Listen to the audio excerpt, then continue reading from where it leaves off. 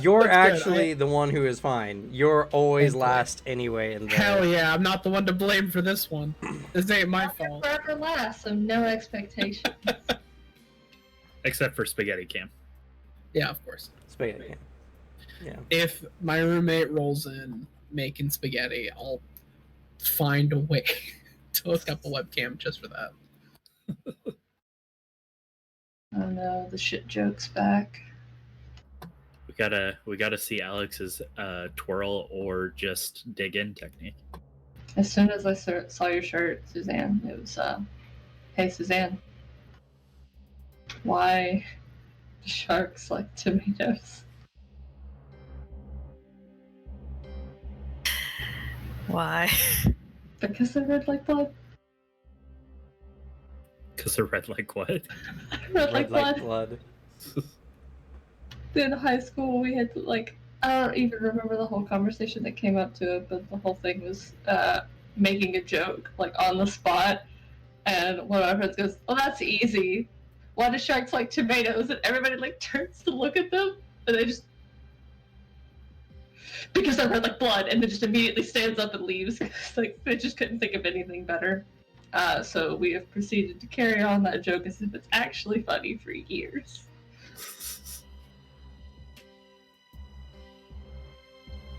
Terrible. Yeah, it's not funny. Alex is probably dying right now, though. I got Alex. It's a cow tier joke for him. No, I was just laughing because I remember the story. You said told that story before, and it's a fun one. I'm also trying to find a picture of something I bought today. I have a picture of something I bought 2 months ago that I finally have now. You know, Alex, usually there's a picture on the box that it comes in.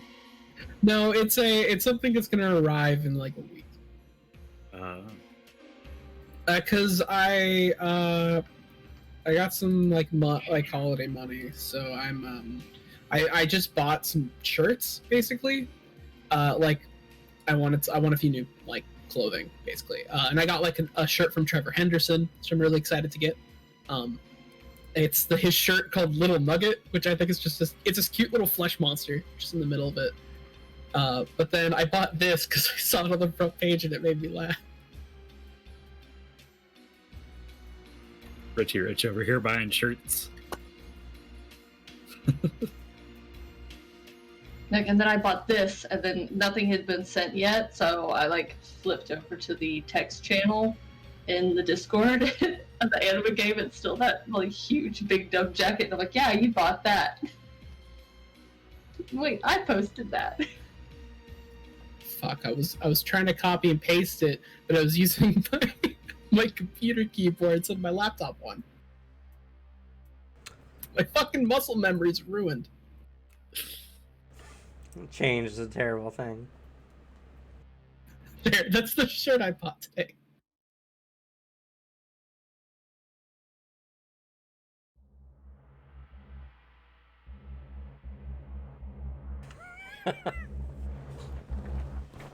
What the fuck, Alex? I just like the "Are you prepared to meet God?" That's why I bought it. Seems like an Arthur shirt. Honestly. I like the subtext to the page, which is "Your rawest nightmares made real. You're welcome." Yeah. The only other shirt that person sells is just it's the same design but with Hatsune Miku. That's all they sell.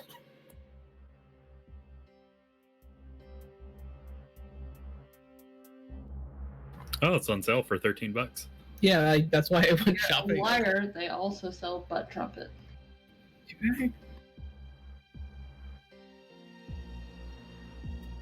Butt trumpet, that's where Alex draws the line. Such a stupid son. I like that. Alright, so Alex, I want you to think about and focus on the art style that you had for Sebastian's thing and how impassively serene his art is. Yeah. And then I want you to see the exact opposite.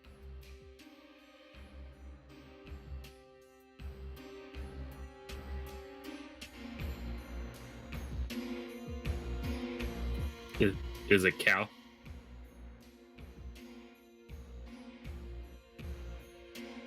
Yeah. That is mandatory to view that in full size, though. Fuck Nice. yeah. They went a little ham with the transformation sequence at the bottom, I can tell. and I'm glad they had fun with it. I love how extra the third form is. Or I guess that would be the fourth in that, technically speaking. Like the top right. Oh yeah, like that's just been with just take that top right corner for the face for the Kongsbjorn form, and then the little Peppy skips along. Chibi. It's like, yep, that's him. He's making the same expression, can't you tell? It's so cool.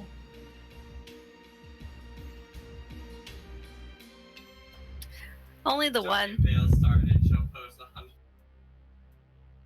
What? I did not pick up for you at all. He's talking about not letting you go on about dice. Oh, Suzanne posted dice in the chat. It's like the only coolest piece of dice I've seen so far, and if I could get a hold of him to see how much he would charge for a set of dice like that, I would purchase it. Mm-hmm. Alex, little nugget looks like they would be throbbing in pain. Honestly, I just like it. It's very cute. And I also like Trevor Henderson a lot. I appreciate this tiny little man. Look at him on his way. Look at that proud step.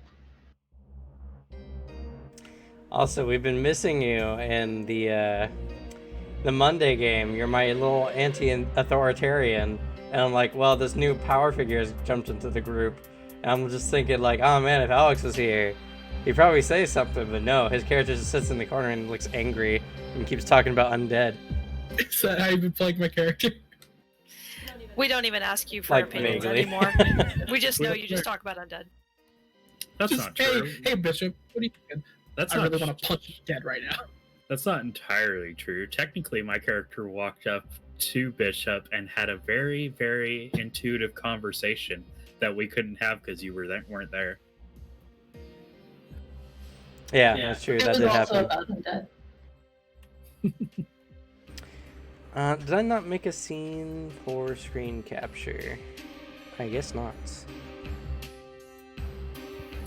You also missed some really interesting character interactions with Quentin's character. I was only supposed to miss the one. I am sad that I missed 2 in a row for majority of these games. So Oh, did you guys figure out one of Quentin's little character quirks? More like he purposely let it slip, and it happened to be at the dinner table. Oh, that's not a good place. Alex also got to miss Gamble Japes on a sugar high. Oh, That was fun. no. And the introduction of another character into the yeah, I had to miss that because like the week before, Gray hit me up and was asking questions, and I was like, "Yeah, happy to help. Gonna be fun when you show up." And then wasn't there. Is Gray playing Peak, or did you guys just happen to share Gray is playing Peak. pictures? Okay. I mean, to be fair, Pathfinder has the perfect way to build Peak, even better than 5th edition. Well, I saw the pictures being posted, and I was like, oh, hey, look. Cute pink and white plague doctor. That's I a wonder real who that Peak could vibe. I'm feeling like a Peak. And it was. Good to know. Gray really enjoyed playing Peak, so I'm glad to get the chance. And we have art. More scary boy.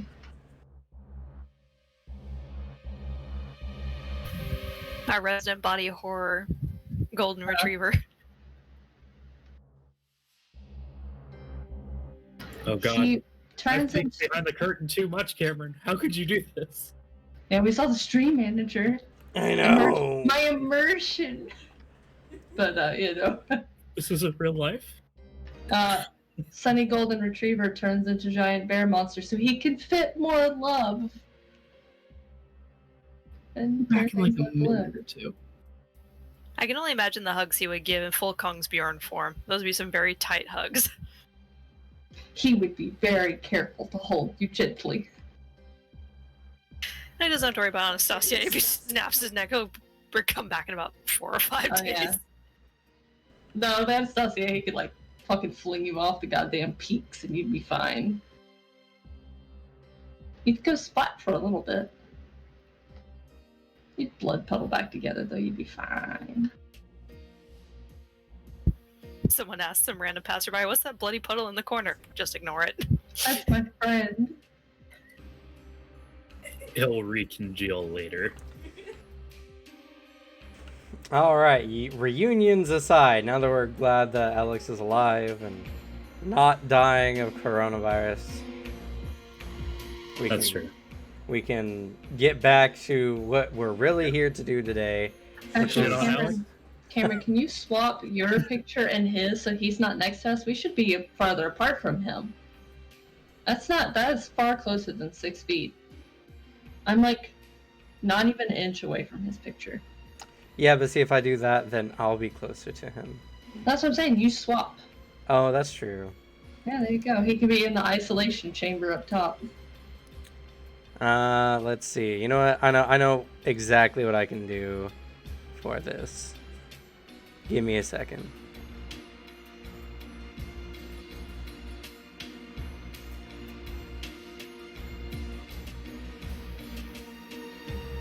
Small side note, I do love Jacques' playlist. Oh, that's It's really right. hard for me to... I'm finding it really hard though because the music I listen to is very different, so I'm like, I can't find anything that would even work. Yeah, all of them have like a kind of a lean towards certain genres, except for Finwit's, which I didn't give a single shit about because he wouldn't give a single shit about it, and honestly, it just kind of matches the character's sheer chaos. The Whiplash is phenomenal on his playlist.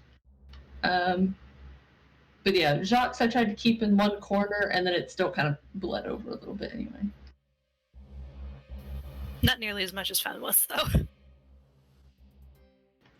Yeah, I had to describe his playlist to somebody, and essentially like, well, it starts really classy, and then you're like, oh, this guy's kind of a huge asshole, isn't he? And you're like, oh, you know, he's definitely an asshole. And then you go, oh, he's an asshole, but he's sad about it. Okay, that's the playlist. Finland says, are you okay? No, but it's fine.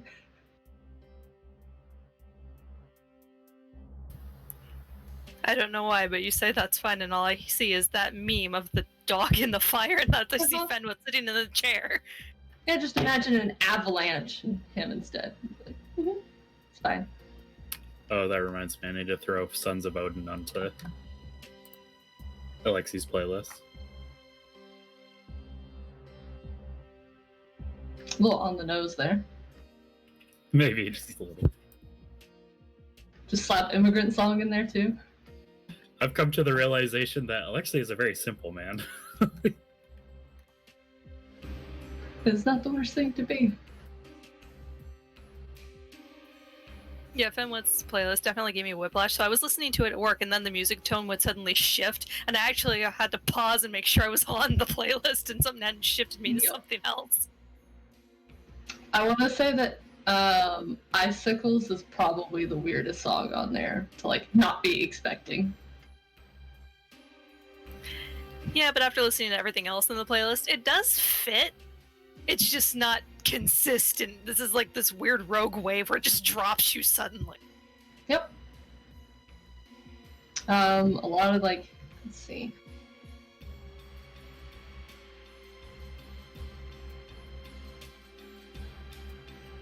It's unlike Astrid, I haven't done a write-up for what all the songs mean. I've just kept it in mind.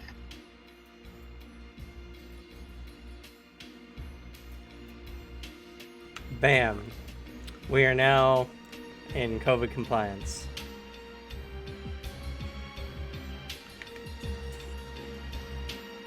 I'm so alone.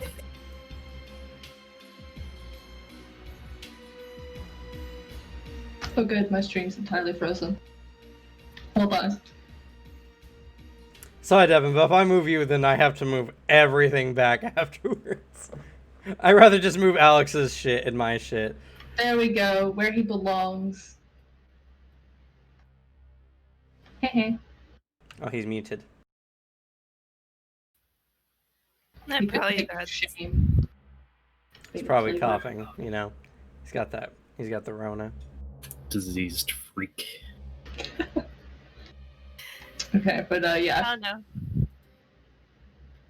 Essentially the first couple, like the first like 3 are just kind of Finwith before Aaron Black exists. And then kind of realizing like, okay, maybe we're doing some bad things.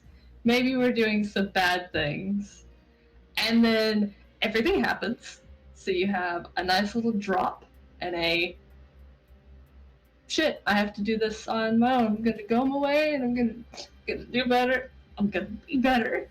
And then you have the roller coaster of him trying to do that.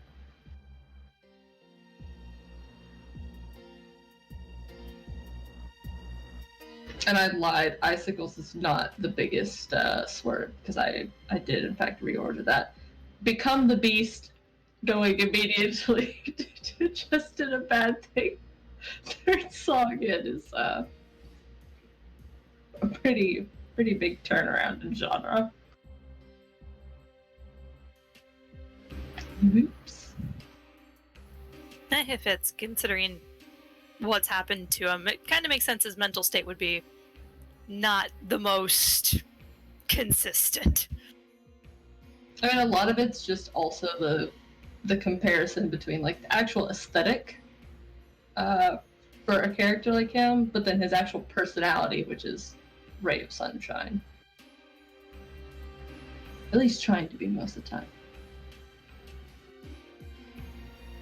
Fun idea. Finwith finally gets to give everyone a group hug in the Kong's Bjorn form. His arms are long enough, he could hug a lot of people. He could have so many people like that. It's just whether they would let him. Heck, even the owl wings would be enough for a lot of people. That's actually Finwith's real character goal is to find the best creature to partially shapeshift into to give as many quality hugs as possible. We have to stay away from the ocean. You don't want octopus Finwith. Or worse, squid. I don't know. Finwith already has a centipede. The centipede is going to be really gross. I can't wait to see what you do with that. But hey, if anybody ever wants to use poisons, I can have poison in that form.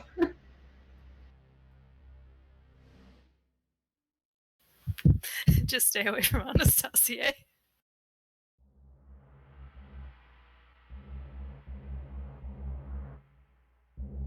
Yeah, Anastasia just does that creepy like Vitala thing. Suddenly you can understand what he's saying. That was really rude. Kind of hurtful, actually. I know with you he'd be polite. Oh, I'm sorry. Fuck off, please, does sound nicer than fuck off. It's okay, I've been told that before.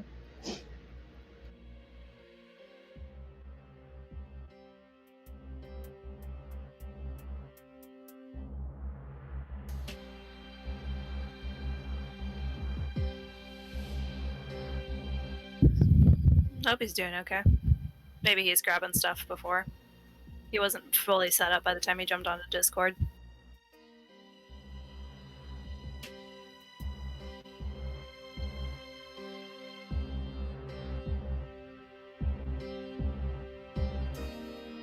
He was just told that his roommate has made him a can of SpaghettiOs and he has to go get it.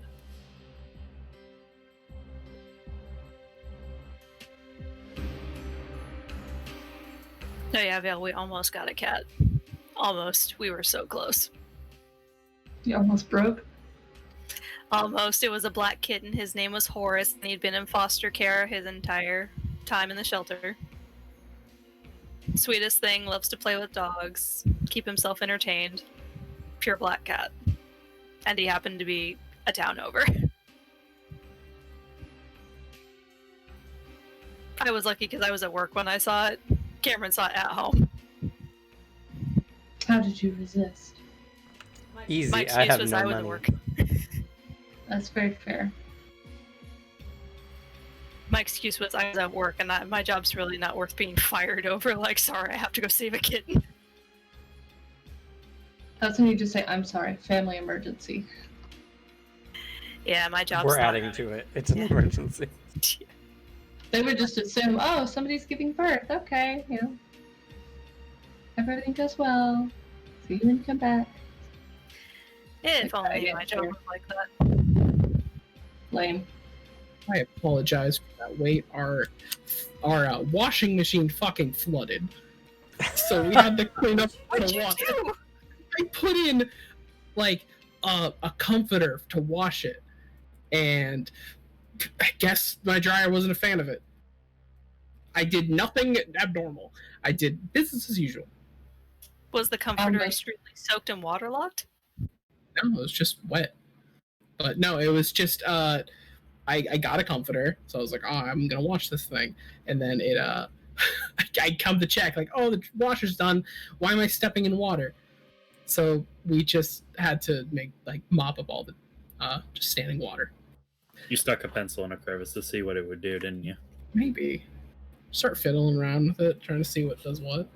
I'm a curious It's guy. science. It's science. He's growing, guys. But no, that's First his main computer and now the washing machine. Starting it's to see a been a pattern. weird day. Anyway, we put you exactly where you belong on stream. Top left corner. Why am I in the top left corner? Read the corner. Read the caption. The COVID corner. I don't have COVID. You've been quarantined. You've been quarantined. God. You were sick for more than 2 days, Alex. I had a fucking stomach flu. Likely story. Yeah, You this have a is doctor's note? No. Have you been swabbed? No. Well then, COVID we have to be safe. Alright, fine. You know, I respect that. Also, I demand you edit your emoji to put the eye patch over his face as a face mask. I was opening up Photoshop.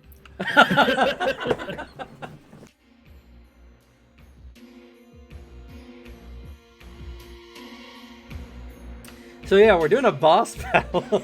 Yeah. We're only hit 35 minutes into the stream. It's fine.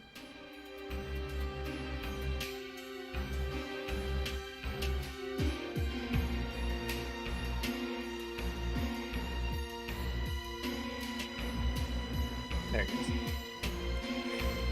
But, yes, last we left off, you guys had gone through the tournament.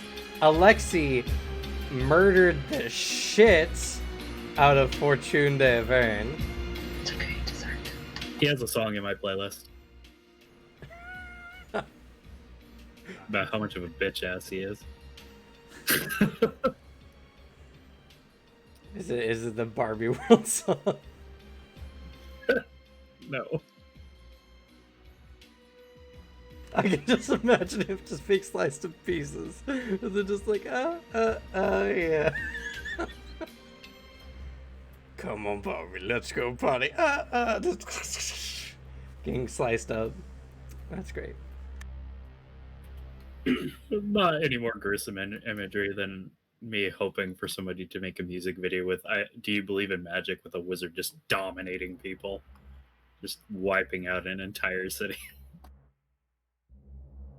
How much experience do you get if you destroy an entire city? 0, because it wasn't even a challenge. But what if, let's just say, there were these really powerful people inside? They probably survived then. What about the second meteor, though? Then we can talk. What about the second meteor swarm? There we go. A wizard version of the meme now exists. I went to go make sure that I was following your Alexi playlist, and I looked down in the bottom, and there's still a song on my Spotify that I was listening to last called Easy, and I thought that was one on your playlist. I'm like, oh, that's the one. No. Well, that's great. But after Alexi was disqualified, the tournament was left with no winners. A somewhat sobering affair after everything you guys had worked towards. The remaining characters were given an invitation to dinner, and Alexi was given an alternative to multi-year incarceration.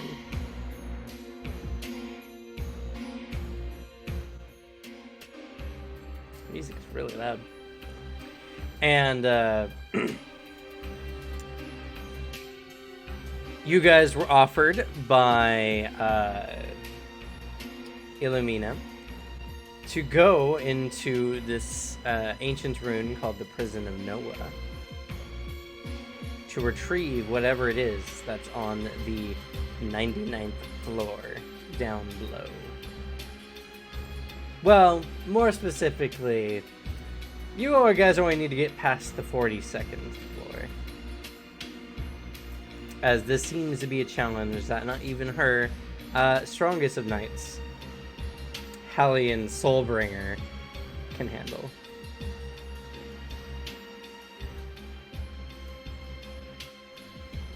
You have no idea how badly, as a GM, I want to just make him a little bitch.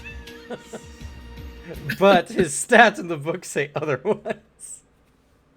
Instead, you made him an edgy, cocky bastard. I mean, I think that's what they wanted. His last name is Soulbringer, and he uses a scythe. That really depends on who designed him in the team, because somebody was like, this is the perfect time to put in my edgy, 12-year-old Bleach OC into this project. You never know. That might be like one of the creators made characters from a game that they ran in their own system. That's even worse. Anyway, so you guys descended into the Prison of Noah. And you saw the darkness that lives within.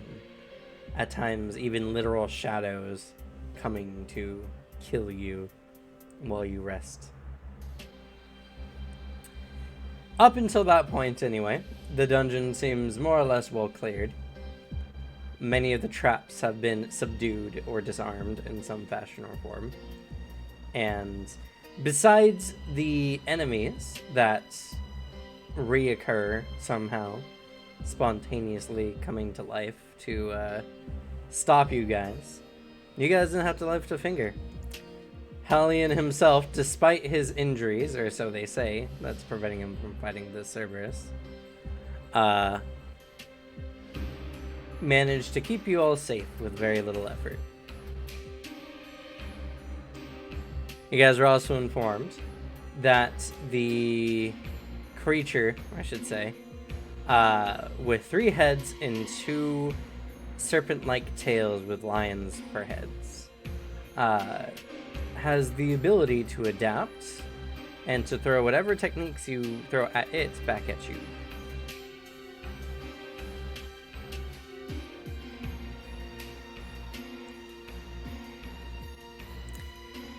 But you guys kept your spirits up, continuously down 10 days into the prison, until you finally arrived at a large archway that goes to a bridge that's maybe a half-mile long. And despite the distance, you guys can clearly see a giant creature on the other end waiting.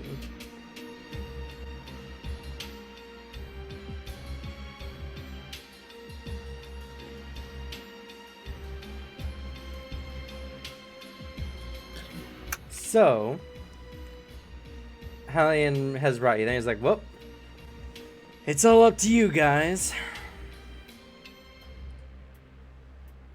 And crosses his arms and leans against a nearby wall. Alexi kind of squints at the blob in the distance.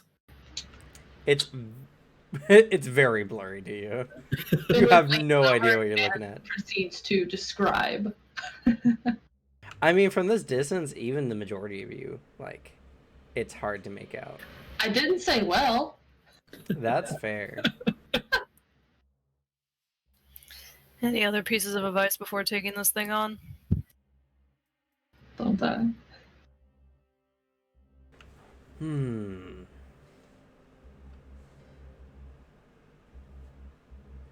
Nope. And he shrugs. Oh, other than the fact that whatever we did to it, it probably still has those adaptations. What'd you do to it? Yeah. A lot of things. It'd be too much to count. But I can guarantee it's probably really resistant to slashing damage. Joy. Fuck. That's like my thing. Good thing I Yes. punched you. That's like most of us. Yeah, honestly. You have a secondary weapon type, I think. Yeah. I have a spear. Yeah. Might as well. Oh no, actually I do have I still have the Arctic Chimera knife. So That might be useful. I've got something that brings armor, but I don't think we want to give it that ability. oh god no. What was it you have? You have a katana? What? No, he has the Arctic Chimera knife. That was the ice dagger. Spear. Yeah, he's got that. And What about your regular sword, though? Or is that just a long sword? It's just a long sword. I didn't want to give Sebastian a katana. Also, I don't know where I'd get one at like level 3. There's only one telekinetic man with a katana I know, and that's Kenji. And I can't like surpass Kenji. So it's on a bridge, right? What's to either side? Just Endless chasms into Blacky Abyss. now, what do the sides of the bridge look like? The sides of the bridge? What do you mean? Like how Is there a railing? Are we gonna have to worry about being launched? There is a rail that sits about 5 feet tall on either side. If you hit it, you probably won't bounce over the top unless you're like the size of Katwana. In which case, that might hit like halfway up his body. He might just go and fly over. A little top heavy. He's a little top heavy. What's the bridge made of? It seems to be made of some kind of worked stone. You can make an appraisal to see if you can get any more than that. I don't got that. So what if I Then, just yeah, it looks pick like worked it up? stone. What if I just pick it up and throw it over the edge? Meow. I was thinking, what if I We couldn't shatter? hear you if you said anything, Cameron. I didn't say anything. I just nodded at the idea of trying to pick up a giant creature.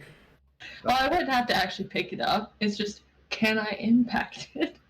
But the problem is if we don't throw it over the edge, it throws us everywhere. That's true. Also, when it comes to impact does not work on creatures larger than your size. Okay. Oh, it's bigger than enormous? It is giant. It's the next step up.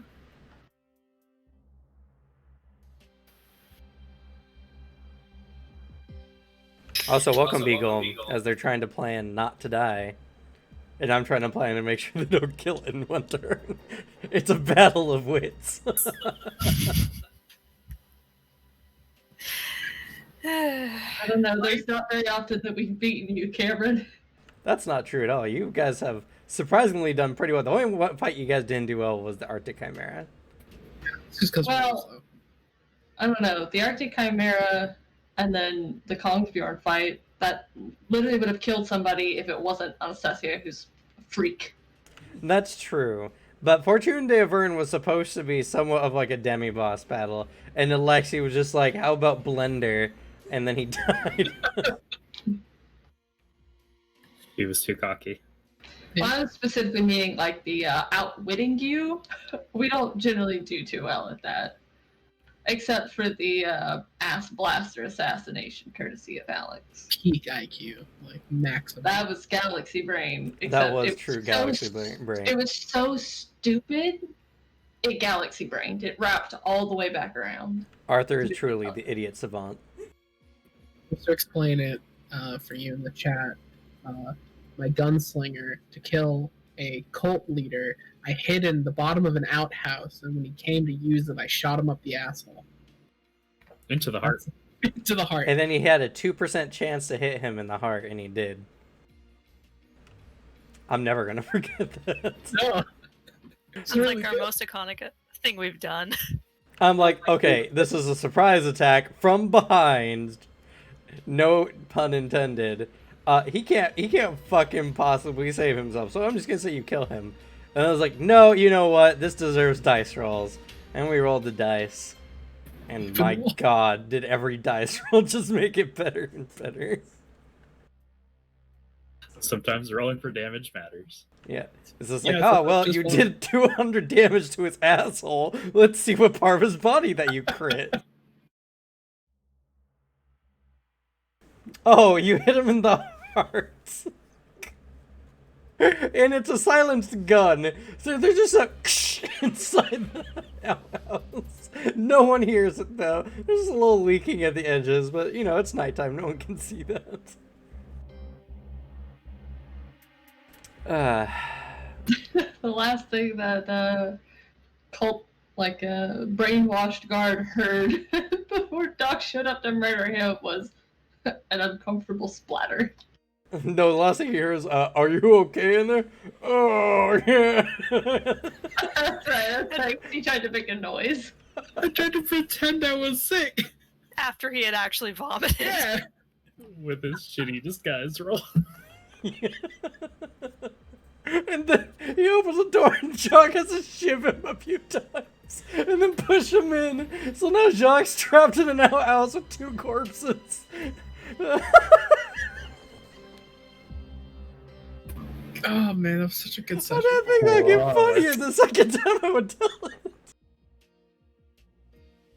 And then I had to melt 2 bodies slowly, bit by bit, until there was enough room for you to climb up out of the outhouse and leave. And you're allowed to bring it up out of character because it's fucking hilarious. But if anybody ever mentions that night in person to the detail of what happened, besides the fact that they, killed the fake second coming of this world, that world's Jesus Christ, basically, Doc will murder you to protect his protect his reputation honor. that is non-existent, because that is so horrific a blow. He's still in denial that it happened. Anyway, that story keeps going, by the way, but we're not going to do that today. That's a story for a different time. After Serena and Ishtar. The images we saw that night. The horrors you've seen. But yeah, so you guys have to fight a giant, Cerberus-looking creature with 2 giant lion-headed snake tails. So, From what we can see of it, where we're at, does it seem like a full, solid creature? Or does it look more shadow-ish, since we've seen a lot of shadow-like creatures up until now? It looks like a solid creature. It is a large, red, beast-like creature with 3 discernible heads from this distance. But you guys are, again, half a mile away. This thing is over 2,000 feet away from you guys. It can't even hear anything you can say right now. So the sound will not be audible from that distance. And this is a giant cavernous room too, so. Can we see much of the room on the other side of the bridge? Aside from the door? Nope. There's really not much. It looks like this this bridge crosses a natural chasm like in the earth. And it's very dark, and even for those with dark vision, after a certain point, it becomes indiscernible how high the ceiling is from your current position, or how low it gets. You just lose the depth to the image.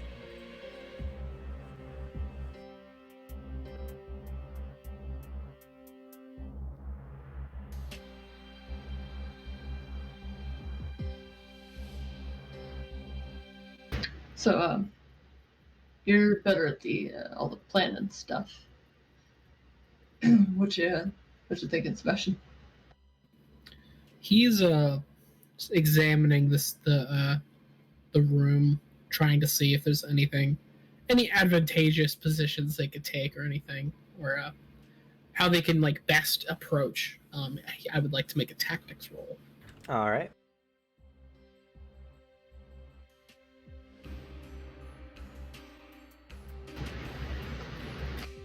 So I'm not using any shapes right now, so I can double up on 2, but I'm not sure what we want to give this thing, or if it's better to just go in with something more basic on my end. Won't be able to swap around. 145.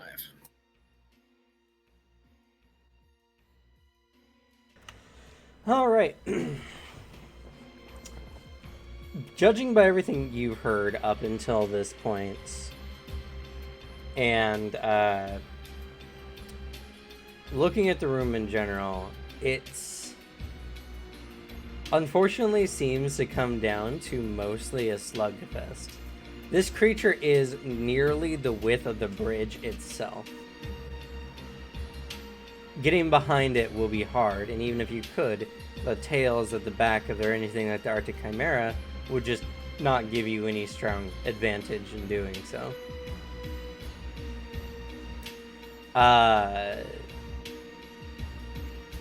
Severing the tails might be a good option, as to remove possible attacks and its ability to see in 360. Your ability to fly is monumentally powerful, as this creature seems mostly terrestrial, unless it has some techniques that have range to them. Also, it has the ability to adapt, but that doesn't mean that it is innately resistant to some of the things you guys can do. So, based on your roll, you wager that you have to hit it as hard as you can with multiple different types of attacks to bring this down. Attacking it multiple times with the same type of attacks will progressively become less and less viable, or completely inviable after the first time. You're not sure as to its adaptability.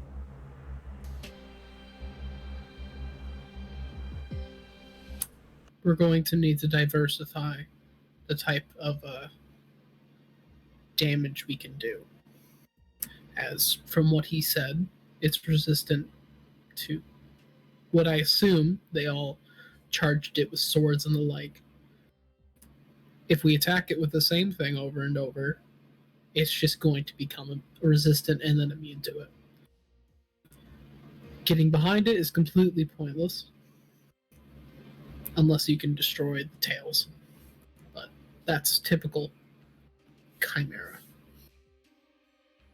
We're going to need to coordinate and attack this thing with everything we got in different fashions.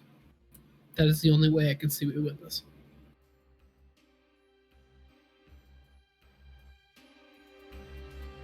Also, don't forget, you can, as the fight progresses, roll tactics using new information you've learned to see if it can assist you at all.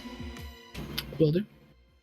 This enemy in particular will be a good enemy for that skill to see what its capabilities are.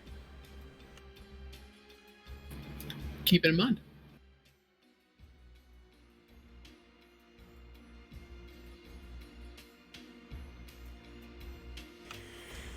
So, Kitwana does not necessarily know how to diversify.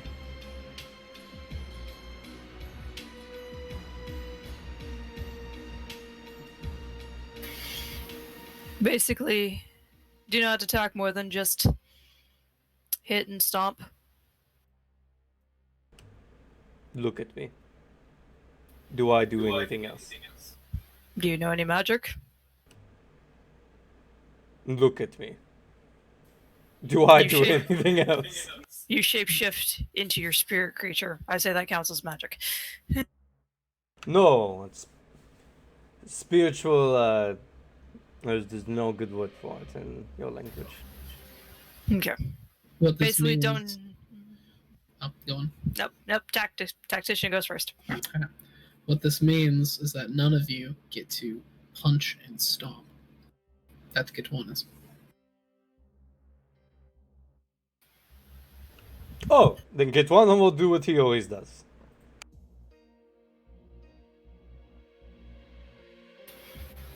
I have a Well- shadow ability.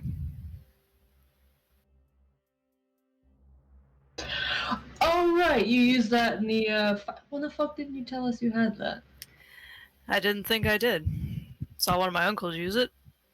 Didn't think I had the ability, so I thought I'd test it out. Apparently I do. We'll have to Well, test it out sometime. Well, I mean, if you think that you have some type of ability or want to see if you have it, like, why wouldn't you test it out with us? I I'll didn't think punch of you it until into the a arena. tree at your request literally any time from this does you. I didn't think about it till the arena, when I could see my shadow. Keep it in mind, okay? I'll let you test it out first as soon as we're back on the surface. By the way, just for the sake of lighting concerns, there are large braziers on the bridge every so often that seem to have flames.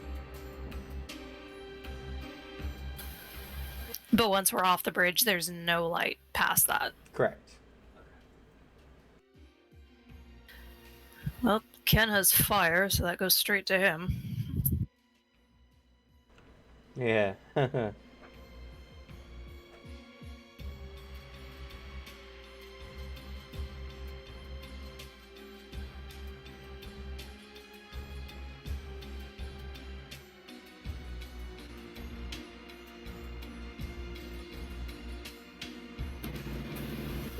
I have the Arctic Chimera knife I can use for my own psychic projections. Well, you and Alexi can both use ice. Kitwana and I both can hit pretty heavy. And then all three of you use, cutting weapons. Okay. The only You would thing happen. I got is pretty much just the maybe trying to use poison from a centipede, but if it adapts really easy, I'm worried about it just turning it around on us and not being bothered by it after a bit.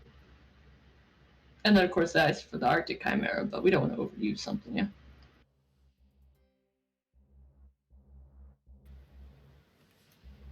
If cutting it becomes too hard, I can always use the side of the blade as well. It's very hefty.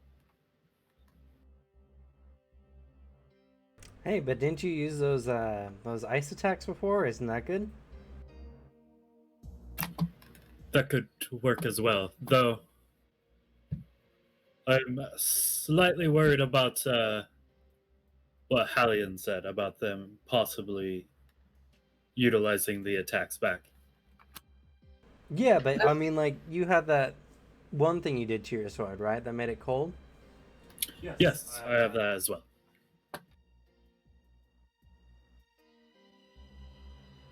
So we got fire, ice. He looks like Kitwana.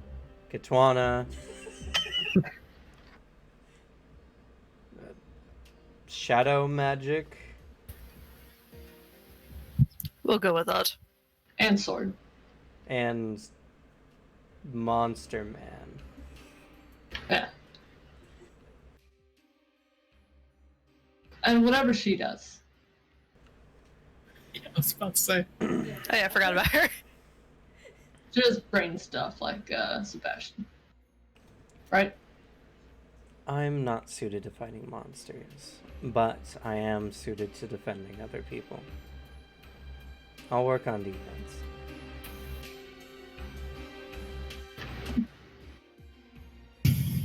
Can you take a hefty hit? From that thing, I'm not sure.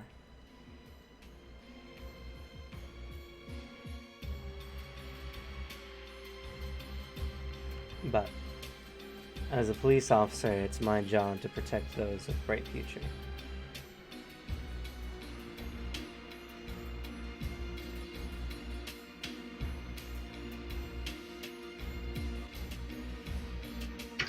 Well, any shape requests, Sebastian?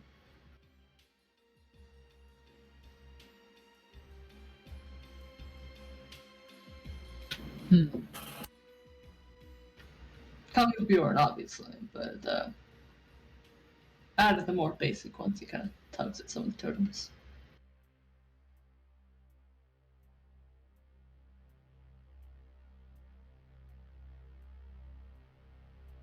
The only one of them that has a special type of hurt that it can really do is the poison from a centipede. Which, yeah, if it does become resistant to it, and then use it against us, we don't have much defense against that.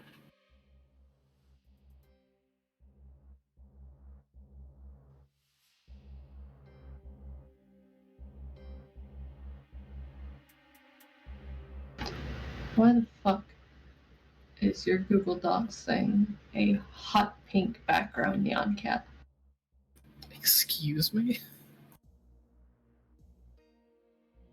What? Oh, they have anonymous animals for when you get on Google Docs. I thought you were signed in, but no, it's an anonymous neon cat now.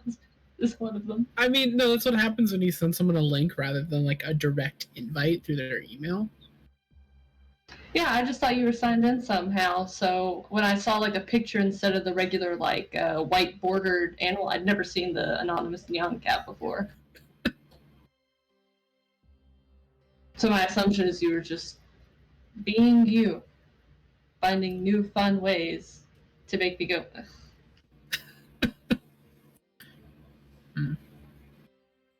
In this instance, I think being able to take a good hit is going to help here. This is going to simply be an all-out brawl. And if you're going to be on the front lines, you need to be able to take something and also deal it back. So my recommendation would be Kongsbjorn or Bear. Alright, 2 of them, got it.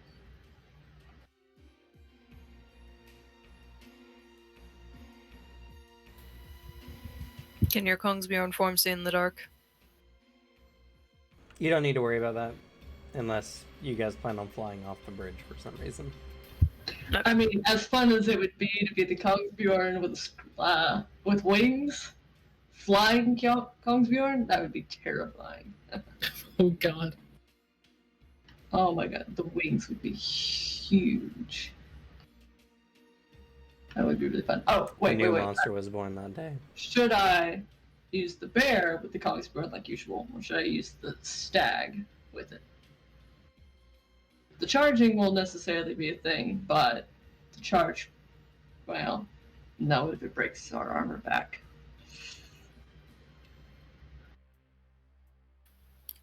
True, but you do have a good ability to dodge when you're the stag. I've just got the thing to charge through stuff. I thought that did help you dodge. No. The natural charger does a doubled attack, or doubled strength with an attack base of 20. Has the increased damage for that specifically. Increased movement, armor modifier, which is the -1 to their AT of the defender. and then a +1 strength, just like the bear does. The only thing that I would need to take from the bear is actually the strength bonus, since I don't get that from the Kongsbjorn. Everything else, the Kongsbjorn has that, but better. Yeah. You'd only charge once, I feel. So. But it would break one arm of it. That is true.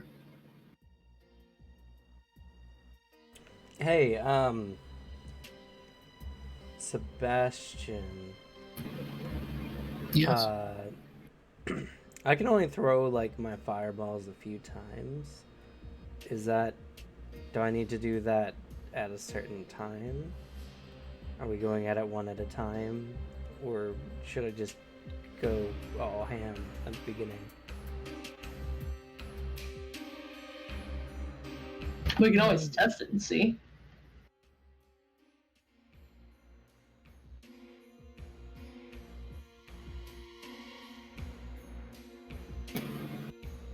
Actually, hey, Soulbringer. When it gets resistant to stuff, was it immediate or was it just kind of a slow build? Oh yeah, it was pretty. Well, a little bit of A, a little bit of B. Like when we were hitting it at first, we were doing some good damage, and for the first little bit, it seemed like we were doing damage, but it just felt like gradually our damage was getting less and less. So, might be smarter to just knock it out. Use all you can as quickly as possible. Plus, if we can damage pieces of it, just like with the Arctic Chimera, we can target its other heads and stuff. Oh yeah, I didn't tell you guys about that. Yeah, we cut off one of the tails during our fight. Grew right back, then grew bone plates.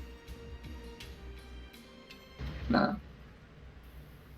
Was it an instant growth? Yeah. It doesn't seem like the creature itself has regeneration, though. But those serpent heads seem to grow back if you cut them. What about the main head? We didn't get that far. Once we saw we were losing a battle of attrition, we cut out the fight early. It's probably the only reason why we survived. Did it follow you across the bridge? Oh, yeah. That thing's faster than it looks. Did it ever give up at some point? Once we got past this archway, it seemed to stop. Probably because it can't fit, but,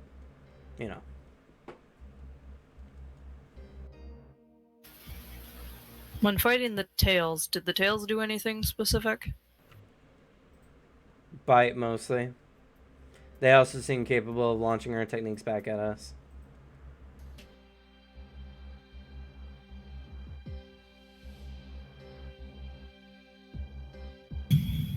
Same for the front.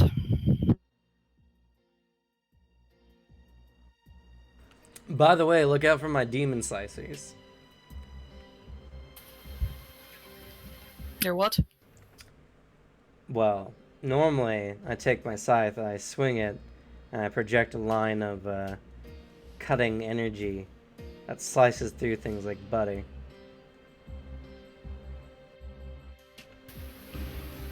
Got it.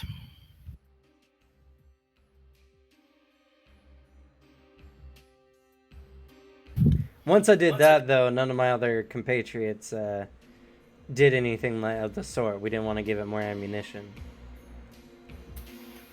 So that was the only unique technique you used on it? Right. Granted, who knows how long that thing's been down here.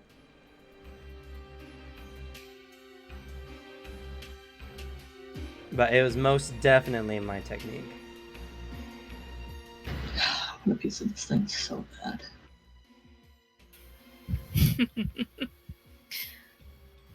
Not this last party, but the previous one. Did anyone use unique techniques?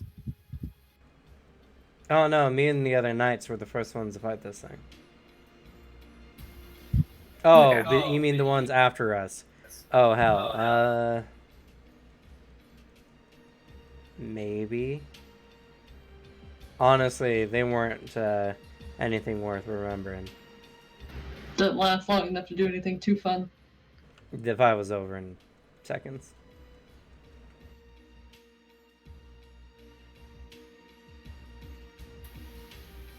Does it hit pretty hard on its own without reflecting anything?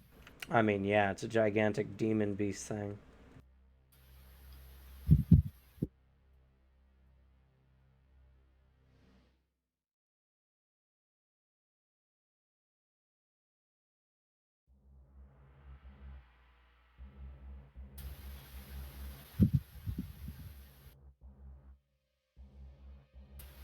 I don't suppose a creature like this would give Anastasia any idea of what kind of creature this might be, even close to.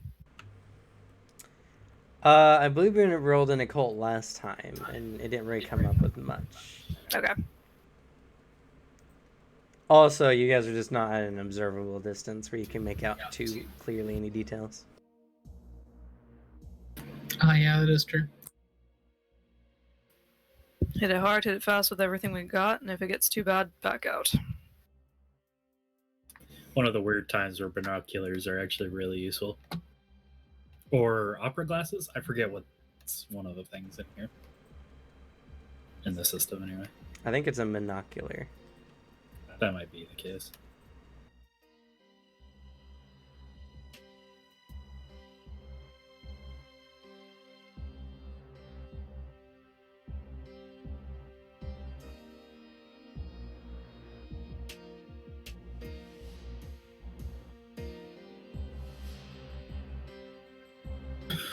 Well then, I suppose we are hitting it hard and then hitting it fast, yes? Sounds like the plan.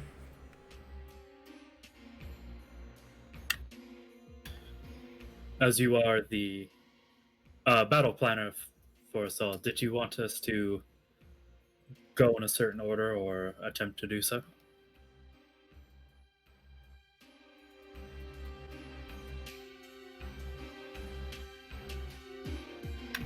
Sebastian. He's thinking. I It am. takes a minute. It I can't does. tell his camera is off. True. It's really inconvenient of you.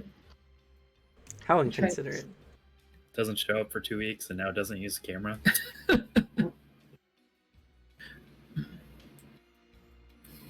From that description, I'm not sure our order will actually impact its resistances.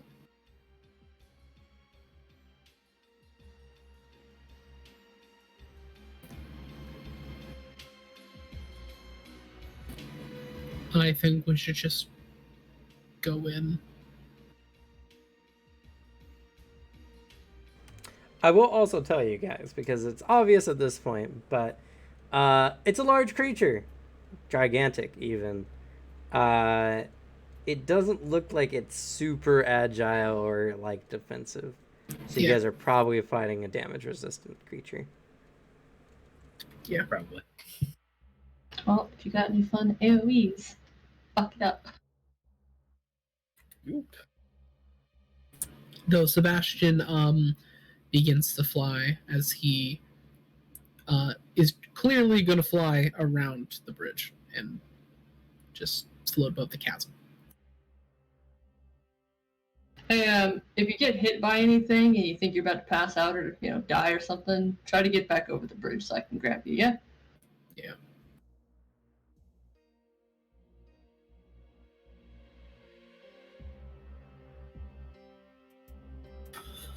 All right. Let's show this beastie who's boss. And he kind of like pats whoever shoulders he's next to and begins marching in the direction of the bridge. Yes. Ketwana will not go easy on this one.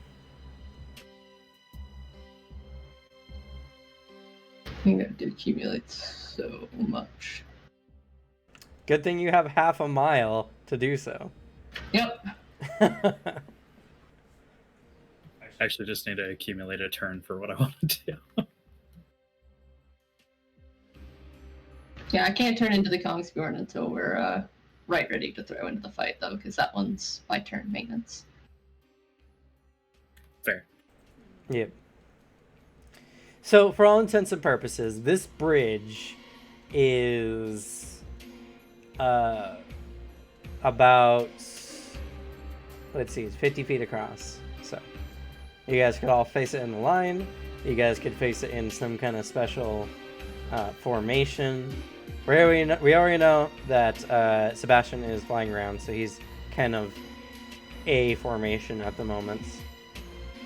He's his own formation on a different scale, or a different plane, anyway. So if you guys would like to approach in like, front line, secondary line formation, you guys are free to do so. Or you guys can all just approach it and face it face on. You could get 10 people across its width, so. Oh, if anybody's keeping back, make sure to stay behind us. Most of you can. And you, whatever your name is. Yeah. I'm just gonna focus on using the fireballs. Hey, you don't have to worry about accidentally hitting one of us. Thing's huge. It's true. You can hit it anywhere. Anastasia, as far as placement goes, would probably stand a bit off to the side so Ken could have clear shots, but he'll stand a bit in front so he acts like as the first person to be hit. Okay, so there's a front line and there's a secondary line pretty much in this Yeah, group. so basically the front line is going to be Alexei, Fenwith, Kitlana, and Anastasia. With Sebastian up above, and then Ken behind us, and then... Siegfried will also be with where Ken is. I figured. She can use her defensive abilities from behind. So, I think that's it. All right. So, as you all go marching across the bridge, once you guys get about a quarter of the way across, you see the large beast beginning to stir. As it stands upright, and as you guys are approaching, it seems to ready itself. As before, you could just see the three heads and the large reddish body. From its reddish fur, now these two maybe 100-foot long, really thick, bone-like serpent things begin to rise and kind of ride through the air. These things are massive. Each one is about as thick as like an oak tree trunk. Definitely severable with most larger blades. But their bony plates seem like it has defended itself against doing so. As you guys are approaching, you can see the beast in more of its true form. Each of the heads have long jackal-like maws with very sharp-looking teeth. The eyes are just empty voids inside of, squishy spears. And the fur seems to have, growing out in certain places, almost as if weird growths. This kind of bony, dark material. Also, you notice that each of the heads seems to have very thick, what appear to be collars. As you guys approach, you notice that each of the heads are surrounded by a very thick vertebrae like bone that's black as well. Looks like it's protected spots. Why were they went after it before? Does the black plating look similar to like the bone plating that the tails have? Somewhat. The bone plating on the tails seems to be like a white, normal bone color, but this seems to be of a darker texture. You don't know if it signifies anything special about it. I very excitedly relay these details to Alexei, who's blind as fuck. And then mixed in between the details is, oh, I fucking wonder if that comes with it. Once you guys get to about 100 feet of it, it begins taking off in a large canter as it approaches you fast. Each of its thundering footsteps further emphasizing its massive weight. I need you all to roll initiative. So as it starts getting close, Ken's favorite time begins. Time for Fenwick to unnerve him. Luckily, he has bigger concerns. And of course, before this initiative, you guys can use whatever abilities you want beforehand. Ken has alighted himself, and Kitchwana has already done his ritual to bring forth his Adonai. Anastasia's shadow would just wrap around him defensively to start off with.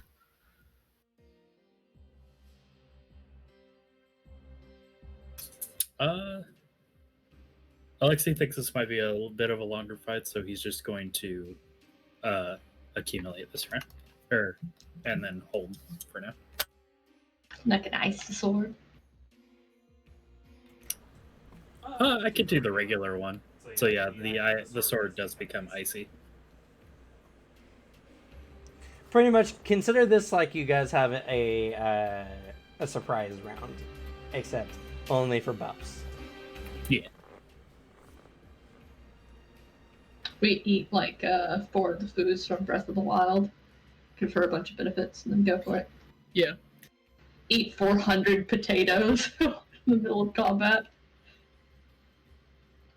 Just Skyrim heal real quick. I just realized I have to play 3 characters as well. Oh no. Yep, have fun. Good luck. I did not think about this. You did it to yourself. I Hey, did. at least you already have their character sheets built. I do. I actually had them pulled up, but I just realized that I now have to do the maths. That's why Karen actually legged one of the competition. He didn't want to play 4.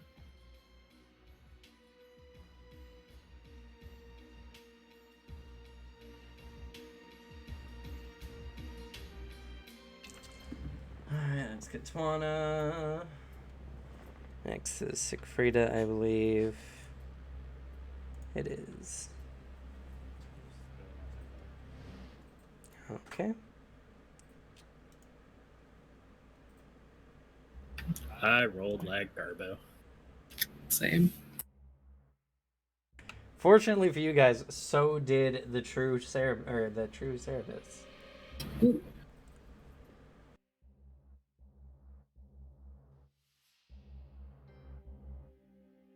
Points at demon. Hey, look, that's the Cerberus. This guy. It's a funny joke.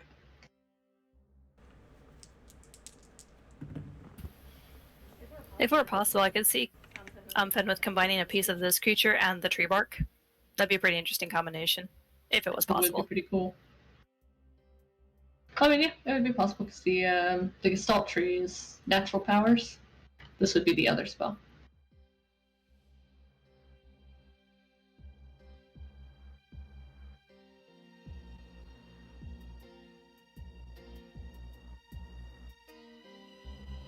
Oh, your spires actually would have been really good here.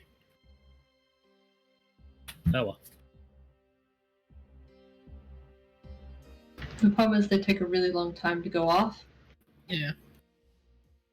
I feel like by the time they would go off, because it's ice damage, right? Yes. Yeah, it would have been. It's piercing damage. Oh.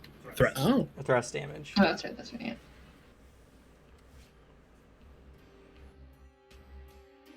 The razor ice.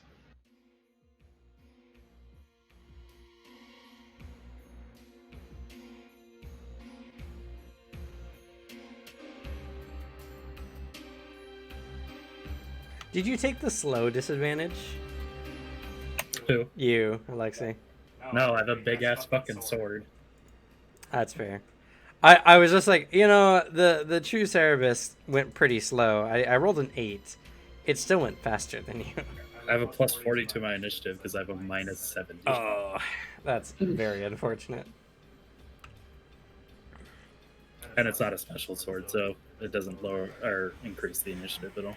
So as it comes bounding towards you guys, the initiative is Ken, Siegfrieda, Anastasia, Finwith, Sebastian, Kitwana, the Cerberus, and Alexi.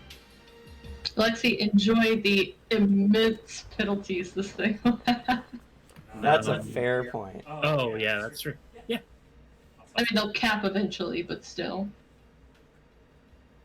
Beneficial. Oh, no, you can't. Damage resistant creatures don't have the multi-attack Oh, that's penalty. right. That's right, because they don't actively defend themselves. They don't actively defend themselves. It's just bulky as fuck. Yeah. Question for you, dear, before we start. Sure. Going over my shadow for protective screen, it says consider to be using a shield. Am I just using the basic shield stats for that? I believe that's only for the sake of projectiles.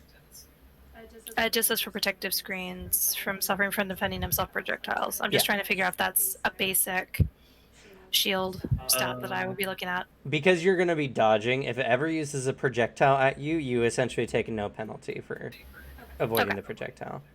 All right then. Because you're technically dodging with a shield. So yeah. Yeah.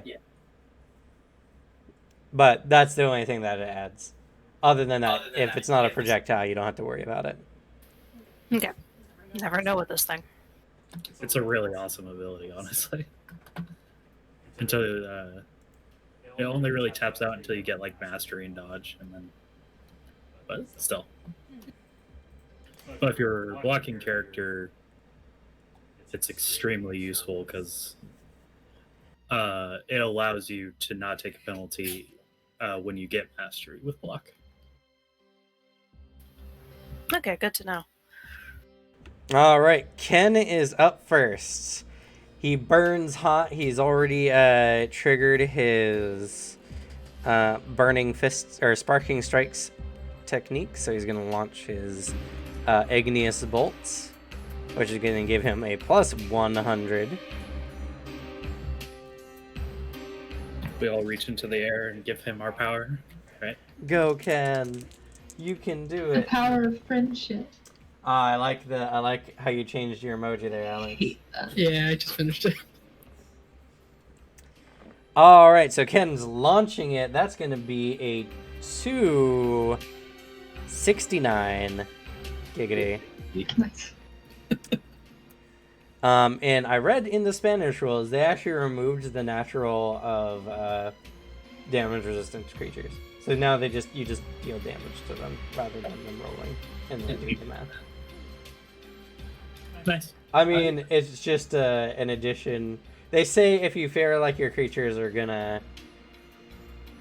to take too much damage because of this, you can either up their armor by like 2 points to 3 points, depending on the creature, or just increase their health. But so we know that is going to be 260% of his damage. The fireball flies out, it strikes the creature, it goes, lets out a baleful howl as it is struck. And you can see some of the hairs have caught fire, but overall the creature does not seem to be overly flammable. So I just need to calculate his damage. Igneous bolts affected that traits. Oh, I forgot. His his sparking strikes also increases his attack ability by 25. So that's actually 294 damage. Nice. Hell yeah. Fire damage. Okay, I gotta just bring a calculator up, and then. Yeah, it doesn't make me feel good because I remember Shoosh Trash's HP bar being the entire top of the screen. And it could regenerate. That was rough. God. No, what was rough was being knocked 3 miles away from the boat in heavy-ass armor with barely any swim. True. It was definitely, it was like the perfect scenario to make Astrid useless. Just opposite elements across the board. Water, air, and speed. It was really rough. The fight was just super counter to your character in general. unfortunately. But yeah, it strikes. It was so a powerful strike. You guys can feel the impact of that fireball. And you remember what it did to Alexi, and he's somewhat guarded from it, so... It hit really hard, but this thing does not seem like it's stopping at all. That just makes me really excited. Everybody else can be scared if you want to. But that is Ken's strike, so we're going to go ahead and move on to Siegfrieda. Alright, Siegfrieda is going to hold an action to do something probably defensive, if the need arises. So next, Anastasia, you're up. Alright, he's gonna have his shadow lash out at the creature. Okay. It needs to make a perception check. Question. Okay. How dark is the room right now? This room is very, very dark. Alright. There are plenty of shadows for you to feed off of.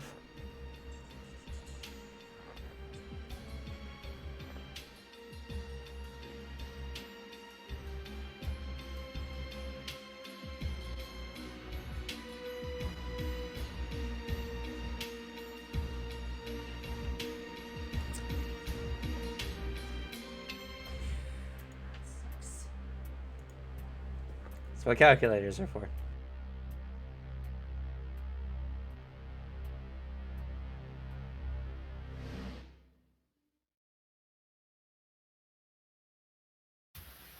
Okay, that's a 233 to hit. Okay. It hits with a 233. And what kind of damage is this? You can choose the damage.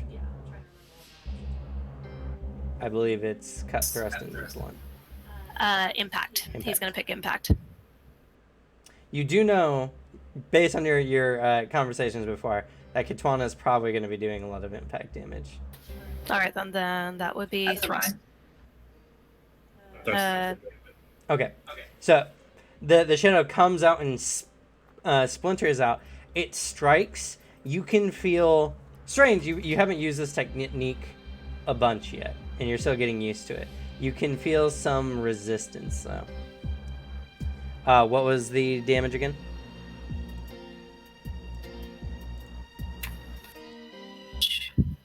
That would be a 77 for total damage I could do. Oh, an important thing for damage, would it be day or night right now? This place perpetually. Fun fact: this place counts perpetually as night for some reason. Ooh. Yep. So that gives me a plus 20 to my base damage. What's your base damage? Base damage without the darkness is 57. Because it was my presence plus my power. What's the base damage with the darkness? With darkness, it comes to a 77. 77. Okay. Or that's your base. No, that can't be your base damage. What's your base damage? What's your final damage like of your weapon? Like if your weapon did 100% of its damage, what would it do? It would be the weapon plus your powers modifier, not your power itself. I think this one counts as its own weapon. Yeah, it does. I think it's twice your presence. This Magnus uses a base damage equal to the presence of the character plus his power bonus. Okay, To this so power value plus is- bonus. Yeah. So what's your so your presence is your level 5 or 6? I am 5. So 50. 50. And then your power bonus at night. Oh, that's right, it would be 8. So that'd be plus 10. Plus 10. So 60 is your base damage. At night, for this weapon, specifically. Oh, wait, and then it's full shadows, right? Which increases... New technique. This is the most vampire-ass ability I've ever heard of. Figured I was going to go edgy vampire. May as well go all the way. Honestly, yeah. It has a lot of cool things. It's a really cool Ars Magus. It's edgy as fuck, but it's really cool. Yeah. He's literally a red-haired, black-veined, silver-eyed 15-year-old in full armor with a giant buster blade and shadow Welcome to fighting bullshit. Anima. Who can like psychic scream at fucking wolves and centipedes and shit to either spook them off or make them attack people. So yes, he's edgy. Everything about him should be edgy. Suzanne, how does it feel to be playing a Final Fantasy protagonist? I would love to play a Final Fantasy protagonist like Anastasia. Honestly, he's got some cool shit. They always do. He's got but belts and like zippers that we just can't see underneath the armor. The place is full of shadows, so did you account the plus 10 to your attack and defense for that? Was it plus 10? I thought it was plus 20. I thought it was It's plus 20 to the base damage. Oh, for the attack total? Your attack bonus, what you attack with gets yeah, plus 10. I did add that. I did add the plus 10 to the attack bonus. So 230, and then we have the 60 plus 20, so it does 80 base damage in this place. Oof. That's pretty good. Don't forget, this also increases your defense abilities by 10 as well. And it just gets better as you level, which is pretty awesome. Yeah, it just does more damage as you level. Guaranteed without any other stat bonuses. So that's 80. Okay, and then I gotta do some math here.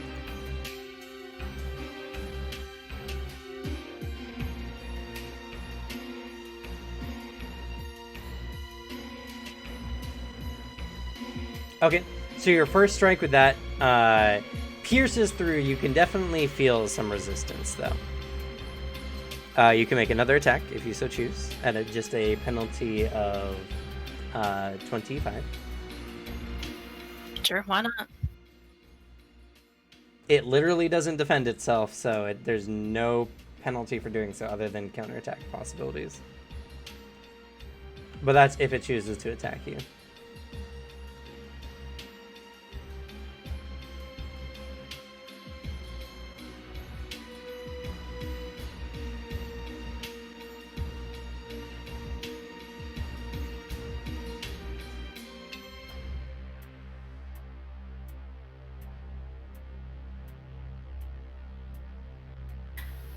That's a 186 to attack.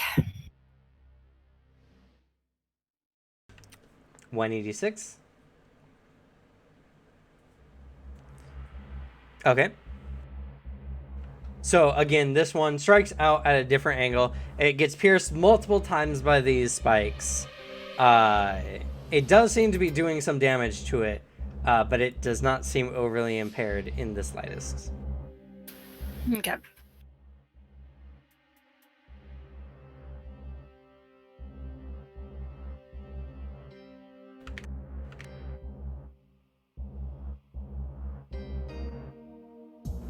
Next is Finwë.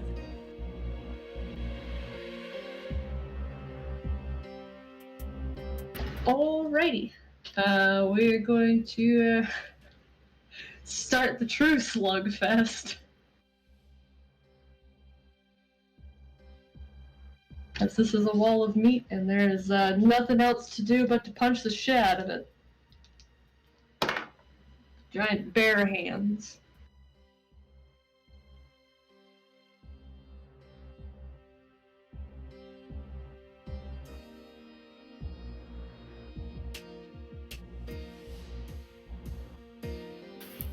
Poor Ken, he is so scarred.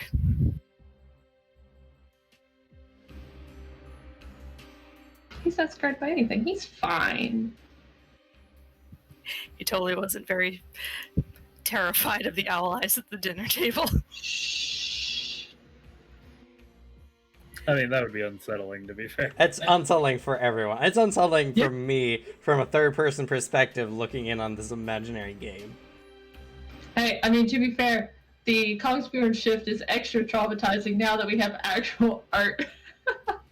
I'd say, honestly, like, of all things that Finwë can do, like, me, in person, the eye shit terrifies me. So, The owl eyes would like give me genuine fear. I mean, to be fair, like most of the time when he is like just chilling out, he normally has one of his like ambient shapes like on, just innately keeps him up. So almost all of them have night vision. So no matter what, his eyes like catch the light weird and have that like ring of like the green, yellow, blue as they catch the light, or the like red from alligator eyes. And most of them adjust weird. The owls are just wait, really dramatically. So what are you doing for your attack? Slugging with the Kong Spear. Okay. But sweet, So- sweet damage. Impact damage? Yes. What's the base? Your final attack. Okay. 140. Or sorry, your final damage. 140? Yeah. Okay. I need to know because I have to keep its armor secret for the time being. Alright.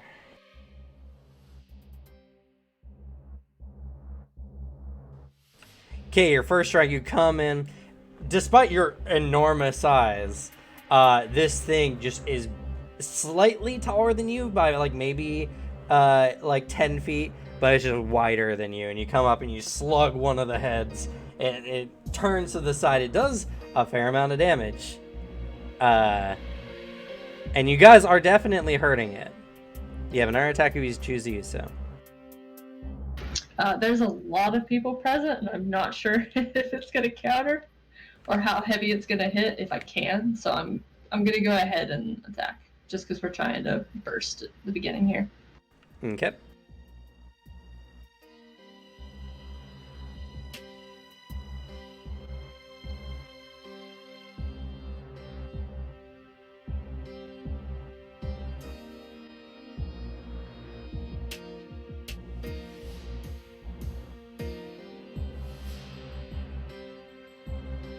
All right, 247. And that was with the minus 25 for the second attack, right? Yes.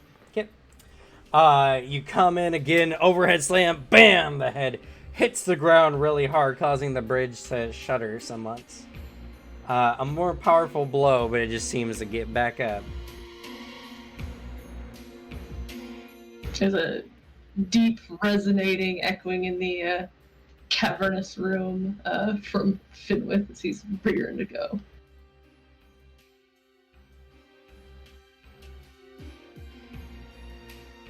You ever wondered what a 20-foot tall bear monster sounds like near purring or growling? Hard to tell. Given how excited Finwith is for this fight, it could be easily both. This thing is so cool, he wants a piece of it. I don't blame him. This It thing wants a is piece insane. of you, so the feelings are mutual. Good, that's his favorite. He hates it when people don't want to fight him. Isn't that right, Siegfrieda? At least this isn't going to be one of the times where something vomits down spiders. Sebastian. Just clarifying. For maintaining abilities, it doesn't take any special like whatever to drop one, right? No, it's a passive action to drop a held technique. Cool. Then, just wondering, what's your armor looking at, Finwith? With the Kongsbjorn, 6. Would you like it to be higher? Oh, sure.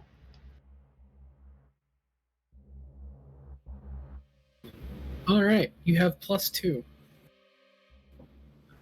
to everything except energy.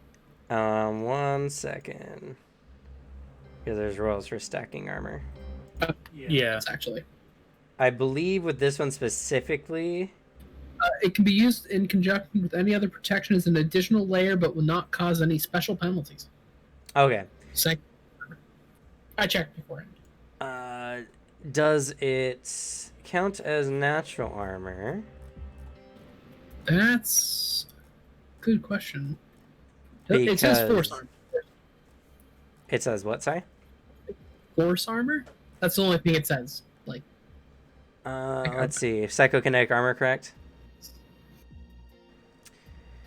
This creates force armor around the armor's ATR. Oh, no, yeah. It's just a different category of armor. Yeah, it's just a All weird right. psychic layer. Well, first of all, you need to roll potential. I did. Let's see. It's That not was in the chat. yeah. I have to swap between like 3 separate screens, man. We all do.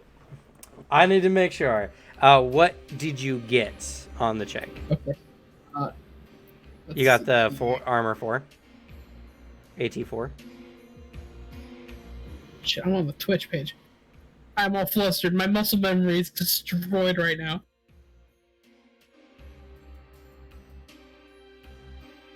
I misspelled that, but whatever. Like, horribly. And now the whole internet knows. It actually hops up to an 86. Okay. But it contains, so it hops to a 2. All right. You do need to make a projection. Huh. I don't think you're gonna fail, but it's still possible. That's a 280. You're fine. So I get how Okay. much? And that is the 4 AT. So yeah, you get a +2 to all your physical armor types. Okay. Don't think this I one think- blocks against energy. I And feel that's like the thing Lexi. I've got an 8 physical. And then Everything. with the last bit, because I split my potential 120, I'm gonna launch the spear at it. The fancy spear. Okay. Hey, if it goes invisible, we'll know where it is. I think That, it also and I has an think you additional could, effect. If it's embedded, it'll do 1 damage per turn. Ah. Slowly drag it out. Does it really? Yeah. That's awesome. It has a bleed on it, yeah. Just 1 damage, though. Well, yeah. Most normal creatures don't have fucking thousands of hit points. That's fair. This thing was also buried in the fucking Kongsbjorn, though. True. Mm-hmm. Not fairness, the Kongsbjorn was a quite literal monster. Yeah, that's what I'm saying. 127 brain blast. All right. Green blast. So plus 10 my projection. Yep. Yeah, I can't think of a system that macros would be more useless in than Anima. I've tried. Yeah, you have to constantly change the math way too much. Yep. The only thing it's useful for is secondary abilities and initiative.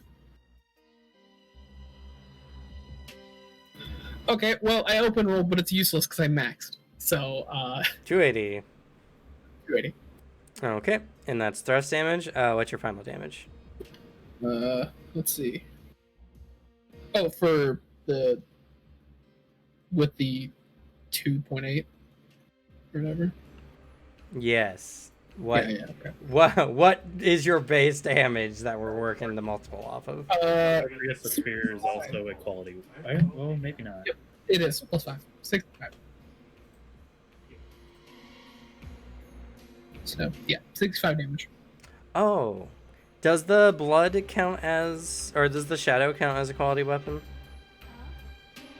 I can't remember. I feel like of all things, a shadow would have to count. At least a plus 5. I think that depends on the user. Yeah. I don't know. I don't know if the shadow one has things you select. I know that the bloodline that allows you to use your blood as a weapon can. Oh, now I was making a joke about whether he's quality or not, but that's valid. No, it does not count as a quality weapon. Yeah, Okay. Yeah, I'm not seeing anything about quality. To be fair, it can also just be an additional weapon. So, it's pretty good ability anyway. But yeah, this is a plus 5, so that's good to know. Which does increase... Well, you should have the damage for it written down. I would hope is you 60. would at this point. Yes. 60 what, sorry? 65. 65. Okay. So that's 280. Alright.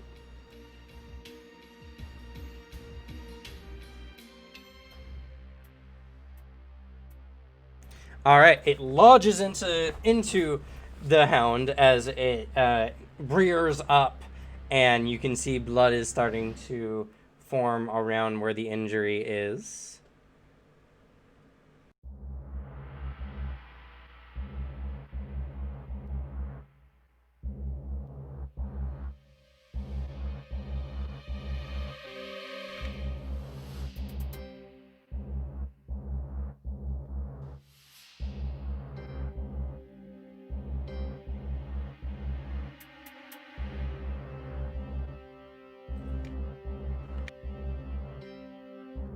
Wow, you guys have done 1,000 damage to this thing already. I'm Solid. excited, but it's a damage-resistant creature. I've seen their health bars. Yeah, their health bars are pretty big. Yeah. All right. All right, and that's it for you, Sebastian. Yeah. All right, we're going to Kitwana. Ah, this fucking masterpiece. I remember he has a lot of attacks. I remember. My ankles really remember the chewing up that he did. A couple tail slaps. Got some nice little teeth scars on your leg, possibly. Yeah, Where they is all healed up his fine. He did get a good fight into my thigh, though. He could reach. So he goes up with his imposing form. He goes and steps on the creature's giant toes with his Oh, gargantuan that's step.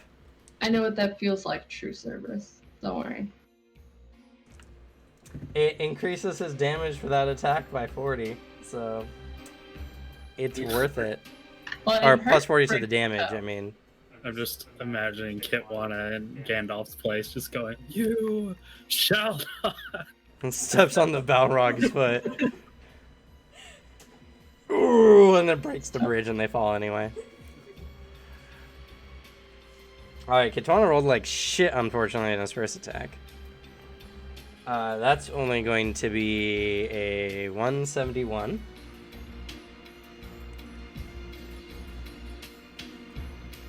And his damage is... Okay. 120.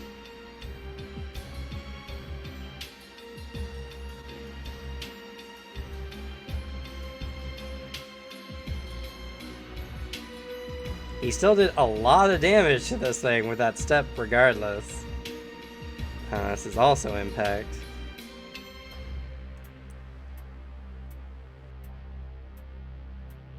Sorry, a lot of math is going into this fucking fight. I'm telling you right now. And that's already kind of Anima, but This with, is more for a specific... weird NPCs and your fucked up damage resistant monstrosity with adaptation abilities. Yeah, I imagine. Alright, but I'll get faster at it as we go. So that's his first attack. Then he is going to do his Rex Bites.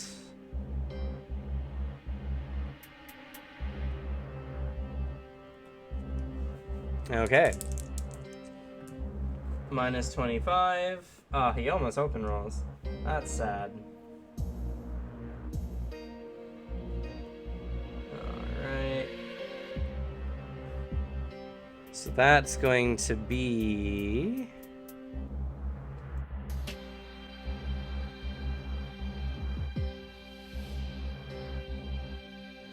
$242. And this is a base damage of 80.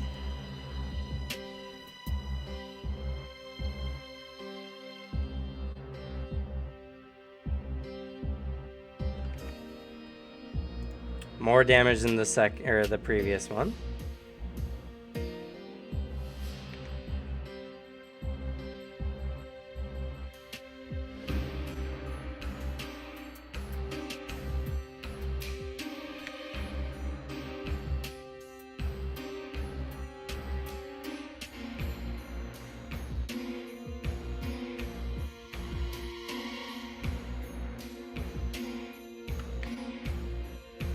Alright, and then his next attack.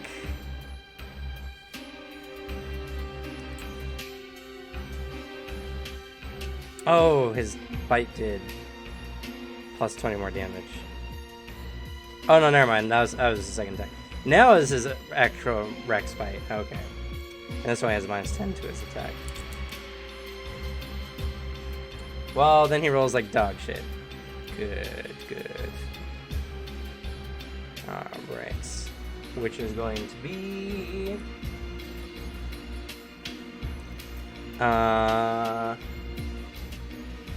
only minus 10. So 153. of his 100 damage.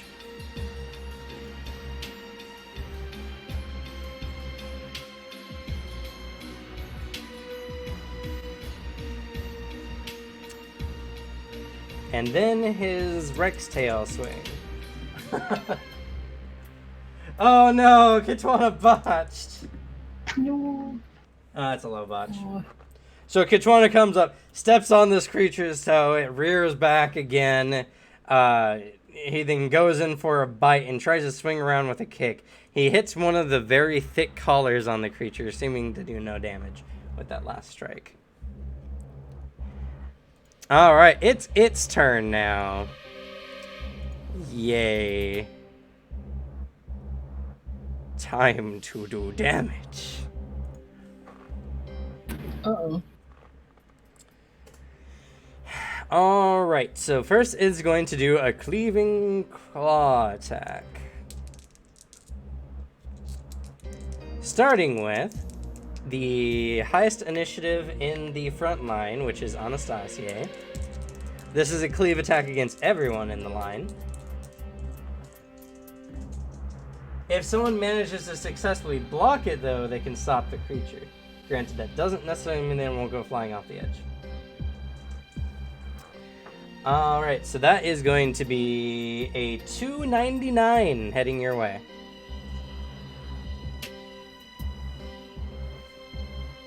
Do we have the order? Yes, it's Anastasia, followed by Finwith, followed by Kitwana, followed by Alexi. That is a 217 dodge. 217. Alright, so that's going to be 82 difference. What is your, I'm assuming, cuts? Yes, what is your cuts? Resistant, or what's your cut armor? My cut armor is 4. 4. Okay. So that's going to do 40% of his damage to you.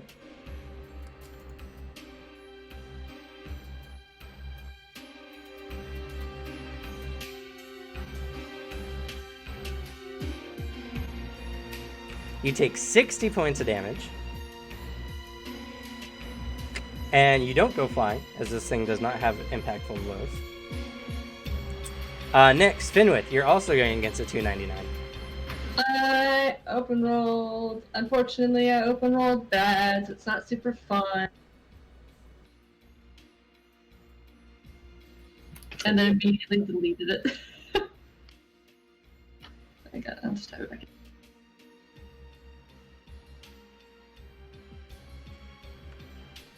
Okay. Not enough to stop the attack, unfortunately. No, I rolled a 17 on my open roll. That's sad. But you manage to raise your arms. It cuts through your thick hide, but it doesn't do any significant damage to you. Just slightly larger than normal paper cuts. You know, not a big deal. That wasn't too bad. Flies to Kitwana next. Not right there, bud. Kitwana open rolls.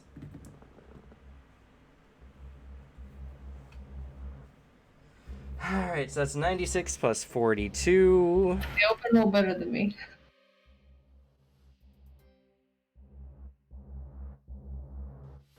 Plus his block. Oh!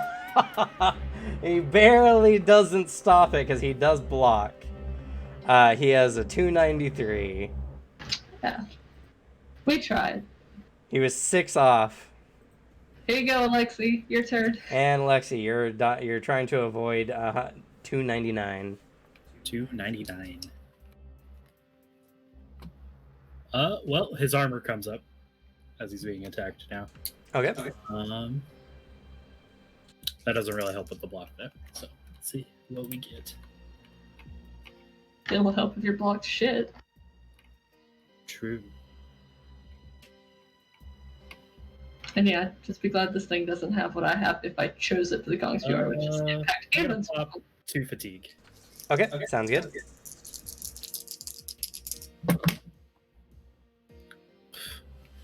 Well, it's a good thing I popped that fatigue because that would have been really bad otherwise.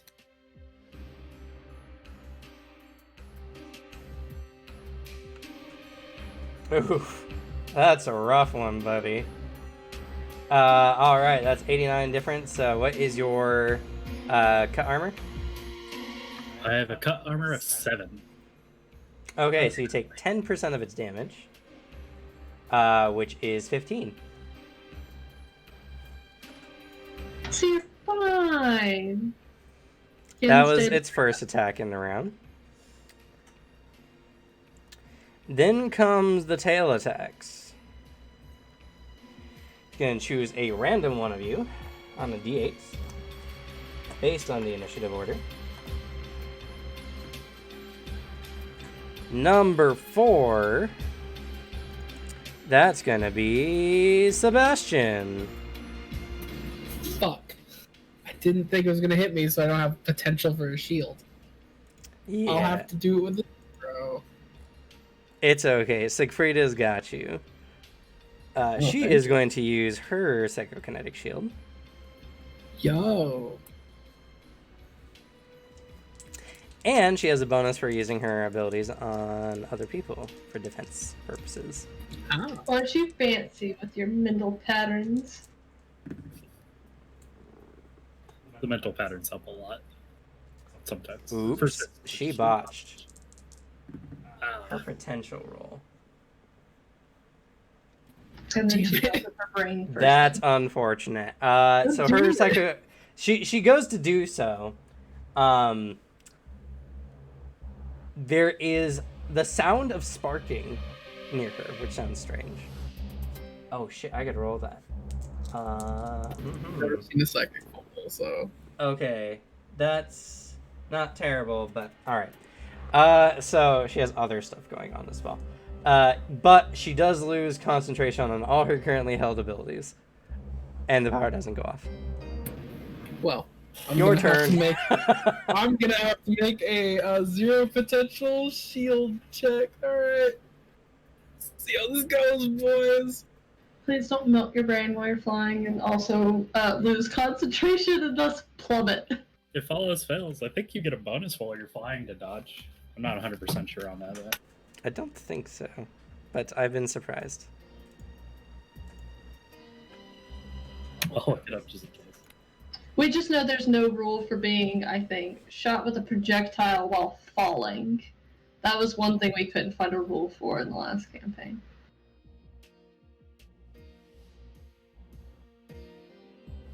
Also, Acer's being really cute. Fuck. Okay. So I got a 31, which is gonna bump it up to a 40, which means that's fatigue 1. Awesome. So you lose one of fatigue. Yep. And you can't use an air shield now. Do you have another defensive ability you want to try pulling out your ass? I.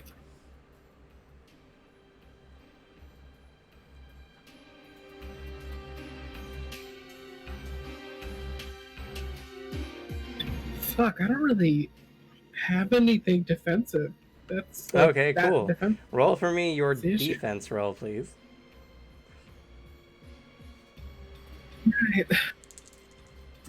And I gotta roll for this. Okay, so that's gonna be a 228 coming your way. There's no fucking way I can make What's your flight value? Good question. I have a flight value of 6. Okay, never mind. It doesn't help you in this situation. Needs to be a 10 or higher. Yeah, unfortunately the tails have a 100-foot range. 1 second, actually. I might be, I don't know, not completely screwed over. I just open rolled. Okay. Fortunately for you, everyone is considered trained in attack and defense, at least with your bare hands. That wasn't. That was a really nice roll. Oh He's my also put god! points into it, thankfully. I got a 244. My modifier is a 65. Not bad. Not bad. Well, All right. So, it's coming your way. You didn't anticipate this. You cross your arms and you guard. It blows you away and it hits you, but you don't hit the wall or anything, and you manage to stabilize yourself afterwards just fine. But you realize now, it can hit you. With that, can I determine if it has a possible range? On your turn, you can. When that comes up. Second tail attack is going to aim now. And that's going to hit on a Saucier. This will be your second defense, so I need you to roll a minus 30 on your dodge.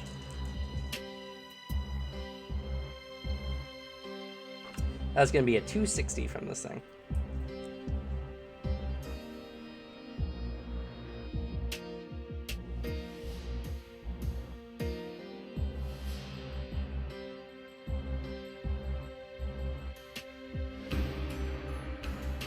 Minus 30, yes. That is a 158. 158. All right, so that's going to be a little less than 90 difference. So 80 minus your 4 points. So that's going to be 40% of its damage. Oh, I'm sorry. What's your impact armor?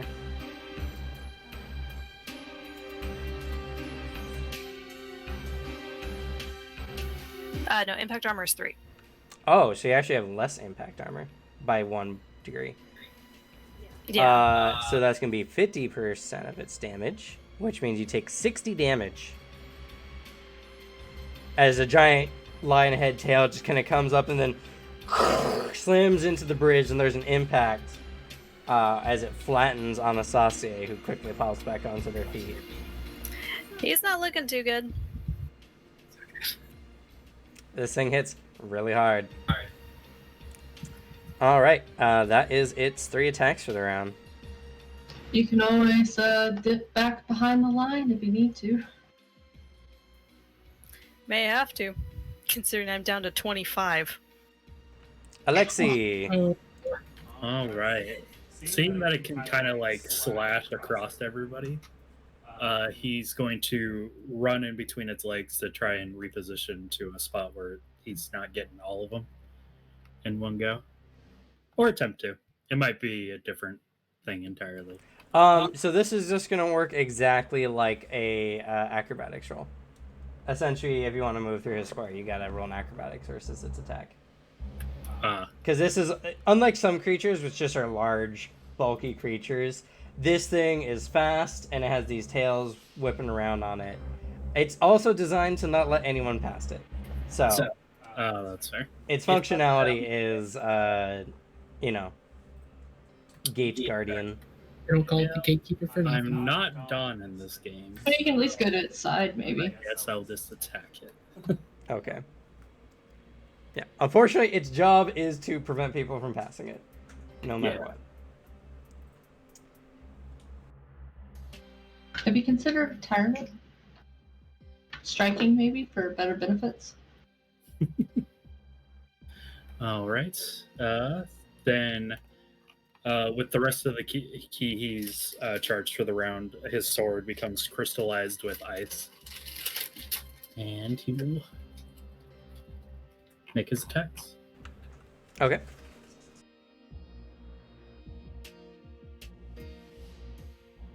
Ooh, that is a good opener. Well, you roll a 95 and then a 12. It's fine. Seems to be the theme today.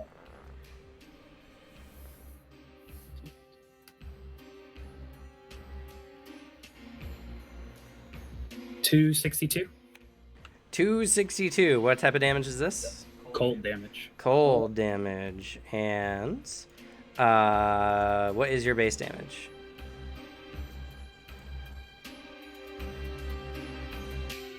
Uh, 110. So that strike comes out, striking into the creature, doing a fair amount of damage to it. It definitely didn't seem to like that, but also you notice that equally as the flames did not seem to overly singe it, it does not seem overly frostbitten by this strike. Great. Well, he still makes a second attack. Oof, not as good. Oops. That is going to be a 173. 173. All right. Again, you strike into the creature, doing a fair amount of damage. But it still is standing. It's starting to look a little on the hurt side. It's bleeding or damaged. You don't really bleed with the cold, but damage in many areas. You guys are doing work on it. Anything else? Nope. That's my 2 attacks for there. All right. At the end of that round,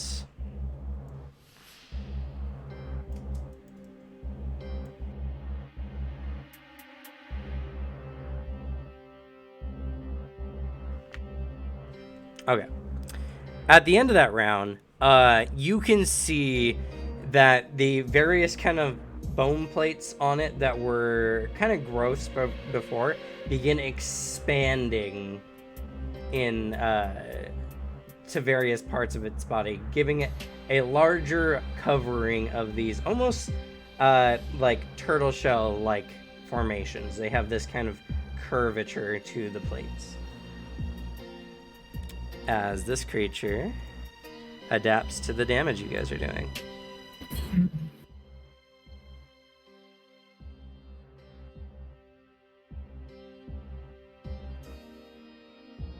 All right. I gotta delete all those numbers and then get ready for the next round. So, back to the top with Ken. He's just like, I don't know. It seems like it's doing good. He thinks about it. Let's see. His igneous pulse is 23. What's his key? I've forgotten all their abilities. Oh, okay. He can do this for 2 more times before he's out. He's gonna do another igneous bolt. Fenwick tries to say something that sounds roughly like, I don't know, man, it's growing stuff, but it comes out super garbled. Yeah. That's going to be a 283.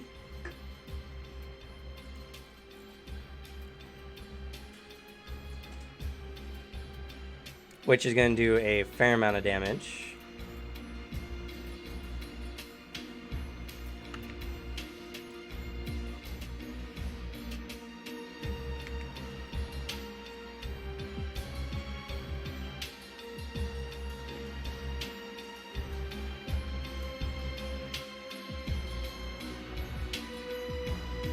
But that's all he can do.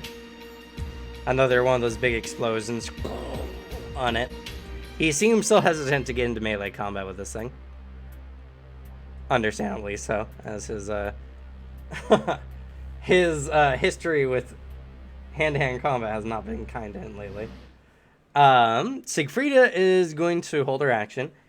She has no abilities on right now, which make her vulnerable, but she's going to try to hold out to see if she needs to defend someone else or not first. Anastasia, you're next. Thrust attack again with the shadow. Okay, and you said you were moving to the back line? Yeah, he's moving. Okay. So he's not hit automatically. Go ahead and make your attack.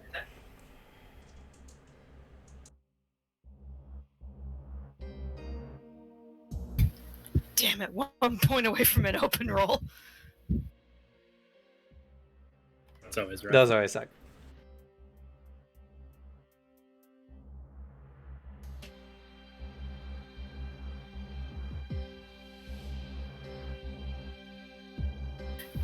That is a 254 to hit. 254. All right. And you do 80 damage, correct? Correct. Why the heck did it add an extra number?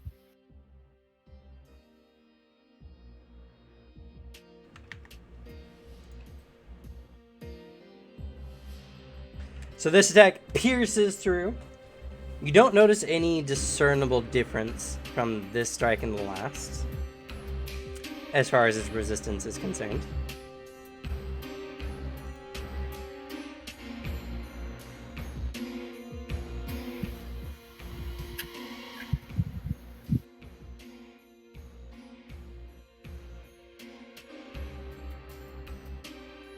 And it's starting to look a little bloodied. Ooh.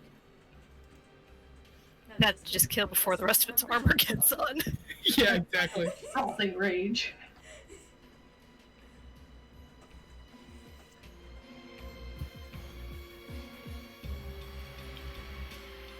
Question: when the snake hit me, it was just an impact, right? There was no poison to it or anything. Okay. It was just a large head that seemed to slam into you. Okay. It just hit by you. Headbutted me and dropped me down about 60 points.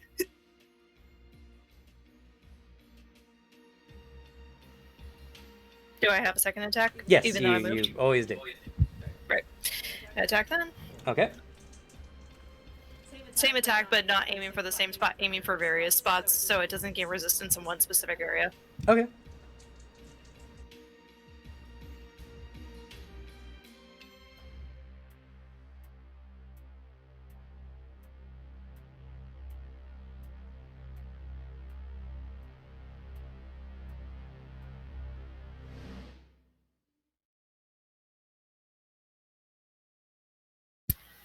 That's a 192 to hit. 192. All right. Again, another pierce. Not as deep as the last, but still pretty good.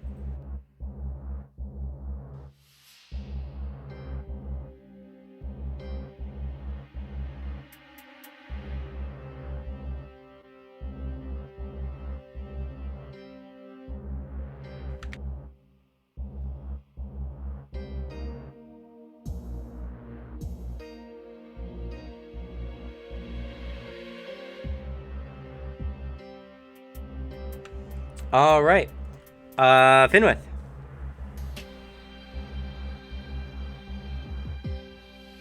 Alright, time to slug a motherfucker.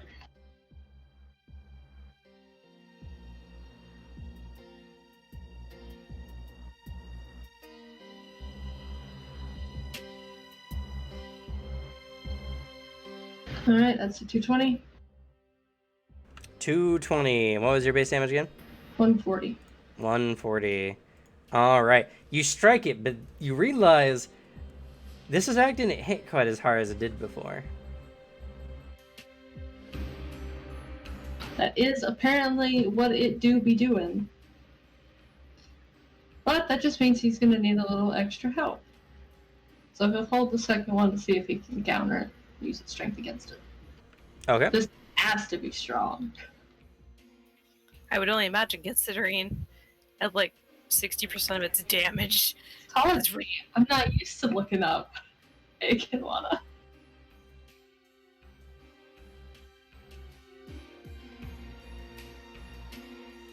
All right. Sebastian, it's your turn. All right. Well, first things first, after seeing all of this with my analytical tactics brain, can Sebastian determine, like, how it's actually been adapting to the damage being dealt? Go ahead and make the check. Just so you know, after watching a mechanic, it gets easier and easier to see as the fight goes on. The more you see it. So the difficulty will keep going down as long as you keep attempting checks at it. That is a 167. Okay. Looking it over, you can see that the creature is gaining defenses, but it seems to only be gaining one type of defense at a time. Ooh. You don't know what the prerequisite is for it, though. But As, this most recent developments seem to be targeted against impact-based attacks. Okay. As Sebastian's voice kind of raises, just it can only gain one defense at a time. Impact seems to be weakened. That just means it's worried of us. I get one. Then we'll just have to keep hitting it harder. We'll keep it soft for the rest of you. Give you a chance. Ooh, okay. Sebastian's gonna try something a little weird. Okay. And Cameron, The moment it tries to make, he's going to ready a psychic projection for psychokinetic trap. My plan is this thing wants to cleave again. Sebastian would like to just trap the paw. Okay, and sorry, what? Oh, camera. I see. Yeah, your camera. I guess. He'd like to just trap the paw, Okay. which I will be splitting 100.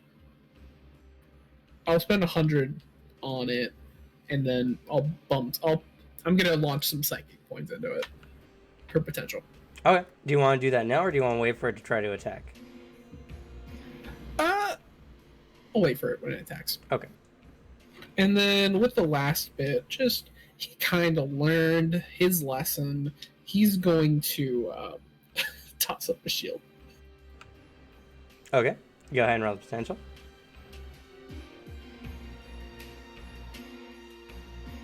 Flip into that part of the book. There we go.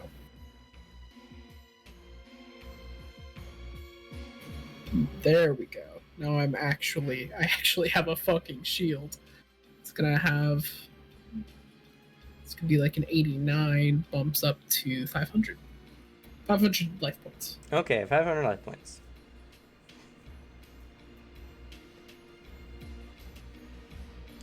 All right, and you're holding your other action to grab its claw when It tries to swing. when it tries to swing. Okay, good. Yes. Kitwana's turn. Oh, this lovely man. You know, it was such a good idea for the fight, but now that we're here, I'm like, mistakes You're were controlling made. like 4 other things, yeah. Gigantic step. First attack. God damn it, Kitwana, you always seem to roll like shit. That's 160% of his damage. Or what should be anyway.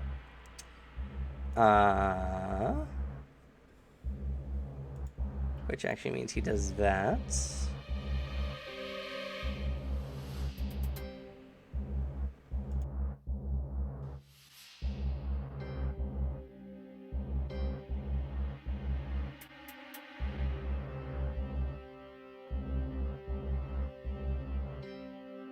Oof, so he rolled like a 10 or something, huh? He rolled a 10. Second attack, normal attack. I rolled a 25 on the dot, so I just forget that dice roll. Put it away. That's 155. So I was going to do 90% of 80. Yes. No, it's fine. They roll randomly. Let's see, 80% of 90, or 90% of 80. Blah. Okay, 72.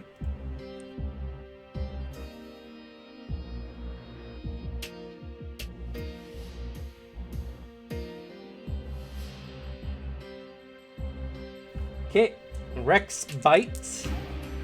There's only attack minus 10. Well, I rolled a 12, so that's plus 2. Chomp. Chomp. A nibble, perhaps. He's trying to keep the damage low, you know. As to not fuck over impact completely. That's what he's trying to do.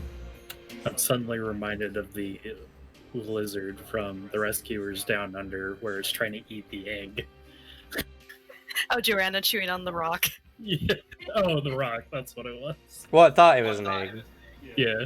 Yeah, a perfect replica of an egg. Poor Joanna had the worst luck in that movie. Okay, that's probably, so that's 100. Alright, that's easy math on that one.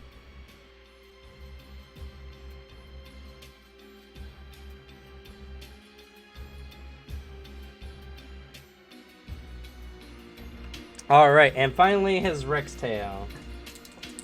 Backward swinging kick, and he rolls a 7. Holy shit. Alright. This poor man. Your dice do not like Kitwana today. Not today. And let's see, minus 20. So that's a 137. Fuck yeah.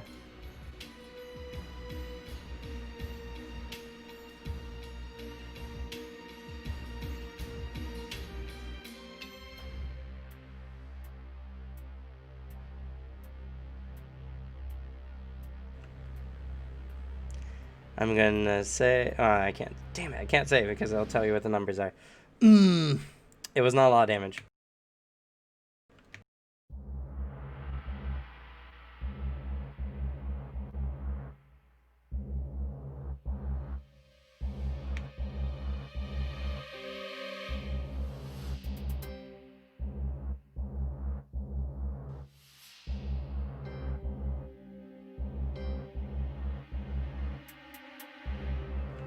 All right, on to its turn. It is going to...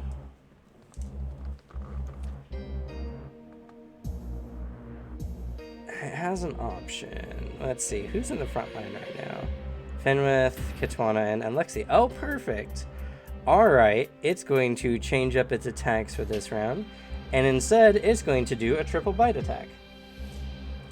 Chop, chop, chop. Against each target in the front line.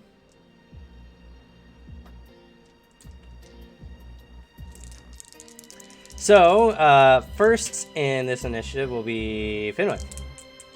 You're being bitten. And this is going to be... Okay, for the bite. It's only that. Oh, that's an open roll.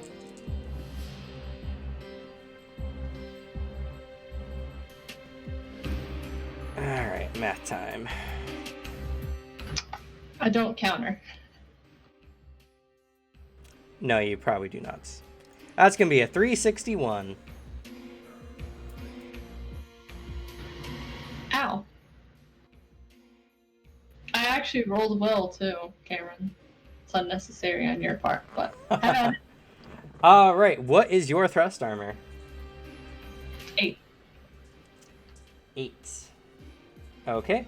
It beat you by a little less than 110, so 100. So you still take 20% of its bite damage, which is actually higher than the claw damage.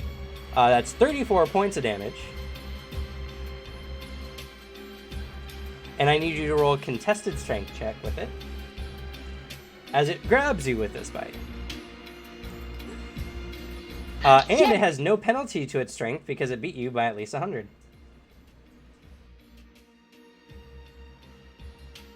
It did roll like shit, though. But that's still going to be an 18.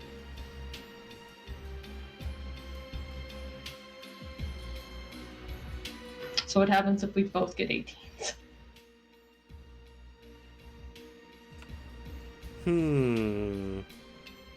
Anima is defense wins. So you do not get grabbed. Barely. Okay. As the jaws are biting into you, piercing your flesh, you manage to painfully rip it off of you. As the next head goes down for Kitwana. He barks out a laugh, a roar, who knows? It did not do too well on that bite. That's only going to be a 228.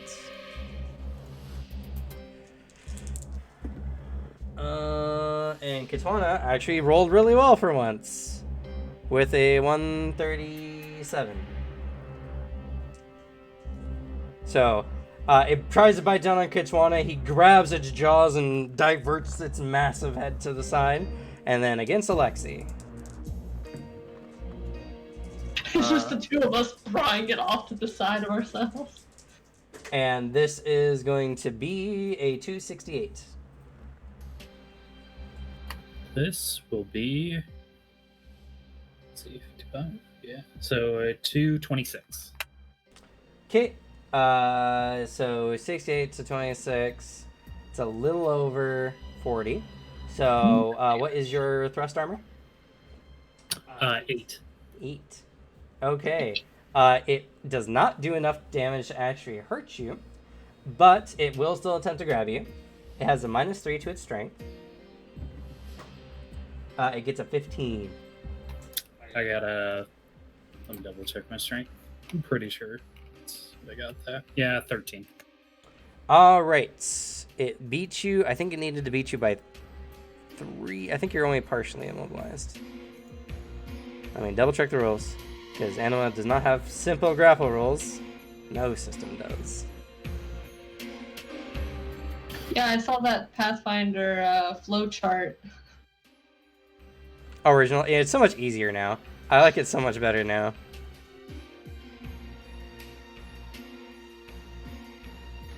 Acer, the TOS. Come on.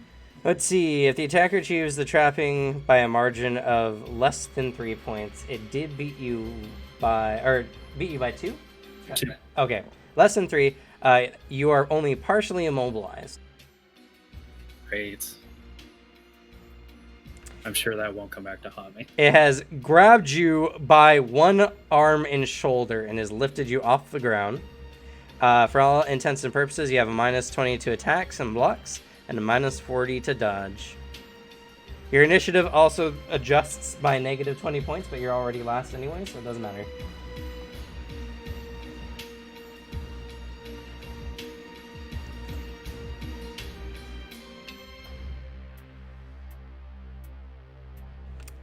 As this thing is very strong. Evidently. I rolled the same number twice. All right. So that is going to be its turn. No tail attacks after it uses triple bite. Now we're down to Alexi. I'm actually just wondering. Sure. Oh, just because it didn't make the attack, could Sebastian shift his projection at all? Since he didn't make the attack he was waiting for. Seeing that Alexi was grabbed, could he shift his attempt to a repulsion inside of its mouth to force its jaws open? Yes. So it's not holding on to Alexi anymore? Go ahead and make a potential roll for it. Actually, this mechanic works pretty well for the moment here. There's a very simple way of determining how it works. Nice. Alright, and I'm going to dump my second points into it. So I'm going to have a plus 40 to this.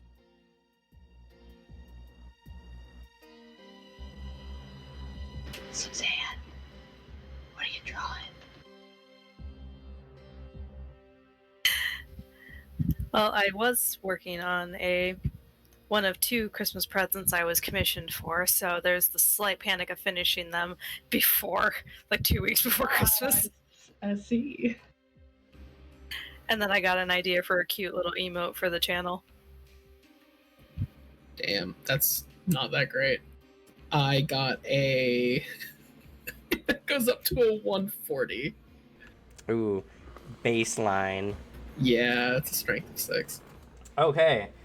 So you attempt to essentially free him using the repulsion. So I need you to roll the d6 strength for the repulsion field against its strength. 9. Wait, that'd be 11. Sorry. I creamed you. Not even close. Happens. Yeah. Sigfrida is, seeing that the attack wasn't super serious and she didn't need to use her ability yet, anyway, she's going to re-up her armor. Let's see here. Don't want to get demon slayed.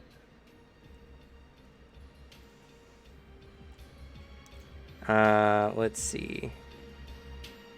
And this one is amped +1, so she gets 1 degree higher. And then she also has amplified sustained.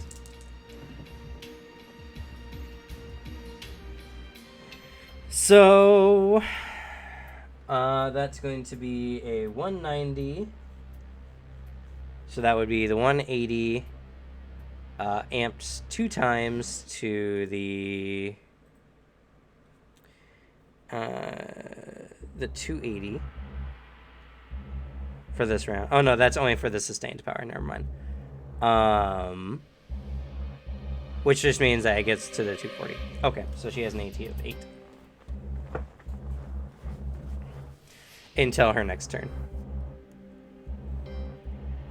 because she doesn't want to go down. And she saw that tail attack just whip out of nowhere. Fair. All right, we're down to Alexi's turn. All right. Well, he accumulates. Yep.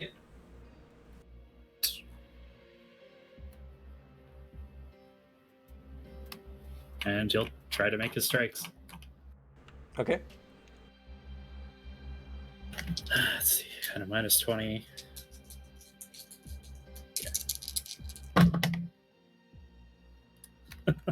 Such a garbage roll.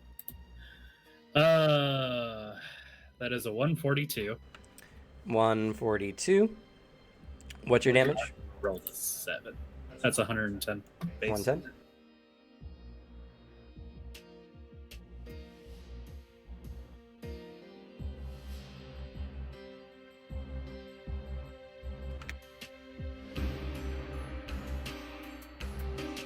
Okay, go on to your next roll. Oh, that is cold. If that Yep. matters. Okay. Oh, that's even lower. Thank God for that.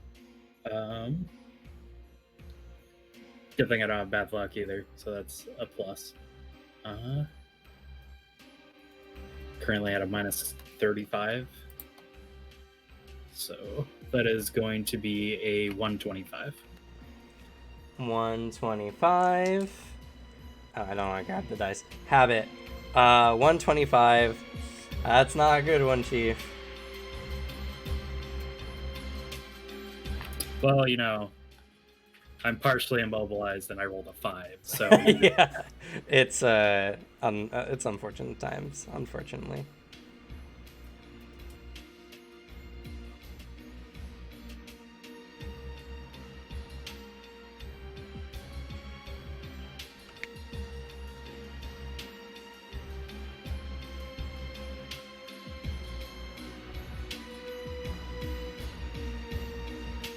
Okay, anything else? nope, just accumulate. All right. It begins adapting this round, gaining more armor. And you notice something else. In its maw, you can see that its teeth begin to drip with this black viscous fluid that eventually solidifies, sharpening its fangs. Fun. What if it's caught onto the armor we have? And like, armor pen sounds good. All right, Ken, this is his last fireball. Come on, Ken, you've got this. So, he is going to do his Eld Blast. Uh-huh. And how much fatigue does he have? Well, actually, how much does he need to use? Because Eld Blast already uses his health to do more damage. That's right, Death Wish Bastard can do that. Yes. And he still can't go above 320 despite that. Let's see. Can't get Zen already, do so. He is going to spend I'm forgetting about Senza. 4 fatigue. Put him down to his bare minimum. So this is going to be a plus 160. And he's going to sacrifice... he's scared. He could do He it, amped him though. up just before this. Yeah, he's going to sacrifice 50 hit points, Oof, that's a lot. which is going to add 100 to the damage. Jeez.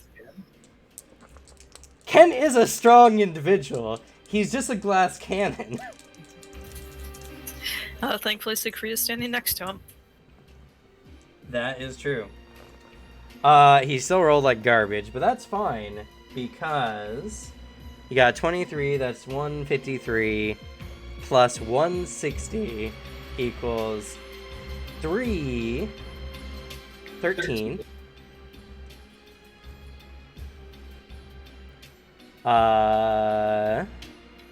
So that's going to be 310 minus armor. percent of his damage of... Oh, I keep forgetting his attack ability bonus for his sparking strikes. So 320. 320. So 320 of his damage, and his damage is twice his presence. Correct. So that means that is 100 and yep, just 100. So 200 damage, base damage. 320 of that, which is going to hurt. Just out of curiosity, as it was gaining armor, do all the plates look the same, or do they seem variation of some?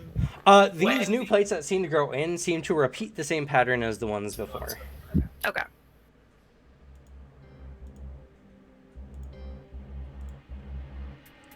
All right. That's going to be a lot of damage. The most damage from a single strike in this fight so far. GG, Ken. How much total is it? Can't tell you. Oh, that's right. You're hiding your armor. You think I'm gonna do the reverse math for that shit? Someone might. Yes. We're all so mathematically inclined. I mean, y'all got calculators. Do you think I know how to use it? Alex and I were the type of people to have the formulas written on a card slid into like the calculator cover. Basically, yeah. Either that or just eventually I found my way to the group who just finds the answer keys to all the tests. All right, so that's Ken. And now Ken is pretty much done for the fight. He can do nothing. Well, I mean, he's got his martial arts, and he's not technically at any penalties. But he threw everything into that last strike. As he do. It was good. Well, he used his XP for it, so you're good, bud. Siegfrieda is going to hold her action. Anastasia. Yeah, it's same as before. Alrighty.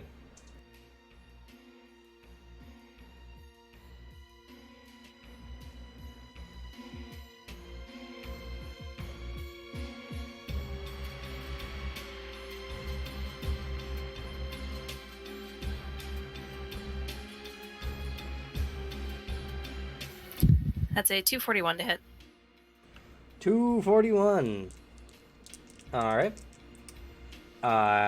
So that is going to be that percentage of damage of thrusts. And what was your base damage? 80. 80.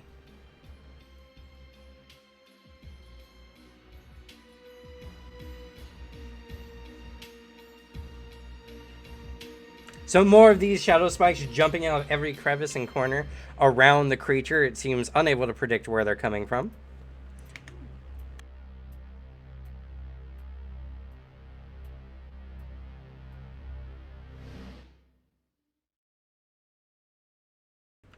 You can make an attack if you so choose to. Yep, going to. Oh, don't forget the bleed damage. That might be important. Oh, yes, that's right. It has bled for 2 rounds. It might be important. Might be all that stops it from making an attack in 1 round. It takes It also causes a crit. If it can be crit. That's fair. That's a 224 to hit. A 244? 24. 24. Okay.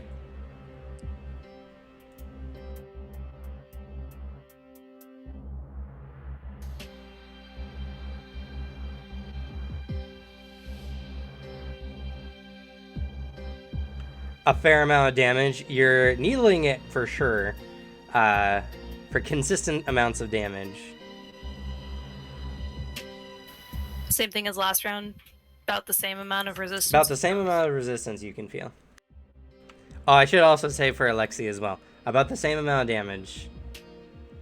It shows impact. In all fairness, the Kongsbjorn is like a few, not that far below his head. I can understand impact would be a big concern. Yeah, fun. Just beat the shit out of it. Like it's a Basically just hitting gatekeeper. with a Mini Cooper. This big old creature just like sees two slightly smaller creatures just roll it up and start just decking it in the face. It's a kaiju battle. Basically. All right, Finwith, it's up to you. It's up to what's up to me. The fight Oh no. and the initiative. Alright. Low enough health so I can kill steal it again. All right, and what's your base damage? 140. A very powerful blow, striking against its jaw, pretty much. You can definitely tell it's getting thicker, and not in the good way.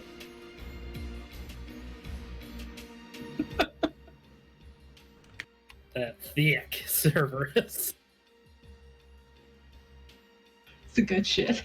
Cerberus with 3 C's. All right, are you gonna make another attack?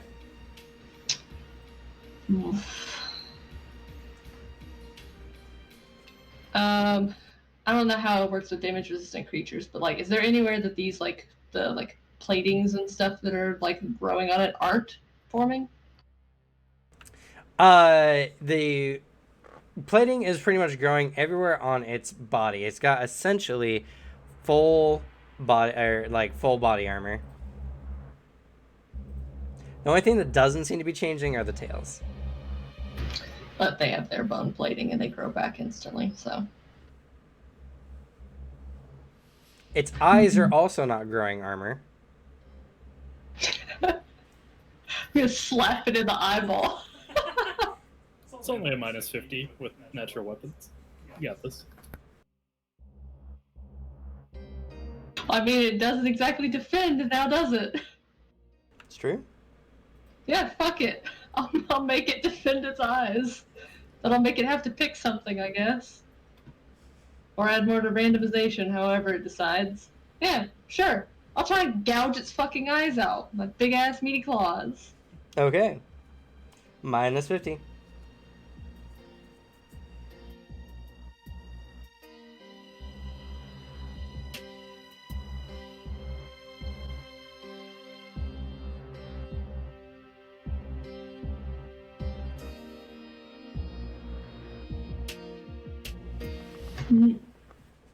That was a really solid attack. I've rolled consistently, like, I want to say 30 and 40 or 80 and 90.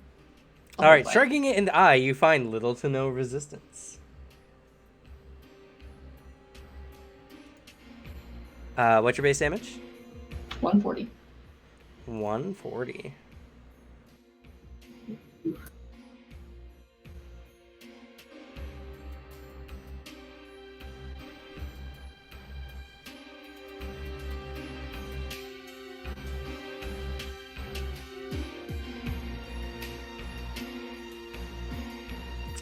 It howls incredibly loudly as it rears back, blinding one of its 6 eyes.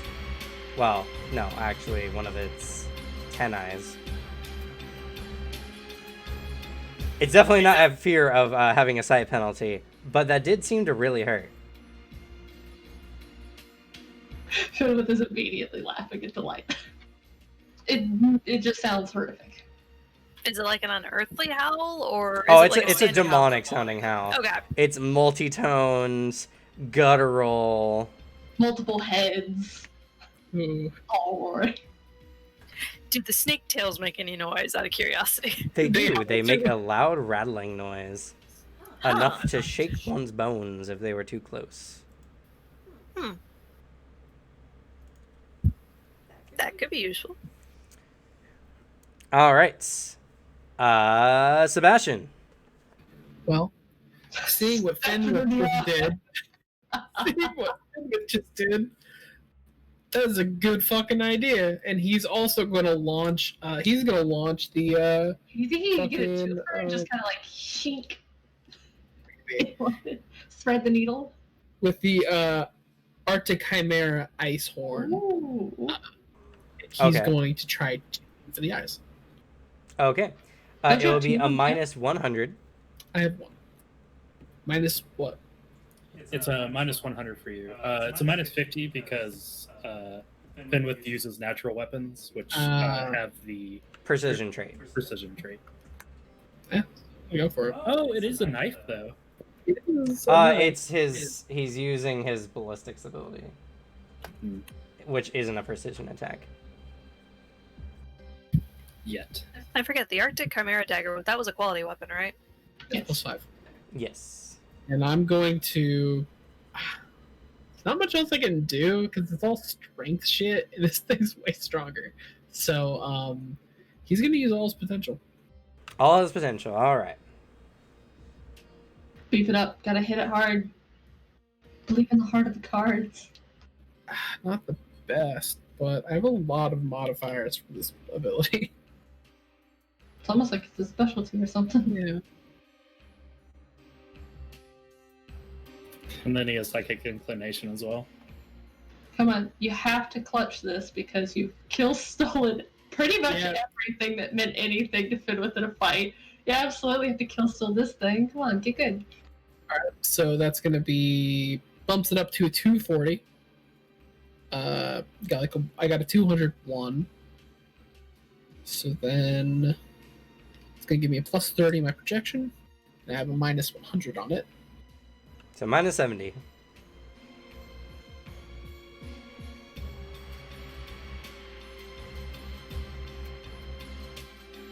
God, this dice used to be so good. Now it's just rolling me like 30s.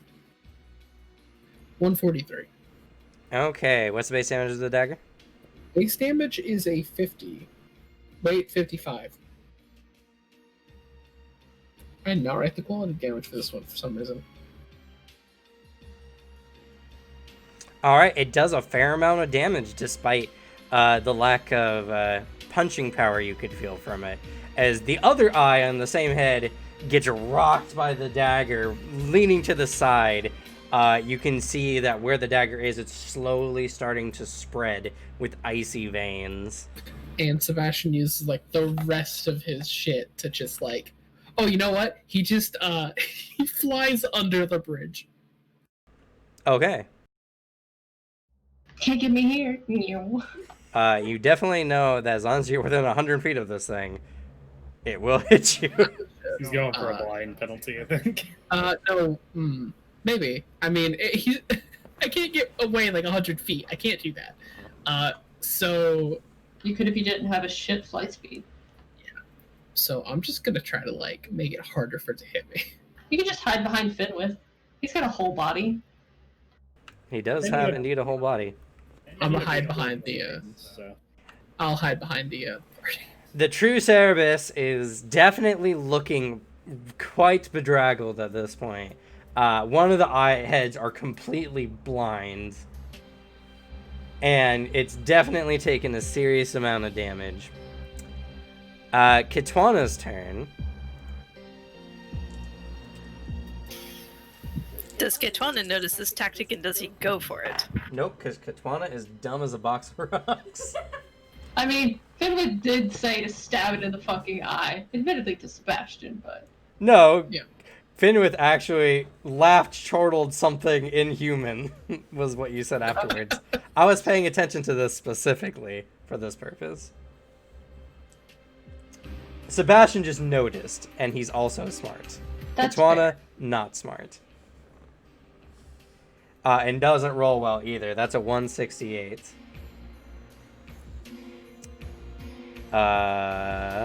okay. He can have fun stubbing some more toads.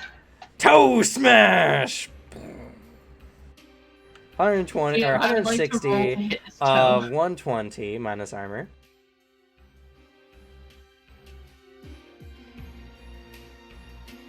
Is your mustache a little wily, Devin? No, just pecking at it. It's such a bad habit. I do this to my beard way too much. I normally don't notice it, but it was just like you were specifically grabbing like one piece at a time in different spots, and it looked like you were just straightening everything. Like, I don't think that's gonna work, but It was terrible in Alex's video. I noticed I was like doing this the entire time. You know, I didn't notice it at all because I think because I do that so much that I was just, yes, normal behavior. All right, Kitwana's second strike, minus 25. He rolls a 1. Oh, poor man. It's not a terrible one, though. The second strike, he comes at the creature. The Cerberus is just riling so much from being immediately blinded that he just misses the swing altogether.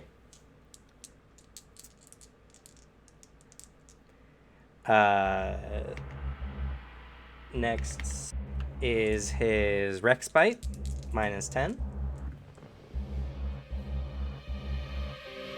So that's going to be a 208. Finally, a decent number for once, Kitwana. So 200% of his damage minus armor.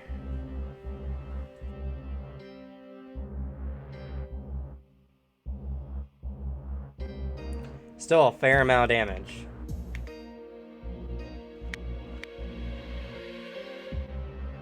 anything to get this thing lower before it beefs up some more.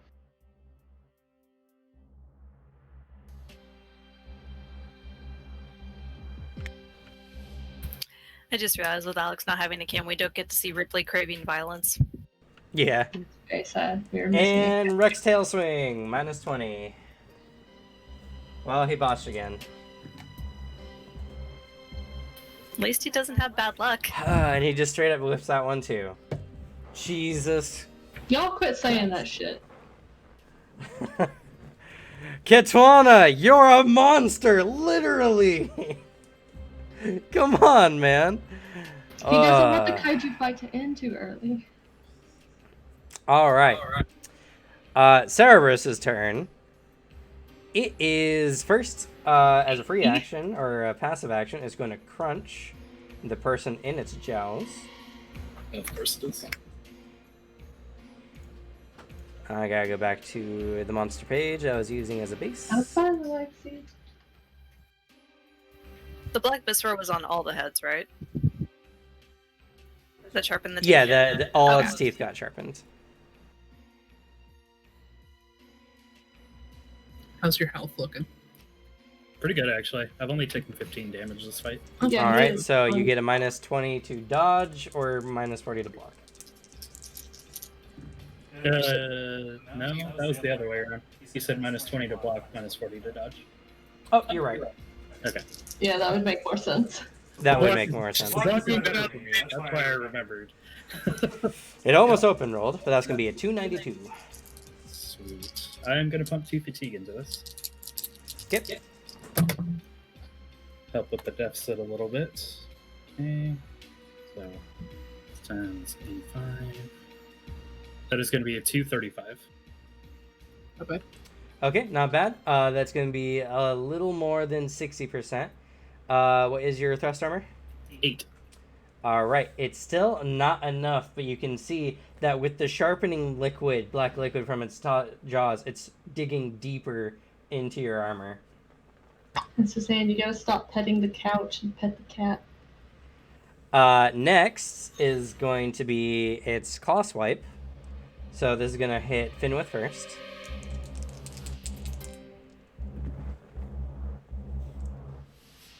Not a super high roll, but that's still going to be a 258.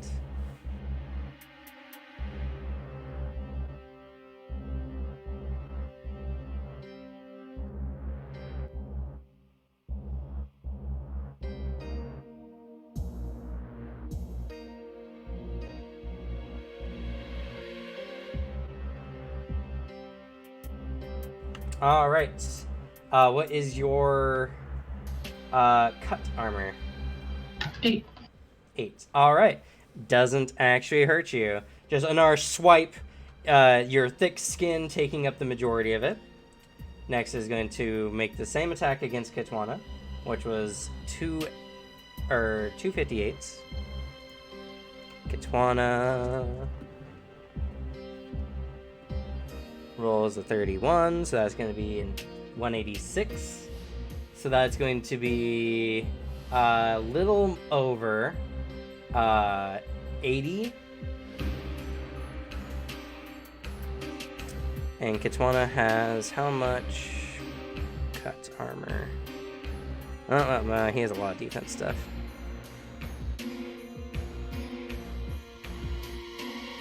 He has that plus...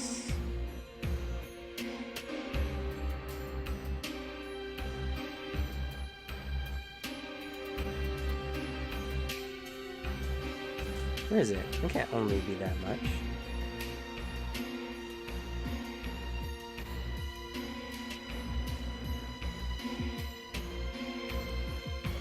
No?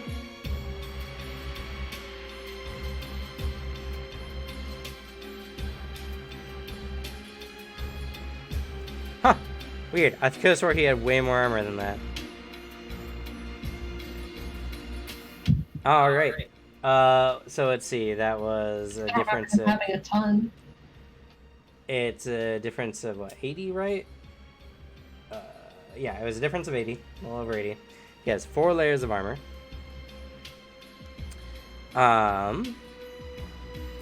So Crypt is gonna hold her defense though, because she doesn't know someone squishier is going to get hit or not with those tail attacks. Yeah, that's fine. Kitwana and I have a lot. Yeah. So that's going to be 40% hard to kill. of its damage, which is 60 damage.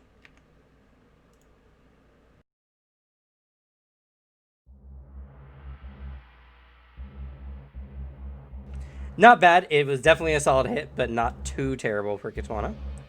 And then the tail attacks. I think Anastasia is the only one who's taken really shit damage.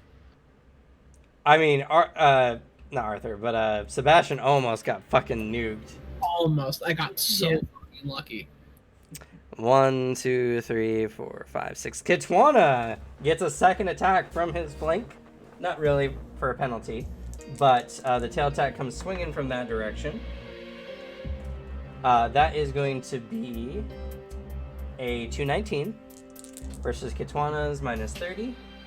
Oh, he botched again. Come on, Kitwana.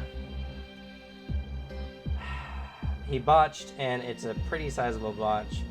So he's got to subtract 78 from his defense score. Which is not going to be good. Oh no. She might have to help Sigfrida is going to block this one. Yeah. Alright, potential. Shit potential, but that doesn't matter. She designs to at least get the minimums off. Oh, wrong character sheet. So that is going to be...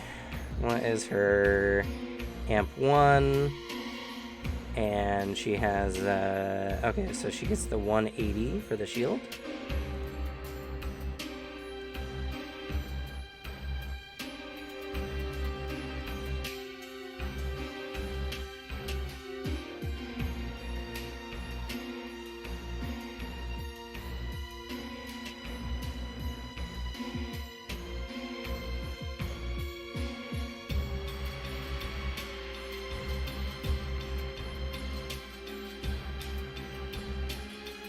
Oh, there it is.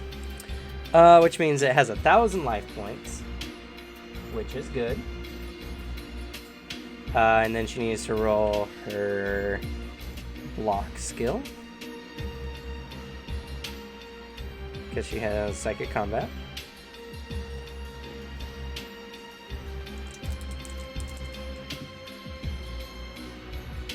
Almost open rolled. She does successfully block it. As the tail is coming for Kitwana's side, he notices it just a second too late, but then this force appears, and the large tree trunk size lion head hits it and like gets diverted off and blows off. The shield visibly takes a fair amount of damage, as that was going to be 210% of its damage. Ouch. But fortunately, she rolled a really high shield, so it maintains. All right, and second tail attack. And this is going to go to the person before Kitwana, which I believe is Finwith. No, it's Sebastian. Fuck! I'm hidden though. I'm hidden. Unfortunately, not from the tail. At least I have a shield up. At least you have your shield this time. Yeah. As you like flew under the bridge, suddenly one of the tails comes screaming down at you. God damn it. That's a scary one. That's a 260. Hey, remember when I said, like, be careful if you're gonna get, like, knocked out or anything, don't go somewhere where we can't catch you? I got a 208. Under the bridge is the worst place. 280, you said? 208. 208. Okay. So that's going to do just under, or just over 50%. So that's going to be 50% of its damage. I gotta go back to its damage page. It's not going to be a friendly amount of damage. Well, I have a life bar of 490 currently. Is that just for your shield? You didn't Yeah. successfully block it all with your shield. Because, you know, it got a higher score than you did. Yeah, that's fair. Do you have impact armor? I have Oh well, I am wearing the Arctic Chimera pelt, so I have 2. Okay. We have the Shouldn't you also have armor, yeah, you should have the Kong Spear on too. which is quality hide. I don't know if he stacked it because he's a wimpy baby. Yes, I can't wear that. Like, I'm too bad. Well, that and the penalties for multi-armor. Yes, stacking. the Arctic Chimera pelt does very similar. It's just I don't have the penalty for wearing it. Okay. So I have 2 armor. 2. Let's see. So that reduces down to 30% of its damage, Better. which is good. That's gonna be 36 points of damage All right, I can take that. as it slams take into another. you. Your shield takes. Also, don't forget it degrades. Yeah.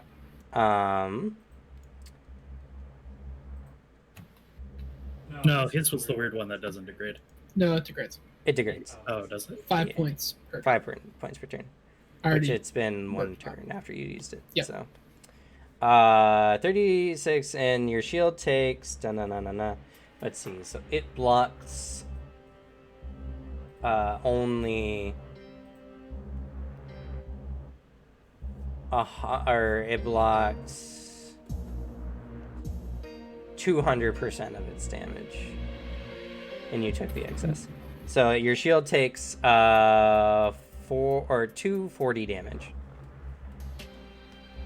Yeah, I like I said, I can't take another one of those. All right, that's the end of that. It's turn, Alexi. All right. You're being crunched, munched, generally chewed upon. But I don't think the inside of its mouth and throat are resistant to ice. Can you be like Honestly. an ice bomb? Can you just like kind of down there and then Hercules, yeah. Oh yeah, also don't forget it's still bleeding. Yes, 1 more damage. Man, it'd be so funny if that killed it though. That would be. you killed it with fucking tick damage? Yeah. 1 point. Do I All want me. to do that?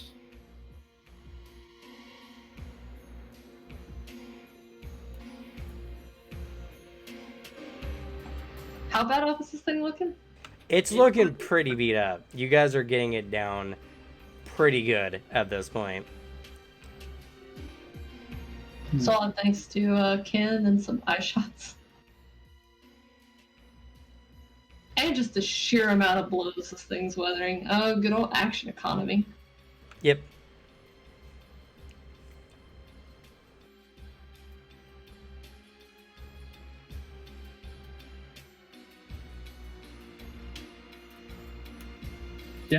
I'll try shooting it in the eyes with Frostlinder. He'll accumulate. Or actually, he doesn't even need to. He's got the necessary key for that. Yep. Cool. All right. The ice begins to spread and crack out into a bunch of spikes as he begins unleashing it. And he's going to try to fire it into its eyes as he sees his allies doing so. Okay. Minus 100. Well, minus 110 because I'm partially immobilized. Oh, yes, you are correct. All right, let's see how this goes.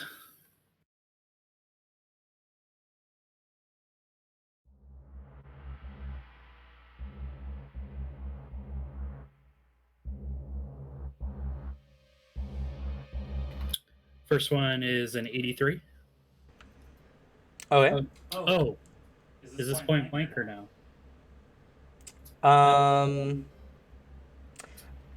Because I am in its maw. It's a very weird situation. Yeah, I would say it was point. We'll give it half point blank. How about that? We'll Okay. compromise. Let's see. That's going to be So plus 15. plus 15 onto that. That's going to be currently at that negative. So it's going to be a 98. Okay. What's your base damage? For this, 110. Good amount of damage. Next one. Oof, much worse roll. Let's see.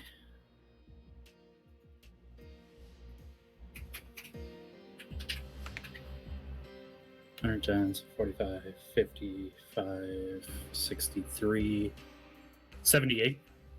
Okay.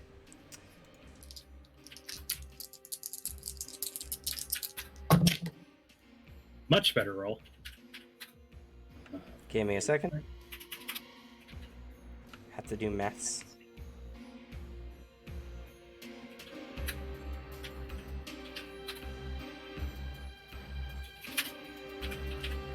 Okay, go ahead. 135. 135? Yep. Okay. Last one for his range.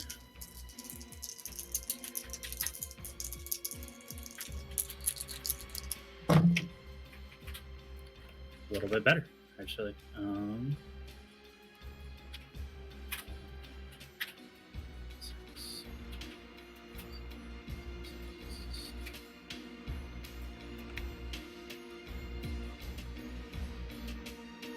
I realize I should be typing this in the chat. 136 attack for the last ranged one. Anyway. Okay.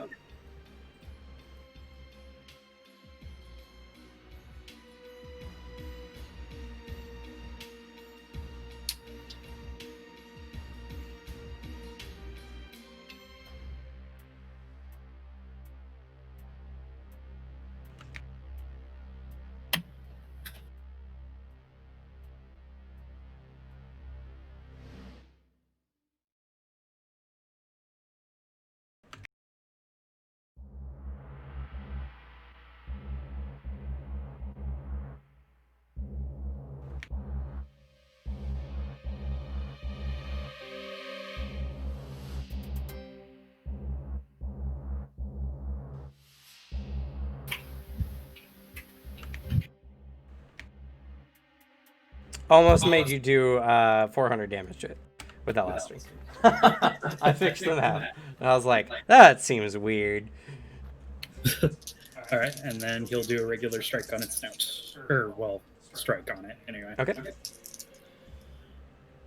So minus otherwise, 25. that's a minus Or so 35. minus 35.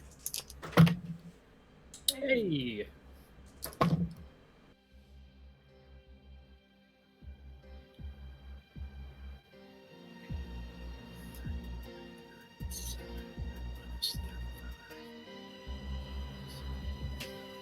$272. 272. Nice. That's a good blow. I rolled a 99 and a 55. Or 53, rather. Solid.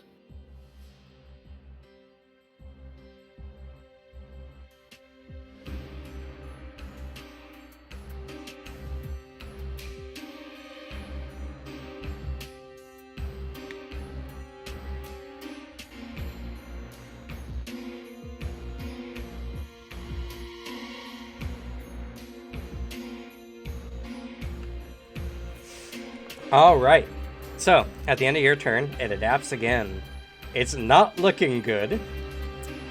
All the heads on its body begin to sink deep into the skin. One of the two remaining heads that isn't currently clamped onto you opens its jaw wide, and this feeler-like thing grows from inside of its maw, sprouting little antennae. Okay, it's decided no more eyes. Also, it has decided its attacks are not quite as effective as it would like, so its claws also begin to bleed that blackish ichor. And the ichor on the teeth also sharpen even deeper.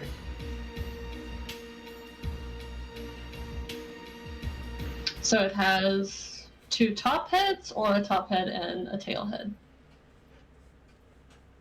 What do you mean? I thought you said there was only 2 remaining heads, all the rest of them. They're not currently biting down on a target. And then I changed my mind because I wasn't going to have them both do it. So essentially you have the 3 front heads. The one in the middle has lifted up and has grown a feeler out of its mouth. Okay. One is currently biting onto Alexi, and the other one is still there. The one with Alexi is also blinded. Okay. Not that it means too much to this creature, but for frame of mind. Also, those thick shells on it grow even thicker.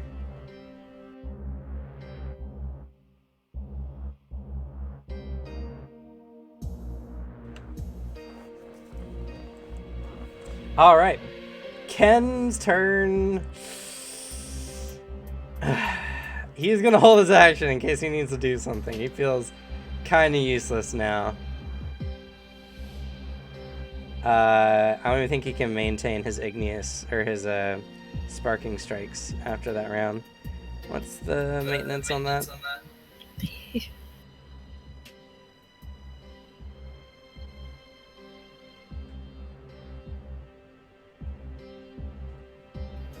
I think it depends on the technique. Like my armor and ice sword is not too bad. It's them together is like 5 maintenance.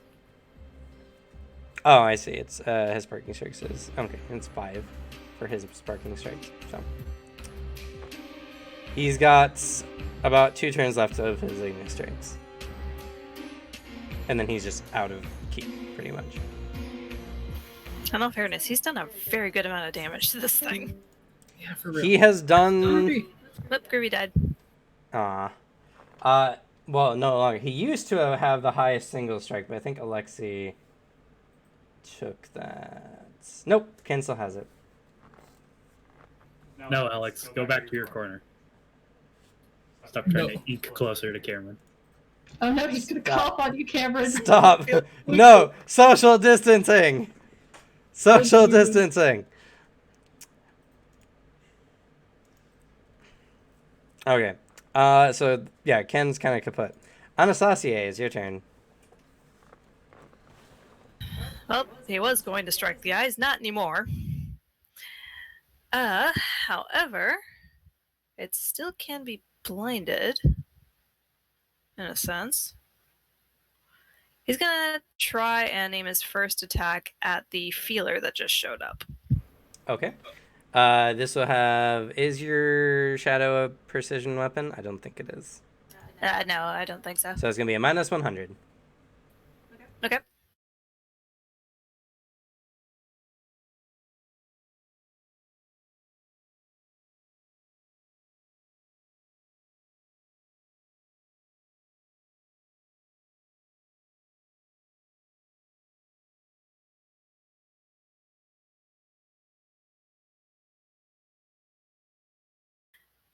That's a 140 to hit. Okay. Your spike slithers across the ground and comes out, piercing it. The little... It's a very small appendage. It's not that thick. Falls, like, into the bottom part of its maw. And you guys just watch as it grows back. Okay. His second attack, he just aims at a random part of it. Okay. This thing has already adapted the ability of instant limb regeneration. Still pretty good to know. Yeah, it's a good testing strike. So. Yeah. Works on more than just the tails.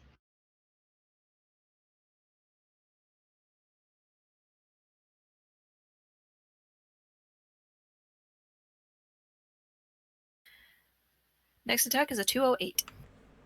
Okay, and that's with the minus 25? Yes. Yes. Oh, right. So that's going to be 200% of your damage, minus armor.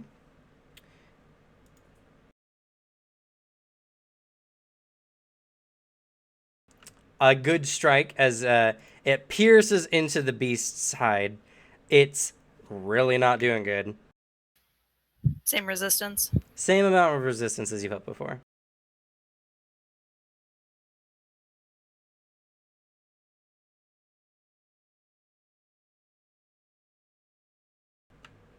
All right.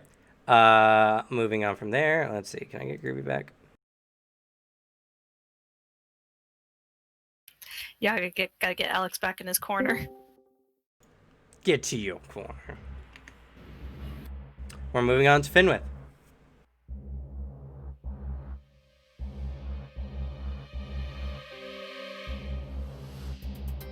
I do what I do. It's all I do well. Can I see any spot that, like... See, eyes are no longer a valid target. And it's getting more and more plating. Yep. The plating is a different color from the bone plating for the tail. Don't know if that would be of much help, but maybe it's a different resistance? There is I a don't know. significant reason for it, but... Well, you guys have to find out. Would rather stick with the core body just because he's not sure if damage to the tails even confers to it, since it just pops them back instantly anyway. Plus, they're on the other side of it. That is also true. And this thing would probably get very angry if you tried to go around it right now. So instead, he's going to target the head that currently has Alexia in it. Okay. For mechanical purposes, you can attempt to help Alexi break free from its maw. It'd be a full action, but you can give him a +3 to a strength check for doing so. The heads already have these very thick collar-like material on them.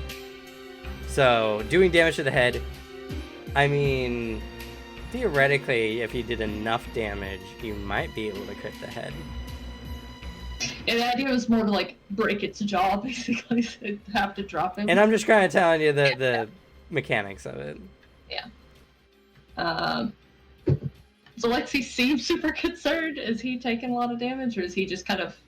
He's kind of just dangling there, actually. He's taking no He's damage. kind of riding the ride. He's like really excited about the fight. He was just... It's kind of like a cowboy on a wild horse. Okay, yeah, don't worry about it then. I'll let you enjoy your bucking bronco. Well, I guess I'll just go for one of the soft spots in the body where somebody else has done it, and one of their slashy weapons or something, and try to basically just punch it. Okay. So back to the usual. I did roll really well, but unfortunately, once again, did not overroll. But it is still a bad attack. I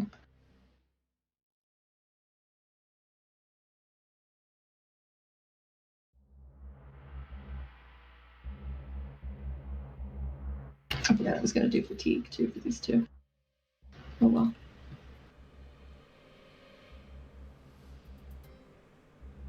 You have to declare fatigue before making the roll. That's why I said I was going to, but I. Oh, I see. Okay. 274. All right, you strike into it. It's very dense. You feel like you got a really good blow off on it, and yet you don't feel like you did really much more damage than you normally have done.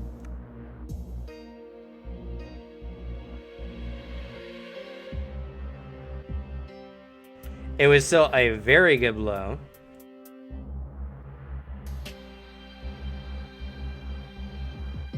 What's the Oh, first one? actually, I don't need to worry about the math on this one. Because as you strike into it, into its body, it seems to finally succumb to the sheer amount of wounds. As you hit it with your massive form, it slides back a bit, collapsing to the ground. Alexi, you're freed. Nice. As it collapses and no longer moves, you guys have a brief moment of respite. A few It seconds. was still kind of edgy. Like, yeah, no, he's holding back, ready for this thing to like start to back up some more. As its flesh begins to melt away. No. The plates begin to fall off of it. So, oh, you're not above it anymore. If you were above it, you could see its spine begins to become more and more prominent as it feels like the flesh of this thing is melting off of the bone. From There is a outside of its mutated carcass, it arises as a skeletal form with that same white plating that matches the tails. And it looks much faster than it did before. Well, since I was holding my second attack, I take it again. Alrighty, go ahead and make an attack roll. But this time I'll put fatigue into it. And it's only the white plating, it's not the same black plating as before. Correct. It's just a skeleton. And now I imagine it's not damage resistant. We actually have to try and hit it. Who knows? That's my guess.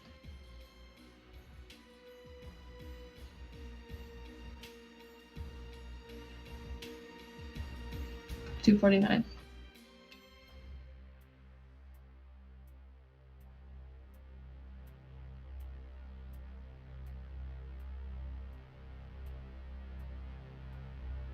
I apologize. Give me one moment. I gotta find its stat equivalent.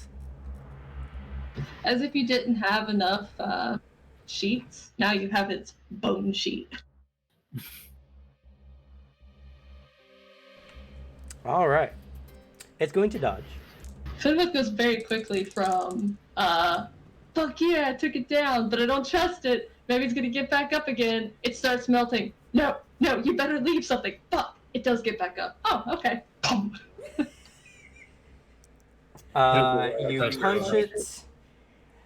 You get a barely scraping blow off on it, as it only got a 230. Let's see. 239. A 10 difference. So 10% difference. The bone plate does have armor, though. It has not a lot, but you don't do damage. As you strike into it, that same rattling noise from before reverberates through its entire body.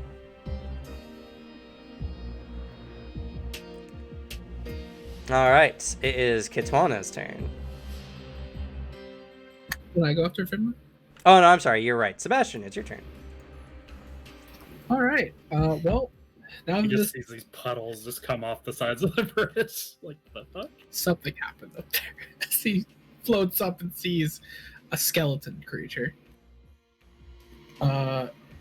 Is the spear still in it? No, it is no longer in it. He's gonna launch a spear at it. Okay.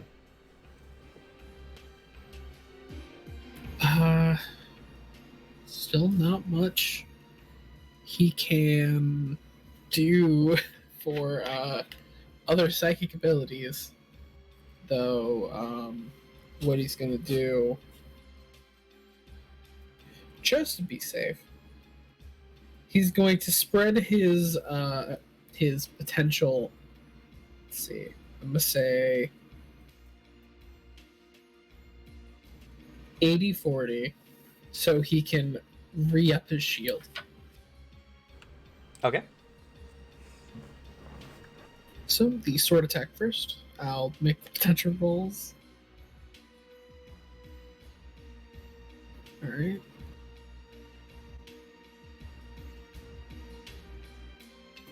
Well, that bumps up to got a 184, bumps up to 240, plus 30 in my projection. Okay.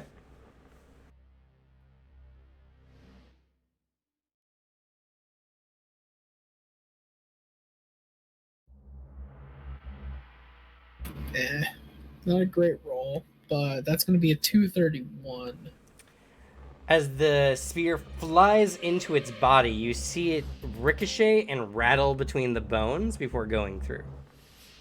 Yeah, Watch This it ping pong theme around. seems to be immune to thrust damage. makes sense. As he says as much to everyone, just thrusting attacks won't work. And then he ups the shield. All right. Now it's Kitwana's turn. Kitwana just shrugs and he's just like, it gets up again. Kitwana, put it down again. And he's going to go in for his gargantuan step and roll an 8 because it's Kitwana. It doesn't botch, so it dodges.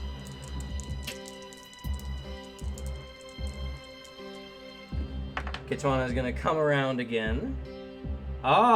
He gets a good roll. His second attack, it's a 94. Just shy of a open roll.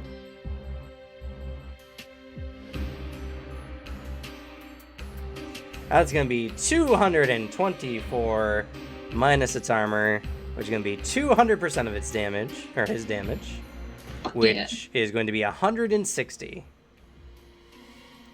That is awesome. Okay. I hope Kitwana doesn't kill it, because if it does, we're not going to hear anything for the rest of forever. But also, I kind of hope he does. Unfortunately, he did its hit points on the dot. As Oh he my strikes God. into this I love thing, him. boom! It explodes. You know, it's a good thing we were both here. Got phase 1, you got phase 2. Man, you guys should really try harder. Exactly. Kitwana took on that one by himself. Alexei looks like he's about to be excitedly going into the fight, and then just like, Just so you know, it had Arctic Chimera stats. Oh, we're never gonna hit that motherfucker. Yeah. well, Arctic Chimera stats without the nonsense. Yeah. It doesn't increase Yeah, no, I got dodge you. or anything. But yeah, that was its second phase. Its last phase, it becomes super agile. Didn't even get a chance. No. Immediately, Finn like picks up one of like the skull pieces, just holding it like, don't melt, don't melt, don't melt. Besides the flesh, the bones seem to remain. Your camera's bad. Fenwa's got a new toy. As Alexei's like watching, the ice falls from his blade and just crashes, and armor and just crashes onto the ground, placing his sword back into its sheath. Sebastian floats down to the bridge, and as he's floating down, the ice knife and the spear just kind of whiz their way towards him and sheath themselves. Finn drops the Kongsbjorn form, still in the bear form though, and just excitedly is rustling around all the different bones, muttering to himself for which to pick. And they're all pretty fun size too. You can do what Hades has in Hades and just have one of those. Because the lion skulls are just the wide-faced, big-eyed, like the Chinese version of the lion face, you know. Have one of those as a pauldron. He's already got the bear pauldron on one shoulder. Yeah, and I'm gonna have the true Cerberus on the other. Or maybe you can use its spine for something.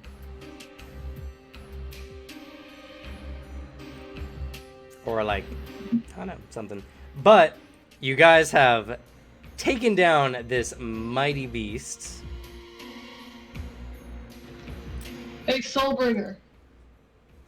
He's about a half mile He's away. about half mile away. Does he at least see the thing drop? Oh, I'm sure. Yeah. It's fine, I'll gloat later. By the way, Actually, I have a better idea. I send my shadow to go drag him this way. and doesn't have that kind of range. I don't think you want to send your shadow over to him since he's pretty much conditioned to, oh, shadow kills. Send it over. It just By gets the cut way, after, whilst you know, looking that through it's its possible. remains, you find gear. Yo! Oh, right. Probably, Gathering things up like, ooh, piece of candy. Ooh, piece of candy. probably eaten adventurers. Probably some nice powerful ones too. If they survive. Yeah, no. He's like going over every single bone, and as he finds something, he just kind of picks it up, just clips it onto something, shoves it in a spot. Doesn't even like, it's fine. That doesn't matter near as much as finding the perfect bones. So for the sake of the Arctic or the true Cerberus, what it does, unfortunately, its adaptability as a Geonos is too high for you to mimic. So you don't get that fun ability. Oof. But Allow me to become a god, Cameron. Come on. no. If I need It's- to look like I am legit Devourer spawn. Just think of it as an over-leveled piece of gear that you're gonna keep with you. I already made Vale an overpowered piece of shit in another game. We're good. Astrid was a redonkulous character. I don't regret it, but you've had your time in the sun. Let me go to... It's not a matter of being overpowered, it's a matter of having an answer to any problem when it comes to adaptation. That definitely counts as having an answer to every problem. No, shh. It's not overpowered, that's just fun.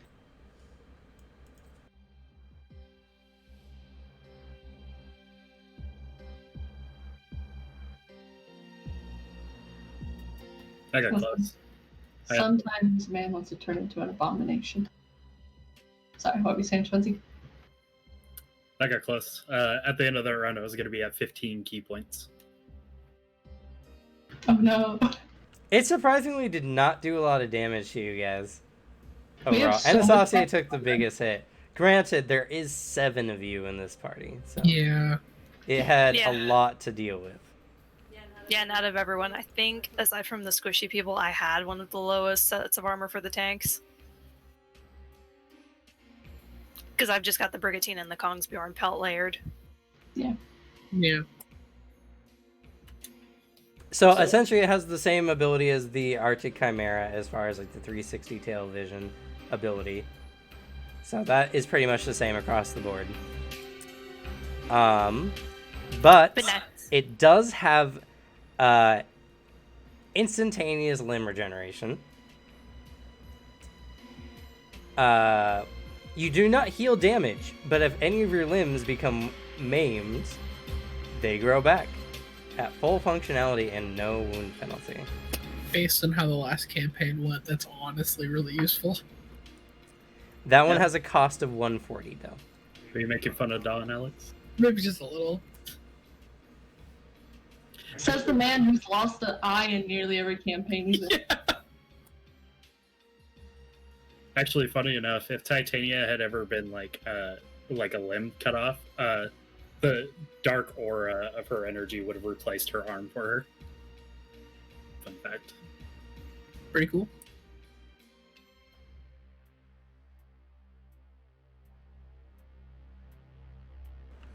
Where was this other power? But now you can customize your snake tails. You can make them look like the Arctic Chimera tails, or now you can make them look like the lion head or skull lion heads. Yeah, that one has options. I can have weird skeletal protrusions. Or I just have weird fucking lion face tails. Oh yes, here it is. Dun dun dun dun dun dun dun. You have an attack that you guys didn't get to see used, unfortunately. It didn't come up in its cycle. But you have a bone-shaking rattle, as long as you have the tails active. The ability costs. Where is it? I'm trying to find the special attack that makes it.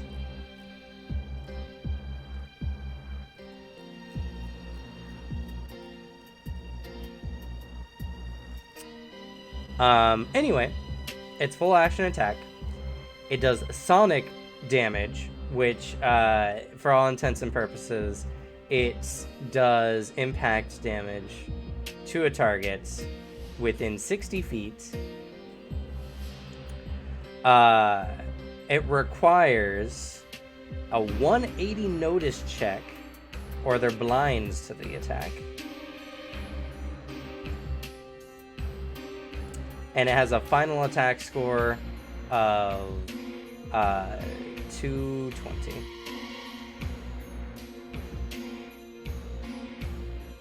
Not bad. It is a full action attack, though. Is that a single person attack, or is that just an area attack for anyone that gets within 60 feet of it? What happens is the tail begins to rattle loudly.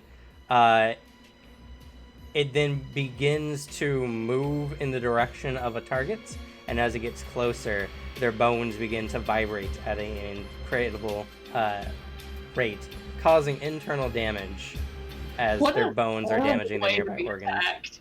It is a very horrifying way to be attacked.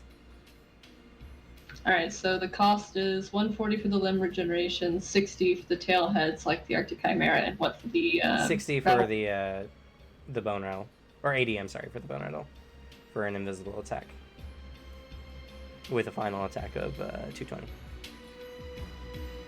Also, it has synergy with one of your other abilities.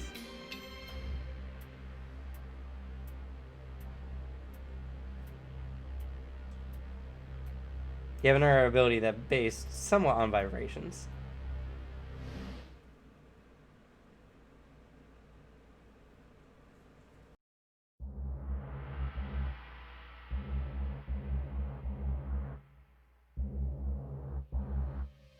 It's from your Arctic Chimera. I can't use both. Who said you can't? You just can't use the same spell twice, but it doesn't mean you can't mix and match your abilities. Oh, okay. I You didn't just know must have both their parts. Oh, okay. You're a shaman. You only just require to have their abilities. I was contemplating having a quest for you to learn a new version of your spell, like Chimera Transformation or something. Which we could do, if that's what you want to go about doing it. But for all intents and purposes, if you direct your sonic attack at your pillar, it will automatically explode. That is a cool attack. Which turns a single shot into an AoE. Yep. I think the Needle Storm has a slightly lower... No, it has more damage. No, I'm talking about final attack. No, it's a 280. That's a 280? Ooh. Yeah. The other one's a I mean, it 220. takes you 2 full round actions, but Yeah. like... If anyone's near that after one round, they won't be after that round, that's for sure. They'll see that shit and they'll be like, run, it's the crystal!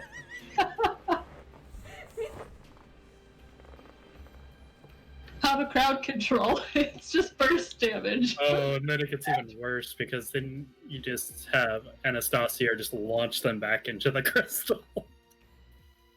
And then does the God. true Cerberus get any, does it also have the size thing? Same as Kongsberg. Nope. Oh, come on. There you go.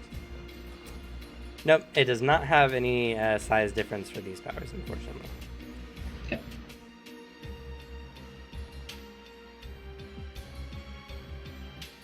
I guess I'll ask, what does the loot look like?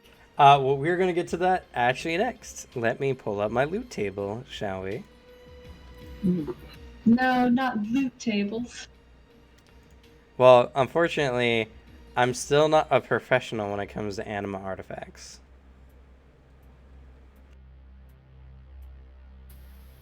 Sebastian, you feeling okay? You look like you took quite a few hits. Just one. He's using all his points to withstand pain. Just be composure, just be good. He has like a gash, but I'll recover. I was a little worried when I saw it go down after you, admittedly. That was unexpected. I mean, the last time I saw you take a hit, you didn't get back up. It was like a slight smile. I fight more effectively in a group. All right. So, within it is a variety of quality weapons. Most of them are of the +5 variety. There is +5 chainmail, +5 half plates,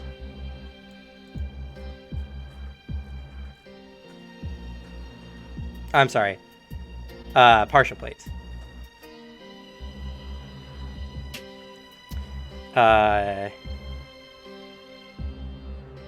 There is an armored long coat of a unique type of leather that you guys have not seen before. It's a +5 armored long coats that has 5 resistance to heat, or 5 AT to heat, instead of what it would normally have.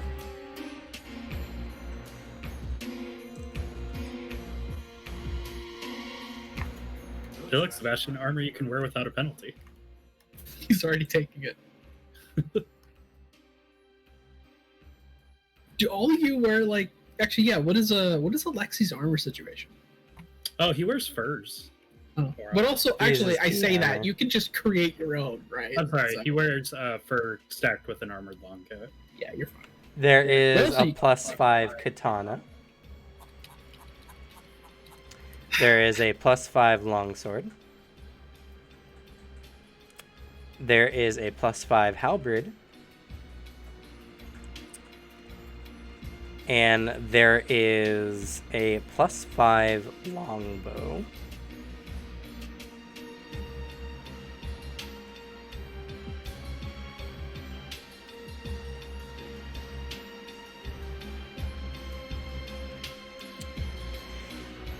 You guys also find a set of silvery earrings. They're known as Iru Peligri, which I will type that in the chats.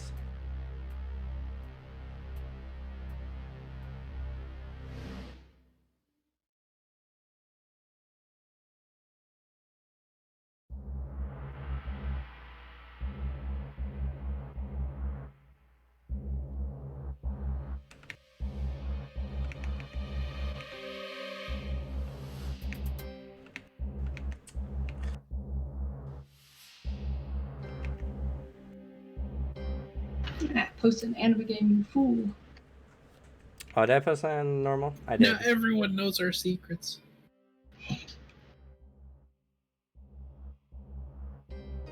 You fool! Now all of China knows we're here. These earrings are a pair of earrings when worn by 2 individuals, allows 2 people to communicate at any distance as long as they are on the same continent.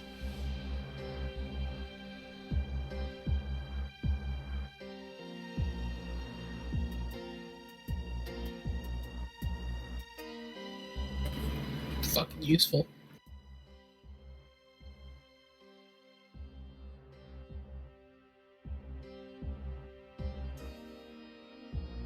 You find 2 rings of a similar design as the earrings. These are Iru Vanagri.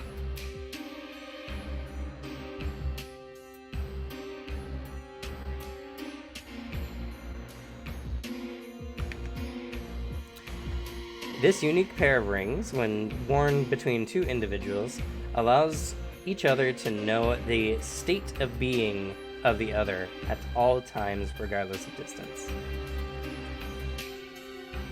Oh, it ate a married couple. Yeah.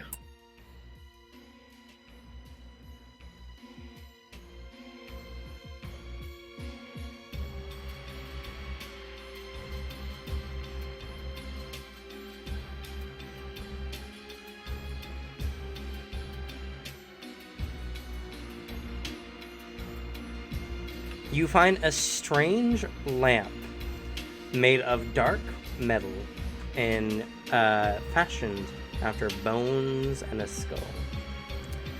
The lamp seems to illuminate a faint purplish glow.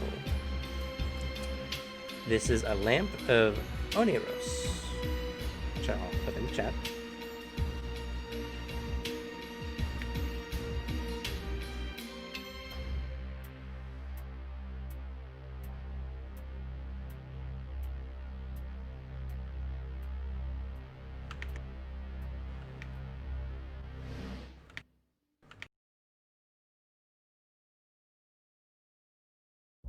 Happen to have tons of tiny little fine designs on at the bone.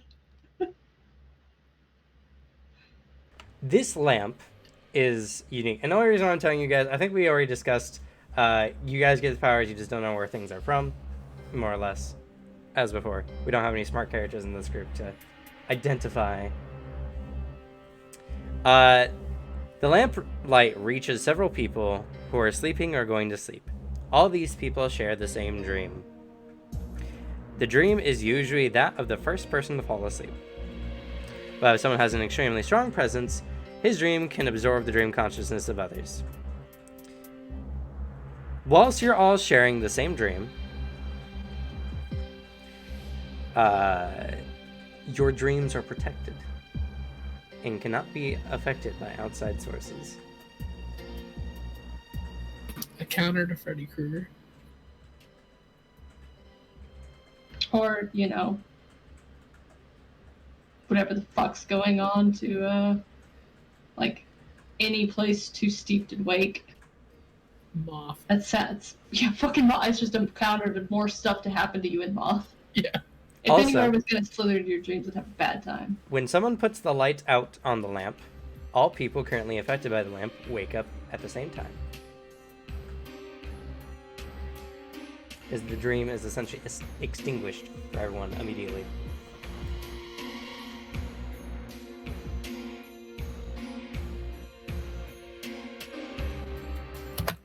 So would it I'll play to wake everybody up. So would it affect the dreams of someone that doesn't sleep as much? Yes, anyone who sleeps Okay. is affected by it as such. So instead of his normal 45 minutes, he'd have to sleep full 8 hours like normal people.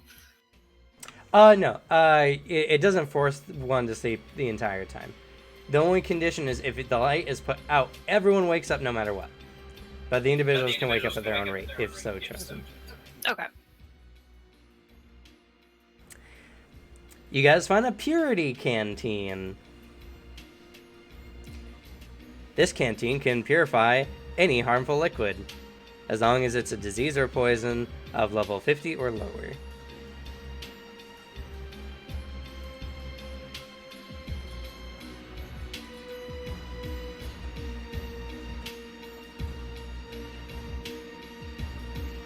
You can also, the purity canteen, any liquid within it has medical properties. You can drink the water from the canteen, and it grants any character a reroll on a check of a disease or poison of level 40 or lower.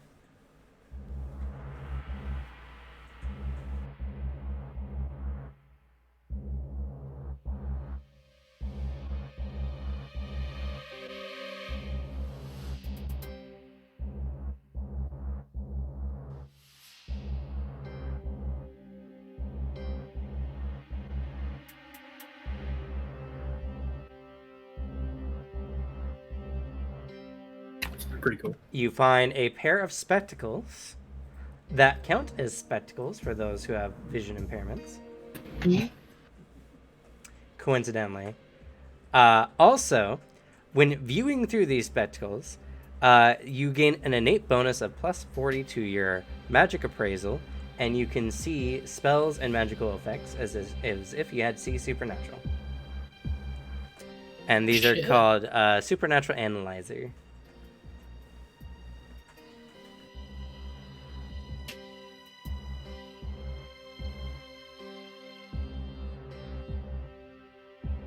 Downside, you look like a nerd.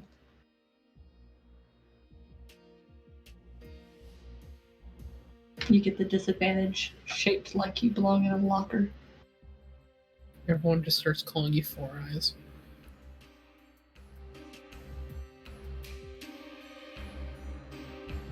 Now, what were they called?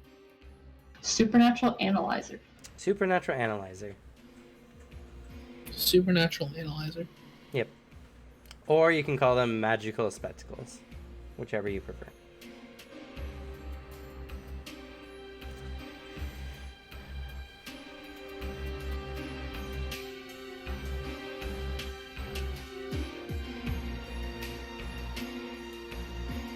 You also find a unique katana with what appears to be lightning bolts inscribed upon the scabbards, though they are dyed with a reddish-orange hue, as if the scabbard was ablaze. This one I'm going to have to copy-paste, or 1 second.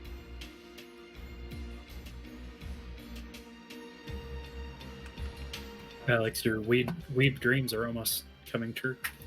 I like This how is I a Taiyo Notsuki. I like how I said specifically that I wasn't planning on giving Sebastian a katana, and here we are. This is purely for the fact that Deimos and Phaeon characters enter the tournament more often than anything. This katana is... Let's see...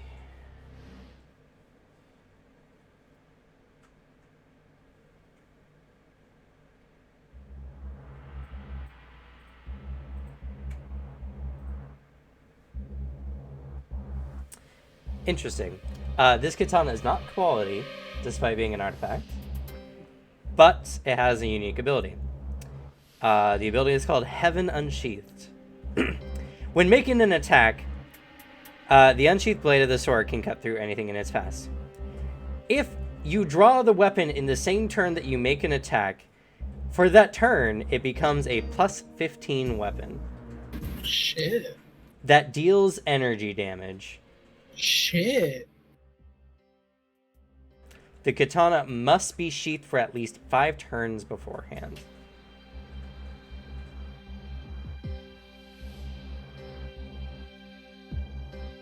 Wow. There's an unsheathed build you can go in this game too. Yeah, you could really do a Baito build. Just wondering, would launching a sword out of its scabbard count? Like, No. Fuck. You must make an attack using the sword as it is meant to be used. Never mind then. I won't take it. It's a very good weapon. It's very situational, but it's good as a, alright, we need to fuck this person on the first round, because there's not many things that have energy armor. No. Yeah. And you get one other special weapon.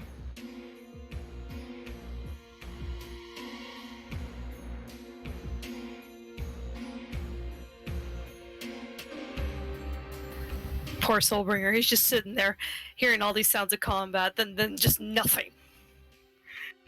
Looting the Soulbringer.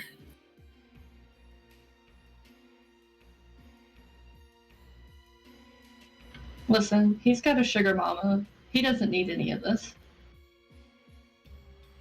He didn't put in the fucking work. No, if anything, he made this fight technically harder for you guys. The creature, again, it was not in its attack pattern, but it could.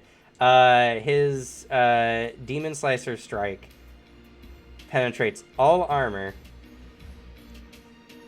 has complete AT penetration. Dawn can beat it. Because if you completely penetrate Don's armor, he gets half his value still.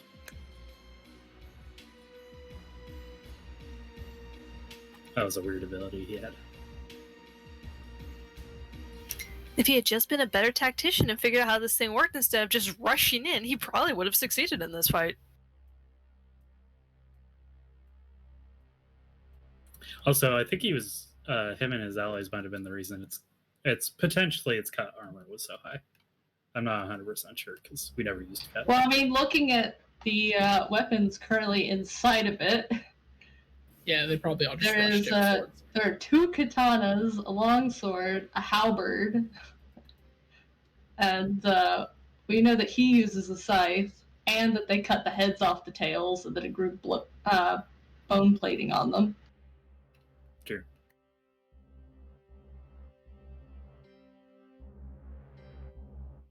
And Kitwana and I would be the reason it had such high impact armor, except it's fucking dead now. But on an interesting note, Sebastian did not get the last kill shot this time around. An NPC took it this time. That's Sad. fine. Fenwith is delighted because the kaijus got to kill it. Alright, I could not find one that was appropriately powered for you guys. So I had to make my own. You guys find a Lawbringer. Whoa. We'll get in trouble for having that. Yeah. You guys definitely can. If we know Except what we're it a bunch of fucking heathens anyway, and fuck the Inquisition. In your typical fashion, this blade is decorated with various carvings of the Holy Cross and various other types of more religious kind of design, including a wing pattern. The blade has a gradient from black to red, with a gold and silver blade. This sword is a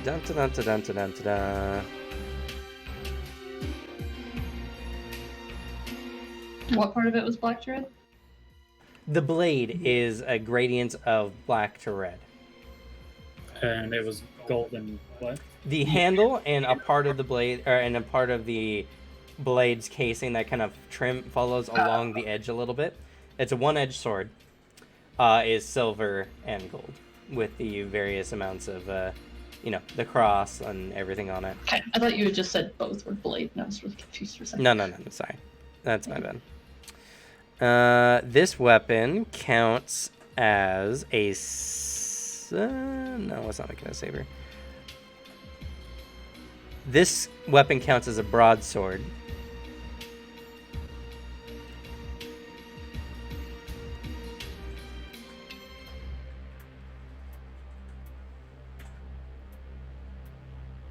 I cannot imagine this thing has eaten an Inquisitor. Because that means an Inquisitor went to the Lords of Fighting and didn't have an aneurysm from all the heresy. Maybe that's why he went down there. To finally Maybe, stop it. maybe somebody else took it from an Inquisitor. Or alternatively, it's an archaic lawbringer from like another time. Fair. We don't know how long this thing's been guarding. That's true. They have an interesting history. Anyway, for all intents and purposes, this is a plus 15 weapon.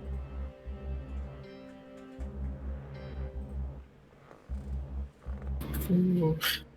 Also, it has an ability called Fiery Blood. If the blade is covered in the blood of a supernatural creature, which for all intents and purposes is a creature with a genosis of 20 or higher,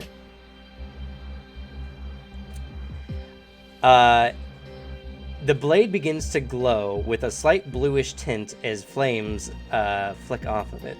The weapon produces a heat-based elemental attack that increases the weapon's base damage by 20 points and inflicts fire as a secondary attack type. The effect only lasts for a few minutes, so one combat, after which the blood on the blade is completely consumed by the fire. Okay, let's tell him. One combat, pretty much. It says it lasts for a few minutes, but it's essentially a combat.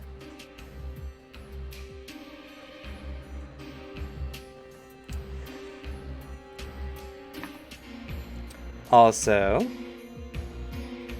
Oh, I'm sorry. It's a plus 10 weapon, not plus 15. They have a specific rule that says that they're all always plus 10 weapons.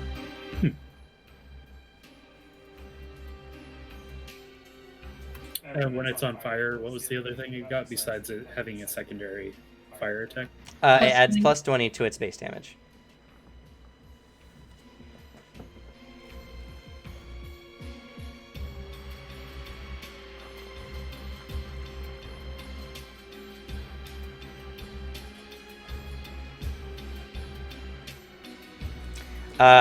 All Lawbringers are supernatural weapons, so even without the use of aura extension, they can always affect creatures with hardness or otherwise. Or immaterial.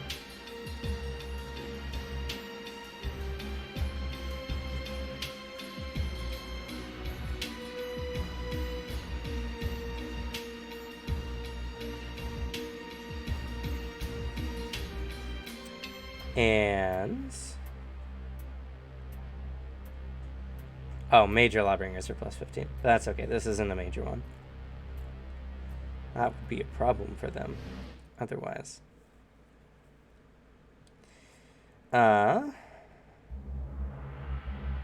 This blade also does stigma damage. For all intents and purposes, all wounds caused by this Lawbringer heal at the rate of sacrificial life, which means they can only restore 5 hit points per day, no matter what their regeneration is.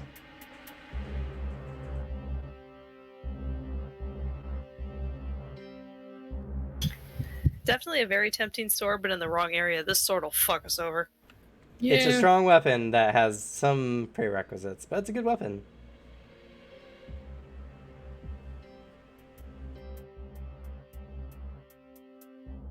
Oh, for all intents and purposes, for Stigma, creatures of the Gnosis 35 or higher are immune to its effect. If you guys find a 35 Gnosis creature, you've done something very wrong. Yeah.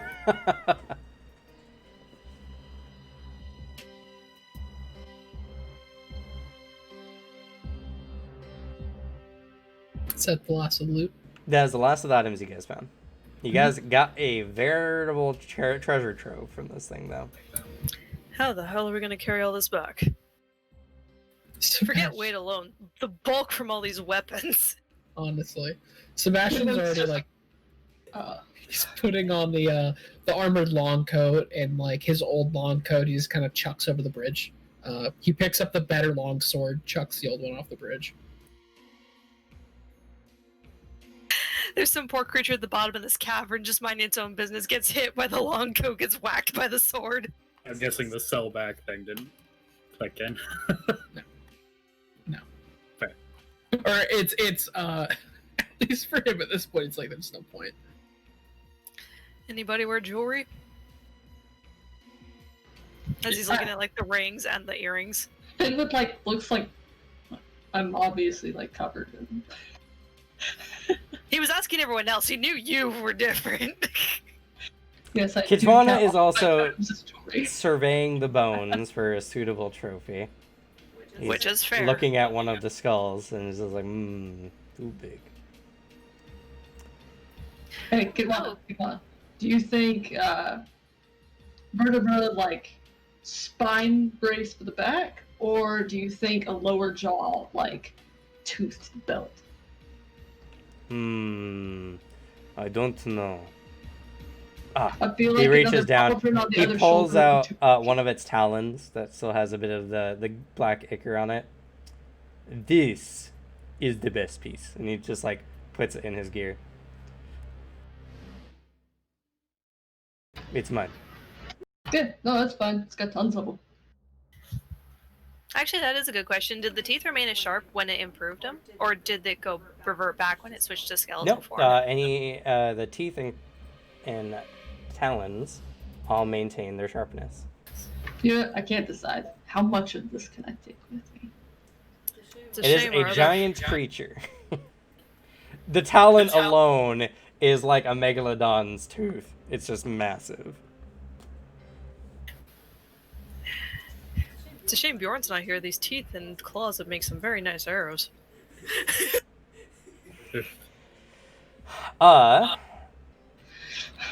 Sigfrida doesn't seem overly interested in the gear that's been dropped from this. She's just looking herself over, making sure everything's okay. And just kind of huffed a bit. And Ken is looking at some of the gear like, ooh. What does he use? He's a fist fighter. I was about to say. But he doesn't mean he doesn't want cool shit. Which is fair. This is a hard fight. He deserves at least a nice trophy.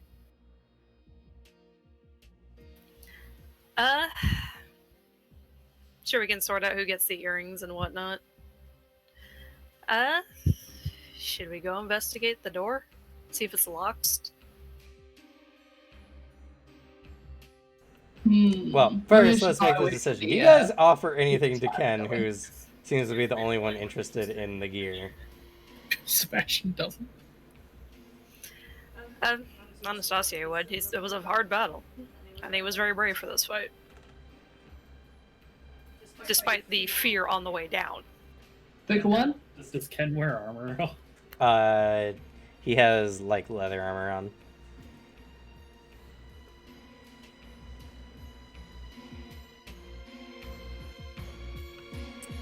It's up to you guys. You guys seem, like, overly into this, and you all guys came as a group, so he might pick something up if you guys don't take it, but he might not take anything if you guys don't let him, so. Depends what you guys want to do for your good buddy Ken. Alright, what exactly did you take, Alex? Specifically, I took the +5 longsword and the better armored long coat. Yeah, he took the special armored long coat. Yeah. It's my armor, so. You can name it Fiery Beast long coat. Okay. I just named it Fancy long coat. Yeah, name it Fiery Beast so I'll remember what the leather is supposed to be made of. Hey, I found glasses, I guess. Put them on for a second. I actually hurt my eyes a little. Wait, you're blind as shit. Try these. He just looks at whatever the hell these things are. Alright, and you'll put them on. Surprisingly, they make your vision a little better. Oh, that's what the color looks like. Also, you can see slight ebbs of energy off of many of the items here. Oh, if you can see spells, can you see the fact that Finwith has his up? Oh yeah, you're like emanating straight magic. You have no magic appraisal, right? You can't hide your magic worth shit. No, none. So Finwith is fucking glowing. He's just like looking around, first observing the door and then realizing that he can see the door. And then kind of like looks around. He's like, as he's seeing like all this magic like coming off of the weapons and then especially off of Finwith. And It's a slight nausea or not. You get slight vertigo seeing clearly for the first time. When I broke my glasses like 3 times in 1 year, I just didn't wear glasses for a full year. When I put new glasses on, I was like, because it was just like crystal clear for the first time in a year. It's real weird. You just see Alexei like I can across your body. You never thought Alexi was gonna be a glasses wearer, did you? What? You have a bunch of light coming off. Are you on fire? It's like that. No, I'm not on fire. Well, the Here's the things question. kind of had light on them. Maybe it's all Also, just seeing like passive magic for the first time. Not the first time seeing magic itself, but just like it ebbing off of something. Weird. Finwith just kind of shrugs and assumes it's all the totems on him, counting as magical since when he had them on, he like just long enough to see things glowing and then be like, ow, my eyes. I don't know. kind of looks over at everybody, notices it coming off of Anastasia's sword, and then off of, I guess, quite a few of the gear off of Sebastian as well. Unless, like, some of Most it's of his weapons, except for the really shitty decorative sword he bought. Well, I don't think quality count as magical. What do you mean, Alex? That's masterwork. Quality Yeah, does not obviously. count as magical. The only thing magical he has is his spear. Oh, yeah, fair. So the magic The that ice you dagger doesn't even count as magical. It's just an innate feature of the dagger It's just weapon. literally made of ice. Oh, okay. So just the spear then. Yeah, and there was no magic coming off of Anastasia's weapon. Yeah. Strangely, Sebastian has the most like just straight natural gear of the group, leather armor and just like an ice dagger formed from a nose spike.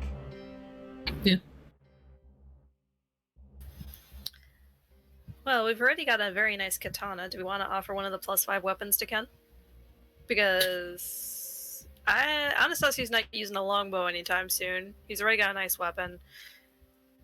The halberd's not his thing, and he's not going to be wielding a katana. Yeah, Finwith kind of like hooks up like the chest plate for the chainmail and the partial plate, like looking at Ken, and then just kind of grins and like, I don't know. I think this stuff would eat you. You're welcome to take one of the sets if you want, or one of these. Kind of like hooks a toe under the katana and grabs it. Yeah, sure. He takes a katana. He Unless looks you at want it. halberd.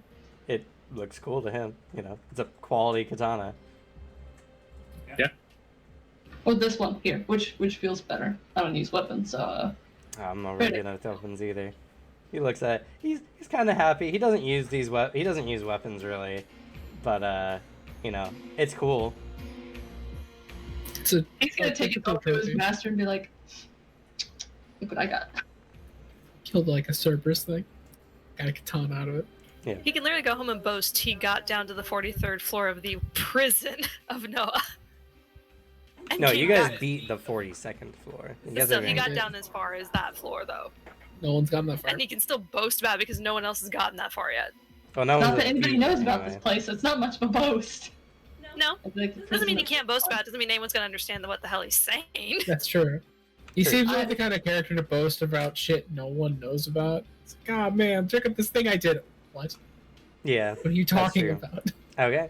So you guys give him the +5 katana. The GM will remember this. It's gonna impact the end game. It is. We've bought some of Ken's love for us, obviously. Yeah. I mean, So- hell, that katana is probably worth like 100 gold. Not that any of our characters give out money. So, Examining- good question. Oh, go on. Alex first. Who's getting the Lawbringer? You know, I'd put a hand on your shoulder, but you are playing Sebastian right now. I don't use weapons. So, unless one of them two want it, I guess you're gonna throw it at things with your mind. But I don't care about this. Holds broadsword up, leans against shoulder. I don't care about this. Holds up fancy katana, hooks it into elbow. Don't care about this katana. Don't care about this longbow. Hooks it over something. Don't care about any of those down at the armor sets. And I have vague ideas of what all that stuff is supposed to do, I guess. So, you guys are the ones who make more plans and just kind of shrugs it all off as it all just clatters messily to the floor with no regard for any of it. So yeah, just take what you want.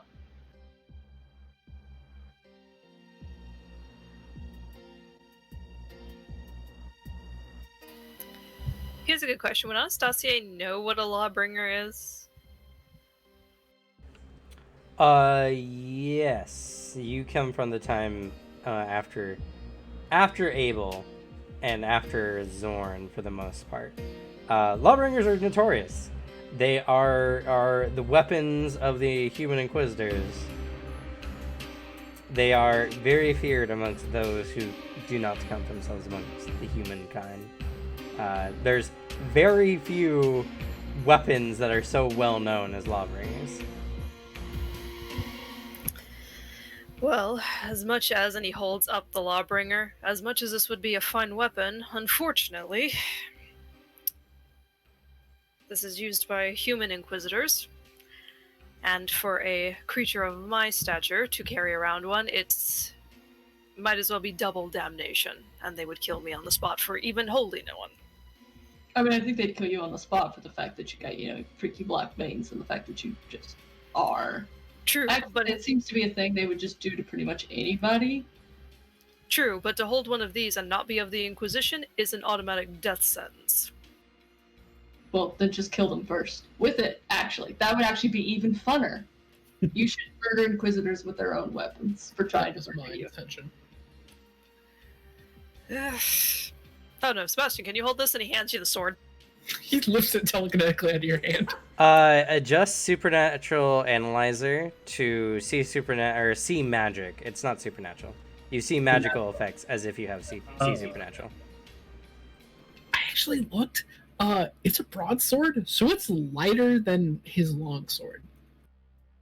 So yeah, he could lift it if he wanted to. He just doesn't want to, ever.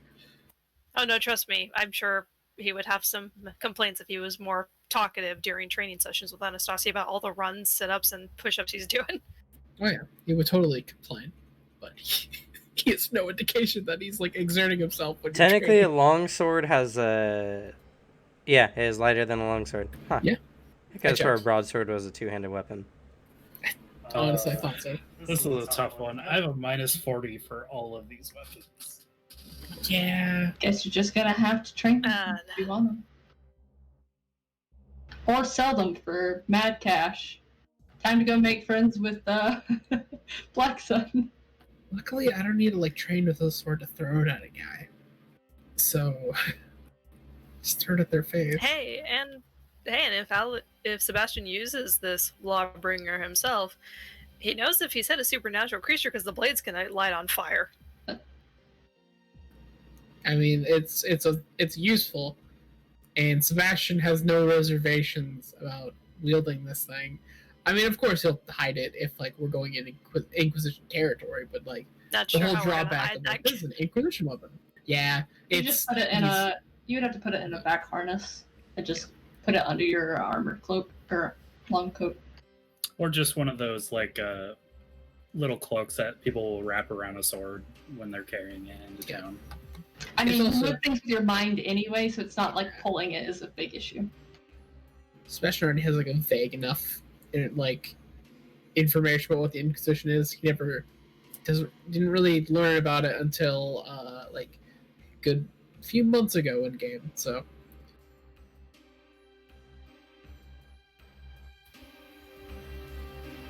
Given the design and how old Anastasia is, could he tell if this is like an older style of the Lawbringer or if the design has changed? You can roll history to find out. Sure.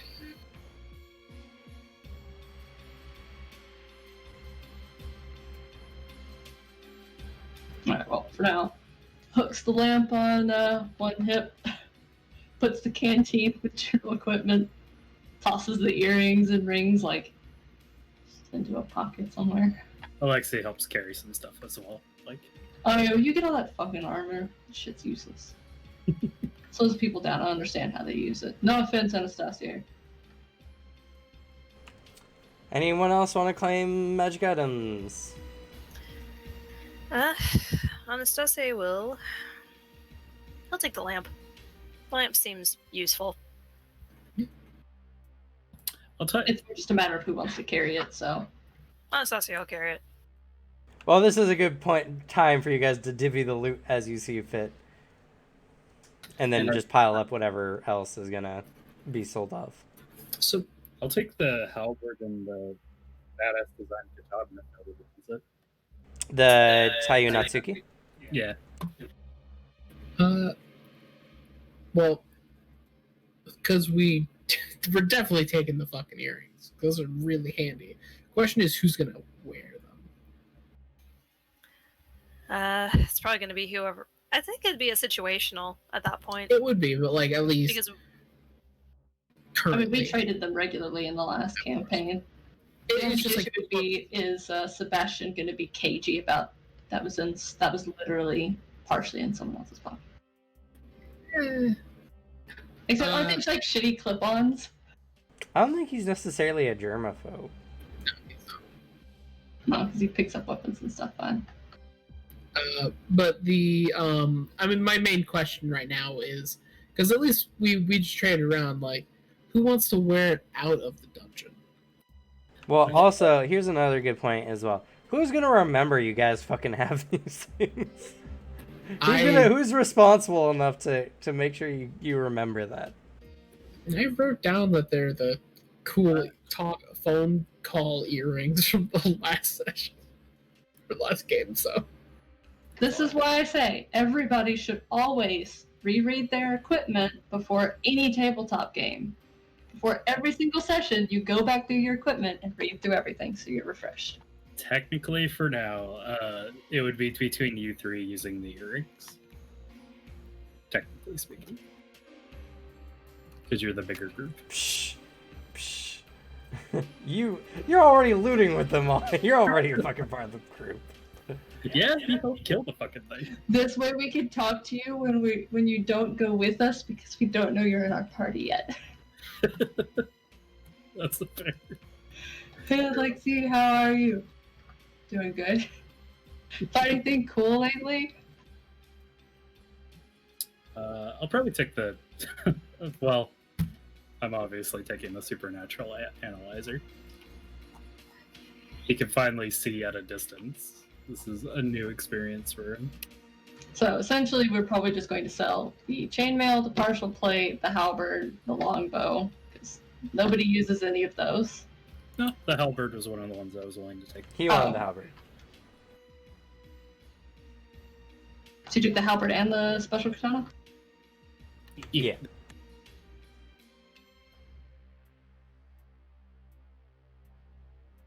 I'm assuming Sebastian's taking the Lawbringer. Yeah.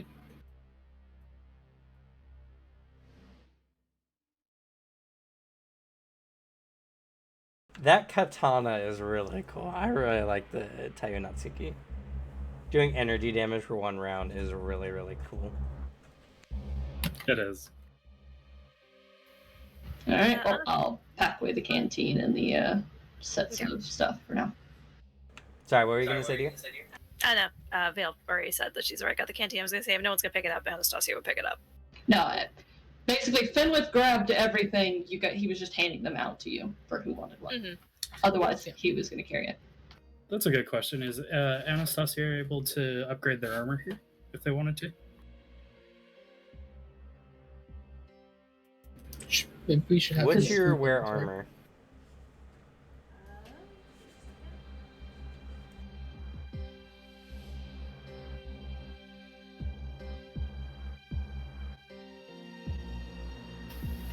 My wear armor is a 45. Not bad. Let's see. You can. Partial plate is 50 and the chainmail is 30. So the partial plate might be an upgrade. You just need to get 5 more wear armor. And even if you don't meet the requirement, it's only a -5 to like athletics and stuff like Yeah. that. You also don't reduce the natural penalty though, so you'll have a penalty to. Oh, it is a +5 partial plate. That's right. Oh, So you actually match it on the dot. Hey, Okay, he'll take the partial plate then. I do think that's an upgrade for you. Because what was the equivalent to your armor before? The Brigadier or whatever? It's in the Dominus book. Okay. The partial plate with the +5 is 5 cut, 4 impact, 3 thrust, 4 heat, 3 electric, 3 cold, and no energy because unfortunately quality doesn't affect that.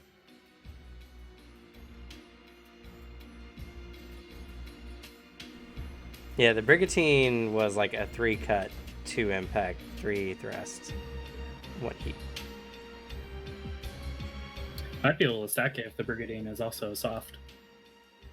I don't know. I don't think it is. It is a soft. It's a soft shirt. Huh. So double. Because it's made of interwoven plates. So you could actually wear it under this, under the partial plate, and the partial plate would also protect your arms and legs. People aim for those. Well, unfortunately, he's already doubled up with the fur. Well, I mean, Just take the best. take the best. Yeah. Yeah. And let's see. Stacking armor is an additional -20, right? Yeah, I've already got that set up for layered armor already. So yeah, you could do that, or you could just use the leather and just have complete coverage everywhere. He'll probably layer the partial plate with the fur armor. Okay. Fair. What's the armor requirement? Never mind. We'll figure it out later. Oh, now's the time. Whilst we're doing it.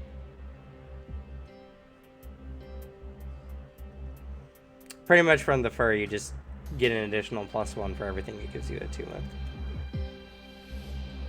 Oh, wait, no, because the fur armor is the Kongsbjorn armor, isn't it? Yeah, it's quality. 2 impact, 3 thrust. So you get a +1 to everything besides energy. So, pretty good. Honestly, on top of the partial plate, that... And technically you can stack 2 softs, but of course you acquire more penalties the more you stack. And they're technically an acrobatic warrior, so probably shouldn't gimp unassociate more than necessary. Yep. Especially because the partial plate already has a -20.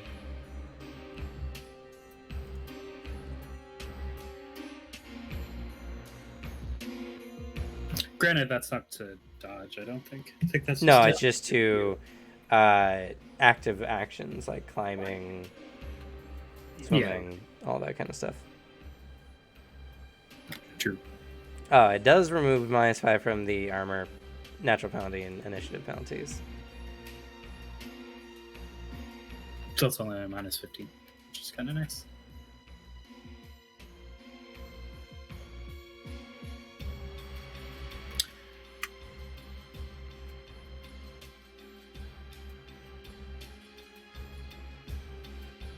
So what your new one should be is 6 for cuts, 5 for impact, 4 for thrusts, 5 for heat, 4 for electric, and 4 for cold. And this will give you a -15 to your initiative.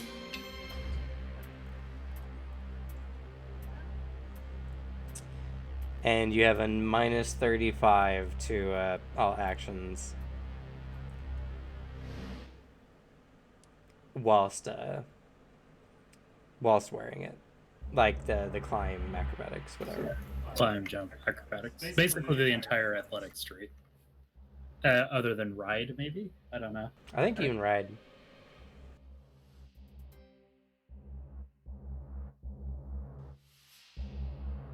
That's a pretty good armor, though. For like not being anything more special than a +5 quality, that's a really good set of armor. +6 is like the standard high armor. Like you're at the beginning of high armor class when you have 6 AT to something.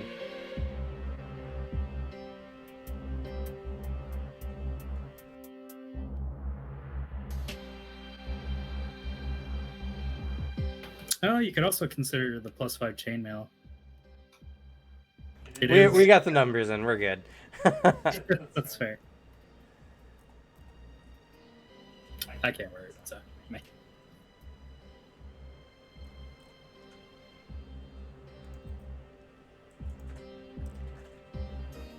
But with that, if no one else wants any other equipment, we're going to end this session. As you're looking at the large stone door, and you just see this massive stone door engraved with images of shadowed figures wielding weapons, quills, like writing quills, and making pottery.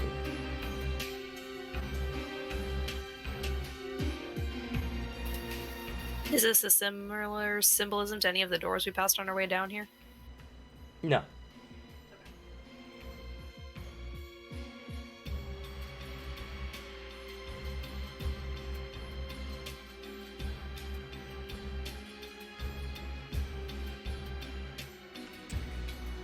So, let's do experience.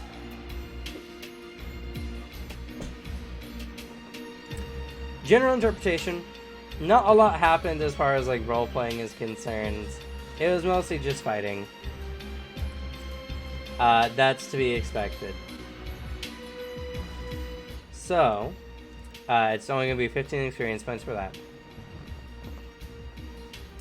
3 experience points for being here today. So don't worry about that, Anastasia. Good ideas or plans?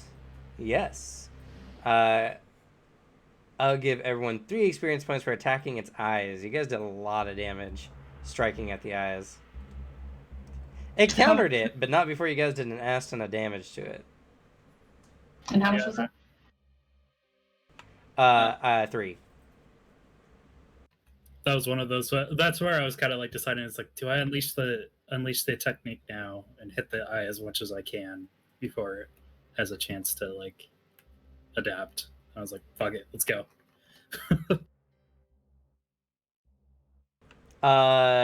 Difficult actions, no difficult actions. There's nothing besides combat again.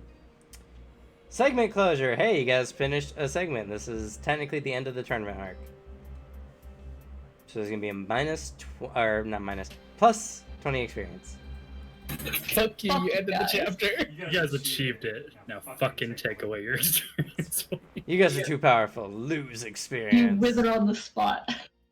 Why did you lose? Why'd you kill my boy? I made him just to win. You guys get 15 experience points for the fights.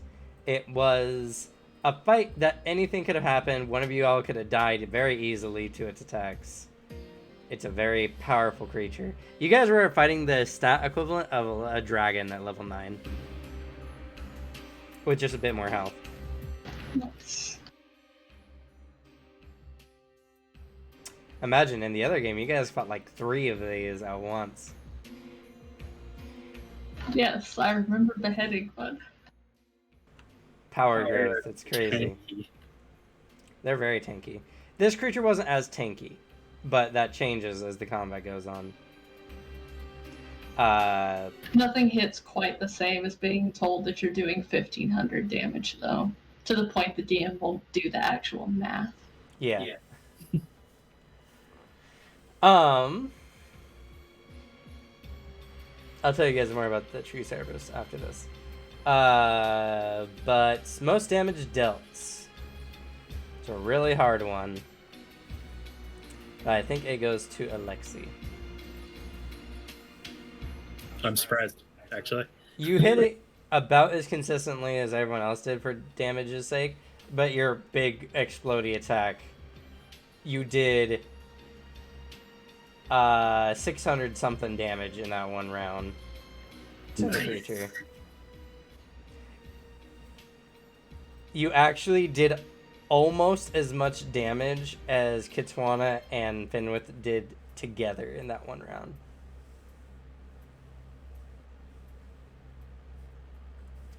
We did what we said we were doing. Yeah, We kept it distracted so it didn't get buffed up to your shit.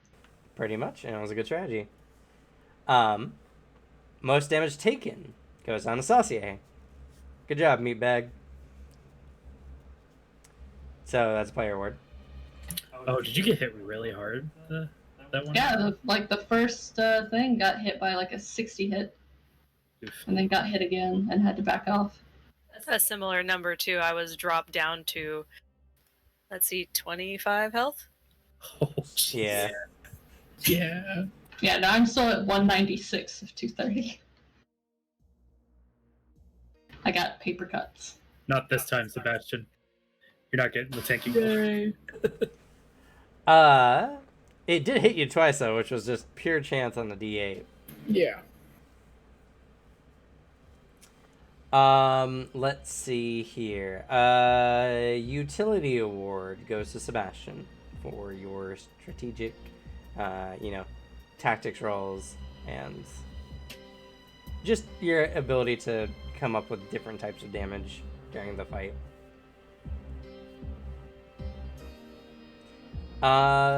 The face award, no real facing really by anyone. Wasn't that kind of fight. Pity award. I'll say it goes to Anastasia. It sucks when you're the first frontliner to come off the front line. It's not a fun feeling. Hey, you got benched. On the bright side, you had a constant range option, which is really, really nice. Yeah, That shadow weapon looked really cool. it is very cool. Now I'm waiting for Sebastian to go, how do I learn this? Teach it to me. How do I weaponize my shadow? It's useless. Well, first you raise your attack skill, and then he's like, walks away. Fuck, never mind. You have to train leaves. He Got just force immediately ascends, levitates away. Beyond that, any player nominations and/or kudos.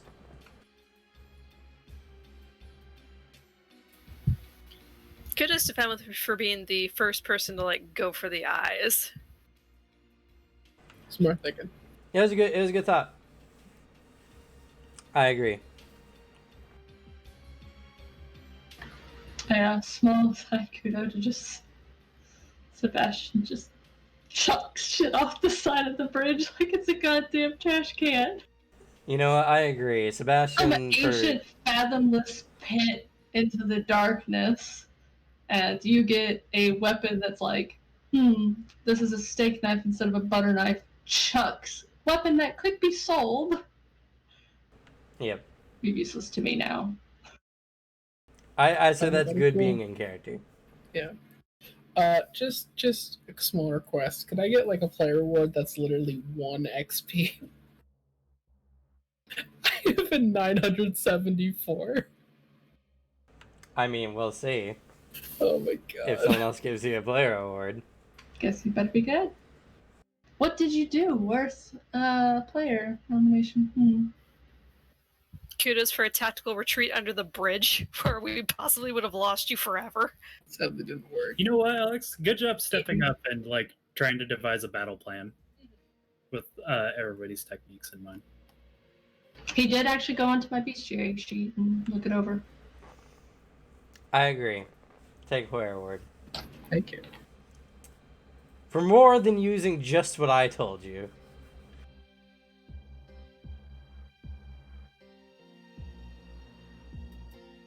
It's going to be the most inglorious trip out of here because Finn was just like, hey, those bags that we already used the rations of to get down here, give them to me. The random people having to carry rations down here is like, no, give me the backpack. It's not worth anything. I'll throw it here. Throws a random assortment of gold coins down. I'm sure that's enough. Now give me. Starts shoving his Do you many just think bones that and they paws only and took teeth he can. just enough for you guys to get down here, and now you guys have to starve the rest of the way back up? Those bags are so half full. Well, We then can combine them. combine them and give me empty ones. It's either that or I make you carry them. I can turn into something scarier than this. Would you like the centipede? Would you like to be with Centipede Finn with the entire way back? I'll make sure to walk very close to you all. I think they would very quickly give you a backpack. Yeah. I can make some wet chittering noises the entire way back up.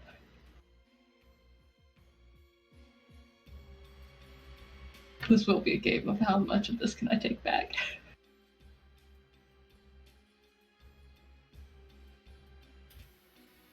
Kudos to Alexi for just enjoying the ride. Most people would panic being in the jaws of a creature. No, he's having the time of his life. You know what, Alexi, for being the best chew toy, go ahead and take a player award.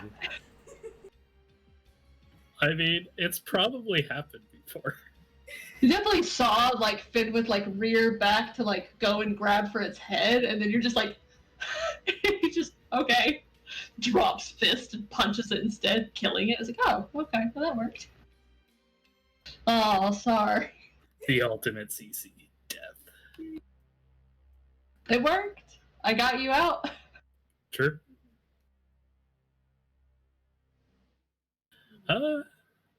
Beyond that, I can't really think of anything. Thank you, Kitwana, for being a dumb son of a bitch, though. The rivalry between Fenwith and Kitwana is really funny. Yeah. We don't have a rivalry, we have a deep friendship. Based on With some one healthy each levels. other. With some healthy levels of nice competition scattered about. Kitwana fits into this group surprisingly well. All a bunch of fighty bastards. Hey, do you want to go get your giant black T-Rex and then, like, go slaughtering hordes of undead with us?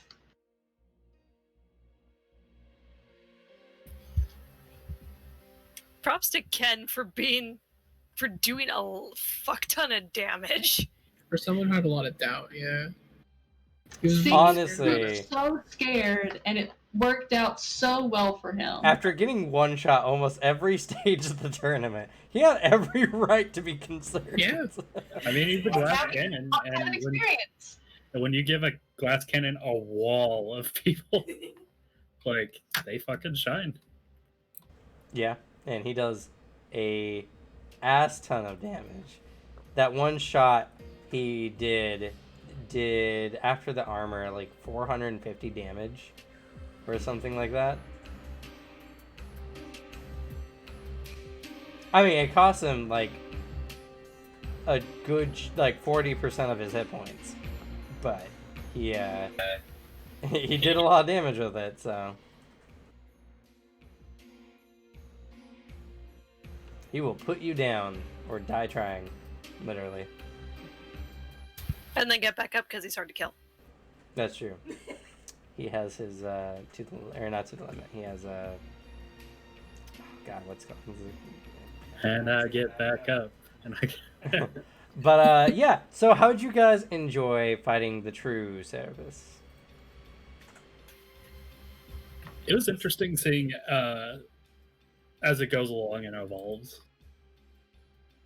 And just curious, like I was talking to people in like their DMs, like, oh man, I wonder how it's gonna evolve, and like pitching possible ideas, but I had no idea. Yes. So every round you guys fight it gains 1 AT against the damage type it took the most damage from. So it kept taking, because you had so much impact damage, it kept getting more and more. It had 8 impact armor by the end of that fight. Jeez. It already had instantaneous limb regeneration. The tails had 2 armor type, so they weren't super thick. They also had the bone rattle. Yeah, it's an interesting creature. I had several different modes of attack for it based on the configuration of people in front of it. The triple bite is a very handy ability because once it grabs you, it just bites you, and you're more likely can't move away from it at the time. And it's super strong, so you probably can't break its grip on you. It has a 15 strength. It's insanely strong. So that was deadly in itself. That's CC on top of just damage. Also has like a base damage of 150 for those bite attacks. Its claw attack had the highest chance to hit, but only did 120 base damage. Oh, I'm sorry, no. The bite had 170 base damage. The claw attack had 150. Its tail attacks had 120 base damage. So each of its attacks did over 100 base damage, and its weakest attack was its tail attack with a 170 attack bonus. Also, it gains adaptations based on what you guys do to it. If you guys impair a sense, it grows a new sense. If you guys, if it fails to do damage on a target, it will gain armor penetration to the attack that it failed to hit with. Oh god, it was going to become more serrated at the end of the turn. Yes. It's definitely a creature that if you do not kill it quickly, it will become literally impossible for you at some point, and it will kill you. There's not a question. That does explain why both its teeth and claws got sharpened that round instead of one or the other. Yes. That's what I said. It's probably getting armor pinned for us. Just getting frustrated. Good thing Kotwana knocked it out with one slap. How'd you guys like the overall aesthetic of the creature? Super fun aesthetic. Finlet's going the whole time. Ooh, same. Ooh, want. How'd you guys enjoy the antenna coming out of its mouth? Some Like, thing shit, dude. I thought that was a really interesting development for the creature. And that it grows back instantly if you stab it, so...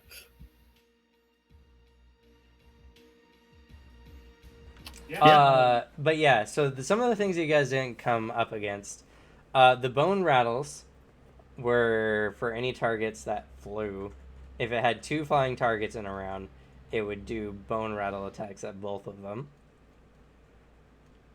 If it faced either a singular target or if a target had really high armor, it would use the demon slicing strikes on you.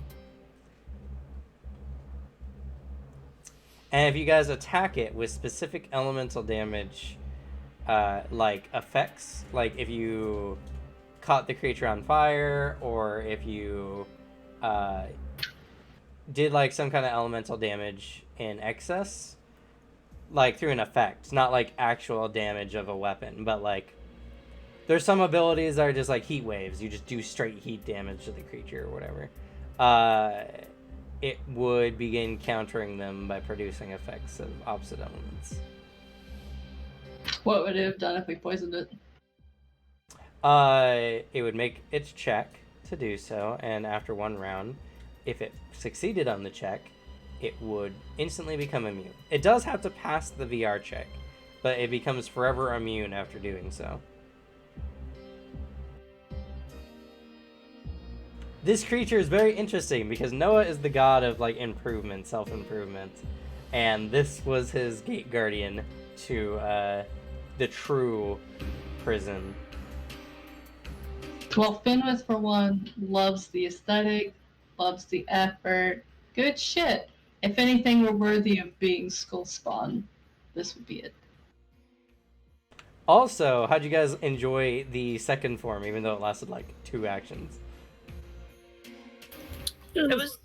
cool in theory. Mm-hmm. It would have been fun to fight. It was an Arctic Chimera. It had a 190 attack and defense. Like, it should have done much better. But then Katwana is just like, okay, boom, and destroyed Hey, remember how that it. dice was shit the whole time? No, it's not. It's just like, man, I remember when this was trouble for the group. And then Katwana just comes and fucking nails it. Yeah, Finwith and Kitwana just high five. You guys are shit. You should try turning into an abomination in the eyes of all gods. Nah, I'll stick to my shadow bending that no one else can do. You think I can't do it? You have How yet to ask how to take How a piece of it. attached are you to your fangs? I don't know, if I lost a fang, would it grow back? That is a good question. Yes. You have like I'm crazy still if I would degeneration. just get into an all-out brawl. Your body is made of Punch. ichor. Can I keep that? How'd you guys Grow back in here. enjoy the magic items I gave you? I thought all of them were really cool. Yeah. I mean, particularly one of the ones that caught my interest was weirdly enough, the Purity Canteen. Purity Canteen is pretty interesting. It's a lot more interesting than the standard like purifying canteen in some systems. It's like if you put poison into this, it instantly counters it. It's like, well, this one's like, well, it counters it to a certain level. Also, it acts as like a kind of an antidote, so you know, it's got some additional use out of it. Hey, Sebastian can finally drink with us Yeah. and not get tipsy. True. That's the point. But yeah, I gave you guys quality items. I gave you guys like 4 items of item level 1 to 2, and then I gave you guys an item level 2 and an item level 3+. Yes. I'm not sure which I liked more, the unique katana or the lawbringer. Both have some really cool abilities. All lawbringers are cool as shit. They all do like really interesting things. It's a shame I'm a heretic by birth. Well, it's a shame that also they're restricted to a certain order at a certain rank. Also, the way they're crafted is on the sus side, but you know. Like, Okay, there's... when has the group not done anything suspicious? Like Cameron, it's Jesus. It can't be sus. The last time it was brought up, it was directly said to Hiram, "Oh, you know what those are. You know how they're made. You're scared of them." Yep. Yeah. Fucking demon man. But like some of the effects that they can have, impossible speed. You could have a Quicksilver Lawbringer weapon that just reduces or increases the initiative bonus by +20. Makes even a heavy weapon really fast. Let's see, here's one called Reaper. Whenever it deals damage to magical entities, it deals 10 additional damage and adds +20 to rolls to determine the effects of criticals. So it adds +20 to criticals, +10 to damage, as long as the creature is considered a magical entity. What's a really cool one?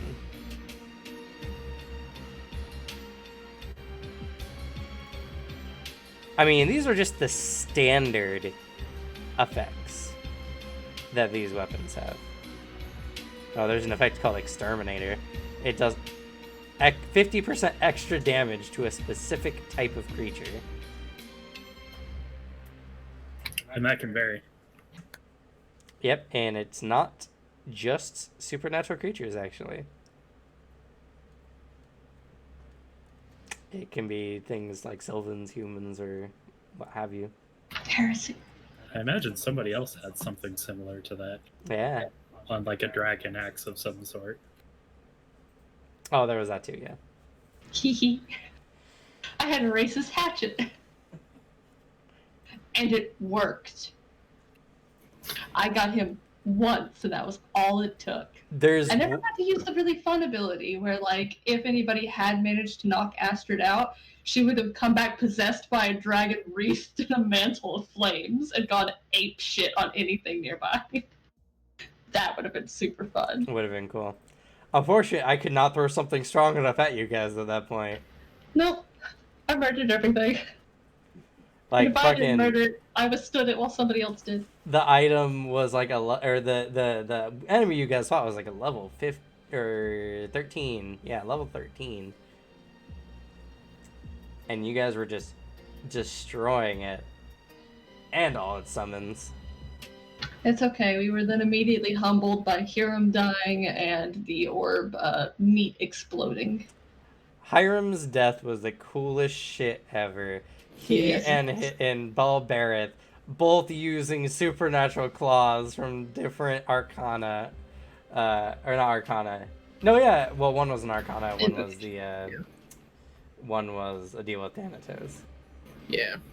But you guys just did opposite claws, light and dark. It was so perfectly matched. Like, yeah. It was the coolest shit. And somewhere a tree withers as one hits the ground and the other one slowly loses strength. Yep. And dies with it. And is then reincarnated because you proved yourself. Yeah. So proud of Hiram. So sad that it ended up being like the final straw. Unfortunately, you didn't make that check at the end either to live. Yeah, exactly. It was a really hard check. F. I think you were 10 short or something like that. But it's okay. Hiram was reincarnated. I wonder what that man's soul's doing. I mean, right now he's probably still Balberith. Yeah, exactly. But like, I'm curious to see what if anything noteworthy his soul ends up. Phase 2. Yeah. Or Though, phase 3, technically. The child creating terrifying art. This kid's though, seen some shit. Some I reoccurring am gonna have to hop out. I'm fucking falling asleep at my desk. Yeah, All right. I'm fading. I'll do that very once I'm fast. done leveling up. Yeah, I already finished. Unfortunately, I don't. I am 20 short. Yeah, those Sure. level modifiers. It's okay. What level will you become? 6. Nice. Creation point. Yeah, finally get rid of that stupid hindrance. Yeah, then you can actually attack at not a negative 30 for all fucking weapons. Yeah. Yeah. Now I just need another level so I can get whatever that advantage is that makes people like me. Charmer. Guys. All right. See you, Alex. Good night. See ya. Say goodnight, everyone. Thanks, everyone, for coming to the stream. If you have not followed yet, please do so. We are 14 people away from hitting our goal and reaching affiliate. And hopefully, Alex will get out of COVID corner by next week. We'll see. Never had it. Likely story. Shush you. Shush you.